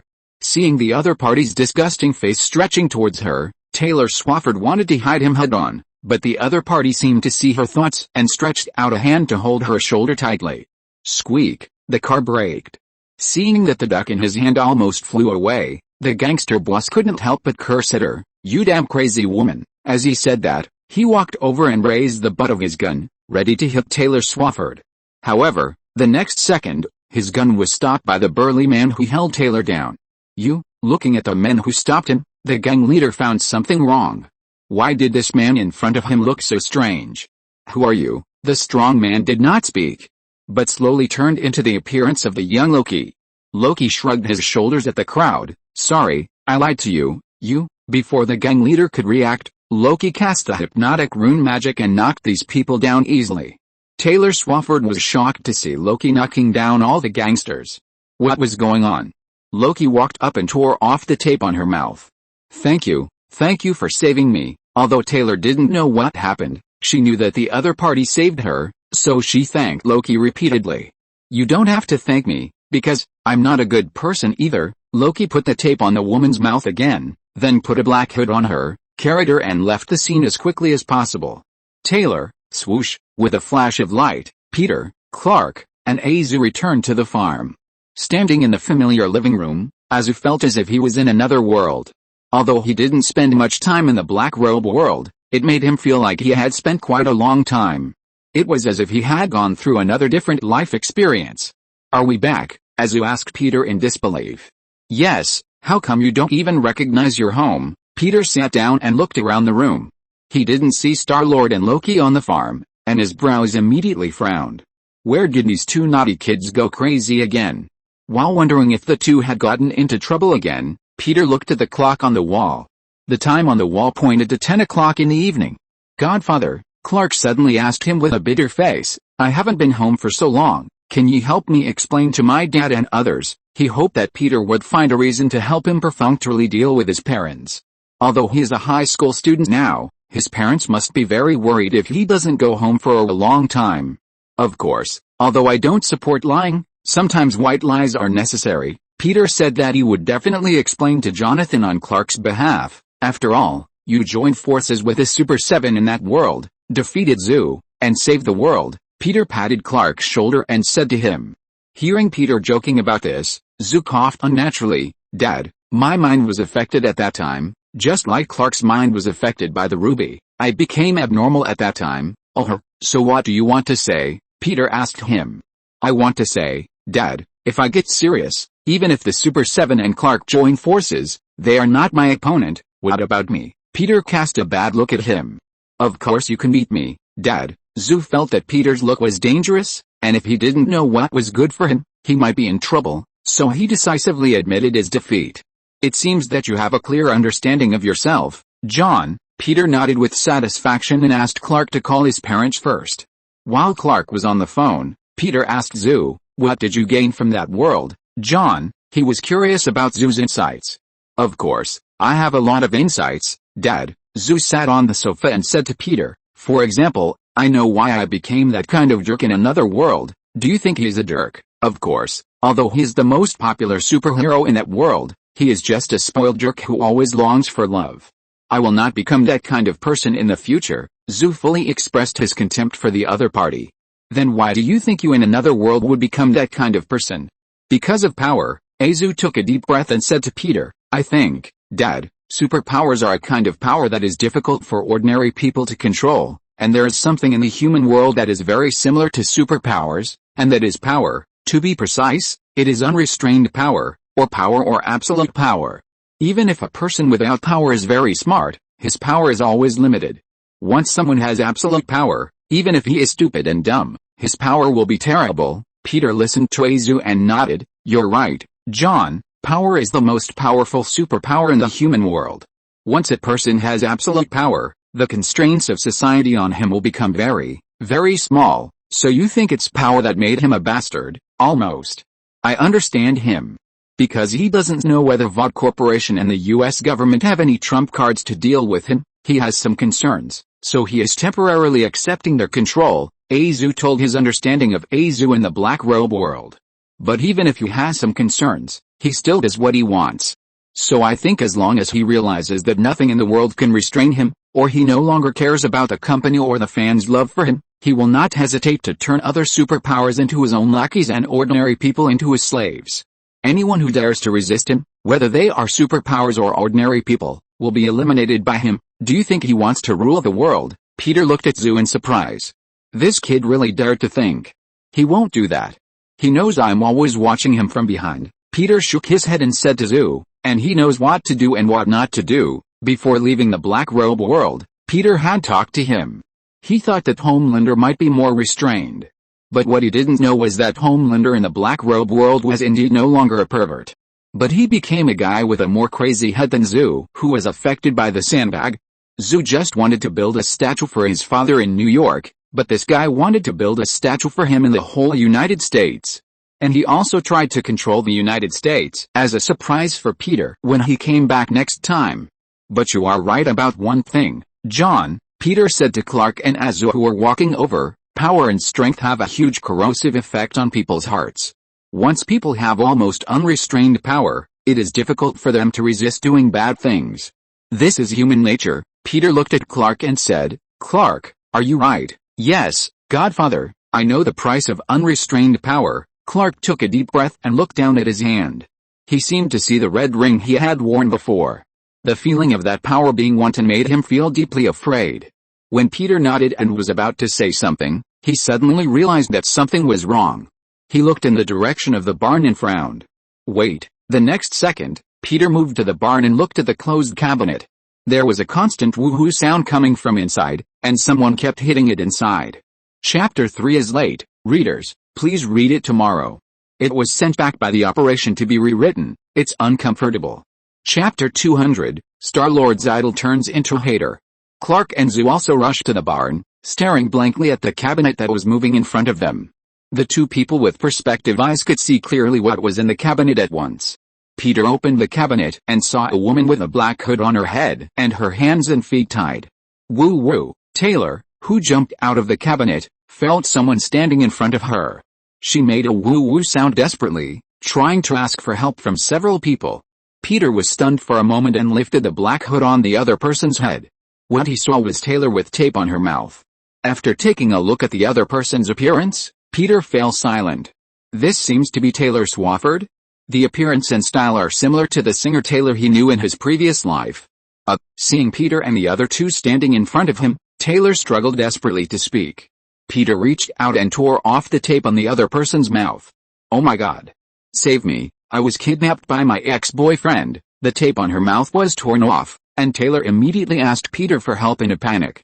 Please, help me call the police. Wait, Peter stopped the other party from talking and asked, are you Taylor Swafford? Yes, it's me. Peter continued to ask her, why are you on my farm? I don't know. Taylor shook her head blankly. I was kidnapped here. Who kidnapped you? My ex-boyfriend? Sorry, this is a bit too much. I don't know which one it was. There were some accidents in the middle. I don't know how to explain it. Taylor felt her head was in a mess. Can you take me back? I will definitely thank you. Of course. Peter nodded hesitantly, and said to the other party, go to the farm and rest first. I'll take you back later. He suspected that Star-Lord and Loki were behind it, turned to Clark and whispered, you go find Star-Lord and Loki. Thank you. Taylor, who was still in shock, thanked Peter, but she soon thought of something and asked Peter fearfully, are you safe here? Will those robbers come again? Probably not. Peter said to her, this should be the safest place in Smallville. Smallville? Taylor blinked blankly. Isn't this Metropolis? No, this is Smallville. Taylor Swafford was petrified when she heard that she was not in Metropolis. How did the bastard who kidnapped her get her to Smallville? 10 minutes later. In the living room. Taylor was wrapped in a blanket and drinking hot coffee when she heard footsteps outside. She looked outside and saw the guy who had just kidnapped her, walking towards her. Loki entered the house as a young man and did not notice Taylor in the living room. It was not until he pushed the door that he saw the singer sitting on the sofa, staring at him in amazement. In Taylor's shocked eyes, Loki pushed the door open. But the next moment, the young man who had just kidnapped her turned into a teenager. Taylor rubbed her eyes and suspected that she had seen it wrong. You, looking at Loki who had turned into a teenager, Taylor stood up and pointed at him in astonishment. "Who are you?" Loki performed like an actor, pretending that he didn't know her. "Why are you in our house?" Taylor was stunned by Loki's question. At this time, Star-Lord also followed Loki in. When he saw the big star, his eyes immediately lit up. "Are you Taylor Swafford?" "Yes, yes, the natural force in the music industry, with more Grammy Awards than the Rolling Stones. And the most profitable artist on the planet." Looking at the excited Star-Lord in front of him, Taylor felt a little headache. "No, I'm not the most profitable artist on the planet. Do you write all the songs you sing?" "Yes." "Cool, my dad and I are your fans." Star-Lord didn't know that Loki pretended to be a robber on the road and secretly hid Taylor in the warehouse. He thought that Loki sent him to the farm after saving him. "Thank you." Tyler gave a business smile, looked at Loki, frowned and asked him, "Have we met before?" "No, I don't think so." "I'm not your fan." Loki shrugged his shoulders with a very calm expression. His calm expression made Tyler a little suspicious. Did he see it wrong just now? "Star-Lord, Loki." Tyler wanted to say something else, but Peter came down from upstairs. Seeing their father appear, the two of them walked towards Peter excitedly. "Dad, you're finally back. Well, you must not have caused any trouble during the time I was away, right?" Peter looked at the two of them with a scrutinizing look. Star-Lord and Loki immediately felt guilty and didn't dare to look at him. "Dad, I just want to invite Miss Taylor to sing for you," Star-Lord explained to Peter. "That's why we went to her house, my house." Hearing Star-Lord's words, Taylor looked at Star-Lord in shock. "You want to invite me to sing here?" "Yes, is there anything wrong?" "Of course, why would I sing here? On a farm." "What's wrong with the farm?" Star-Lord was immediately upset when he heard the other party slandering the farm. "If Dad wants, he can buy your record company and move to the farm." Buy a record company? Taylor felt that she had heard the funniest joke. Star-Lord instantly felt that the other party's idol halo was broken in front of him. "If it weren't for Loki and me, you would have been kidnapped by the robbers just now, and it was Loki who saved you." "You just said that he saved me." Taylor reacted and pointed her finger at Loki. "It was him." "Yes, he mixed in with the robbers and saved you." Taylor was so angry when she heard this, she finally understood who kidnapped her here. "It turned out to be you. You are also a robber." Taylor clenched her fist and pointed at Loki. Loki glanced at Peter, who was looking serious, and then at his teammate Star-Lord. He had a thought in his mind. "It's over." Taylor angrily asked Star-Lord, "Is this how you're going to treat your idol?" "No, you're not my idol. Dad is. You're just an impure musician." Star-Lord had turned from a fan to hater because of the slander against the farm. "What? I said you are not a pure music creator. You only know how to make money quickly through marketing and hype. You have been racking your brains to attract fans since the rep stage. You did not choose to create more experimental melodies and more thoughtful lyrics because you don't have the courage. Compared to pursuing art, you care more about your popularity and commercial performance." Taylor was furious. "What do you know, little brat? Of course I understand. You also like to hype your ex-boyfriend. You are very high profile in your relationship. You have a fixed routine for finding a boyfriend, such as holding hands while shopping, pointing someone out at concerts, and vacationing at the beach. After breaking up, you will definitely write songs for your ex-boyfriend or rumored object to consume their fame." Listening to Star-Lord's speech, Taylor was stunned. Is this his fan? Is this a Timo anti-fan? Star-Lord? Peter coughed and stopped Star-Lord from speaking. He was a little skeptical. Is this kid really planning to invite a star to sing for him? Is he not here to deliberately ruin the party? "Sorry, Dad, I'm a little excited." "I shouldn't say that." Star-Lord took a deep breath and said a little frustrated. He messed up the birthday present he prepared. "Go upstairs and rest first." Taylor originally thought that Peter would scold his son as a father, but she didn't expect that he would directly cover up for her. She went upstairs with her bag in a rage. Peter had prepared a guest room for her before, and she went to the guest room to wait for her agent to pick her up. Seeing Star-Lord preparing to go upstairs, Loki also wanted to sneak up. But he was stopped by Peter. "Loki, we'd better talk." Hearing the chill in Peter's words behind him, Loki's body froze. Then he took a deep breath and turned around. "Of course, Dad, you tied Taylor to the closet, didn't you?" "Sorry, Dad, I just wanted to help Star-Lord." Loki walked up to Peter and explained to him, "I originally wanted to wait for Star-Lord to come back and release her to give Star-Lord a surprise. He has been preparing for your birthday for a long time." Peter asked him in surprise, "You did this to help Star-Lord?" Yes, he is my brother, and I am willing to help him, Dad. Peter looked at him suspiciously after hearing what Loki said. This kid would attach so much importance to brotherhood? You knew Star-Lord was fooling around, and you followed him. If I hadn't returned, what would you do? Keep her imprisoned, Peter said to him with a serious expression. You and Star-Lord have both made mistakes. I will put you in solitary confinement. Are you willing to accept the punishment? As for Loki, Peter actually understood his character. Longing for love and freedom, Loki lived in misunderstanding, contempt, riots in his previous life, wielding tricks and chaos, and looking for the joy of challenging the rules. Although he has no experience in his previous life, he is still full of insecurity, longing for his own recognition, and especially likes to use tricks and chaos. Loki took a deep breath. I do, Dad. Very good. Peter stood up and prepared to go upstairs. But he took a few steps and stopped again. I brought some specialties for you. You can come to the room with me to get them. Hearing that Peter had prepared specialties for him, Loki's frustration was immediately thrown away, and he followed Peter upstairs happily. On the other side, after Taylor went upstairs, she suddenly found that when she took her bag, she accidentally took a few DVDs on the table. Looking at the DVD of Starlight personal album, her brows frowned. Starlight? Locomotive? Which star is this? End of this chapter. Thank you very much for reaching the end. Don't forget to like. Looking for more exclusive content and immediate access? Subscribe to our Patreon. Remember, every like, subscription, or donation encourages us to continue. Thanks to everyone. See you in the next video.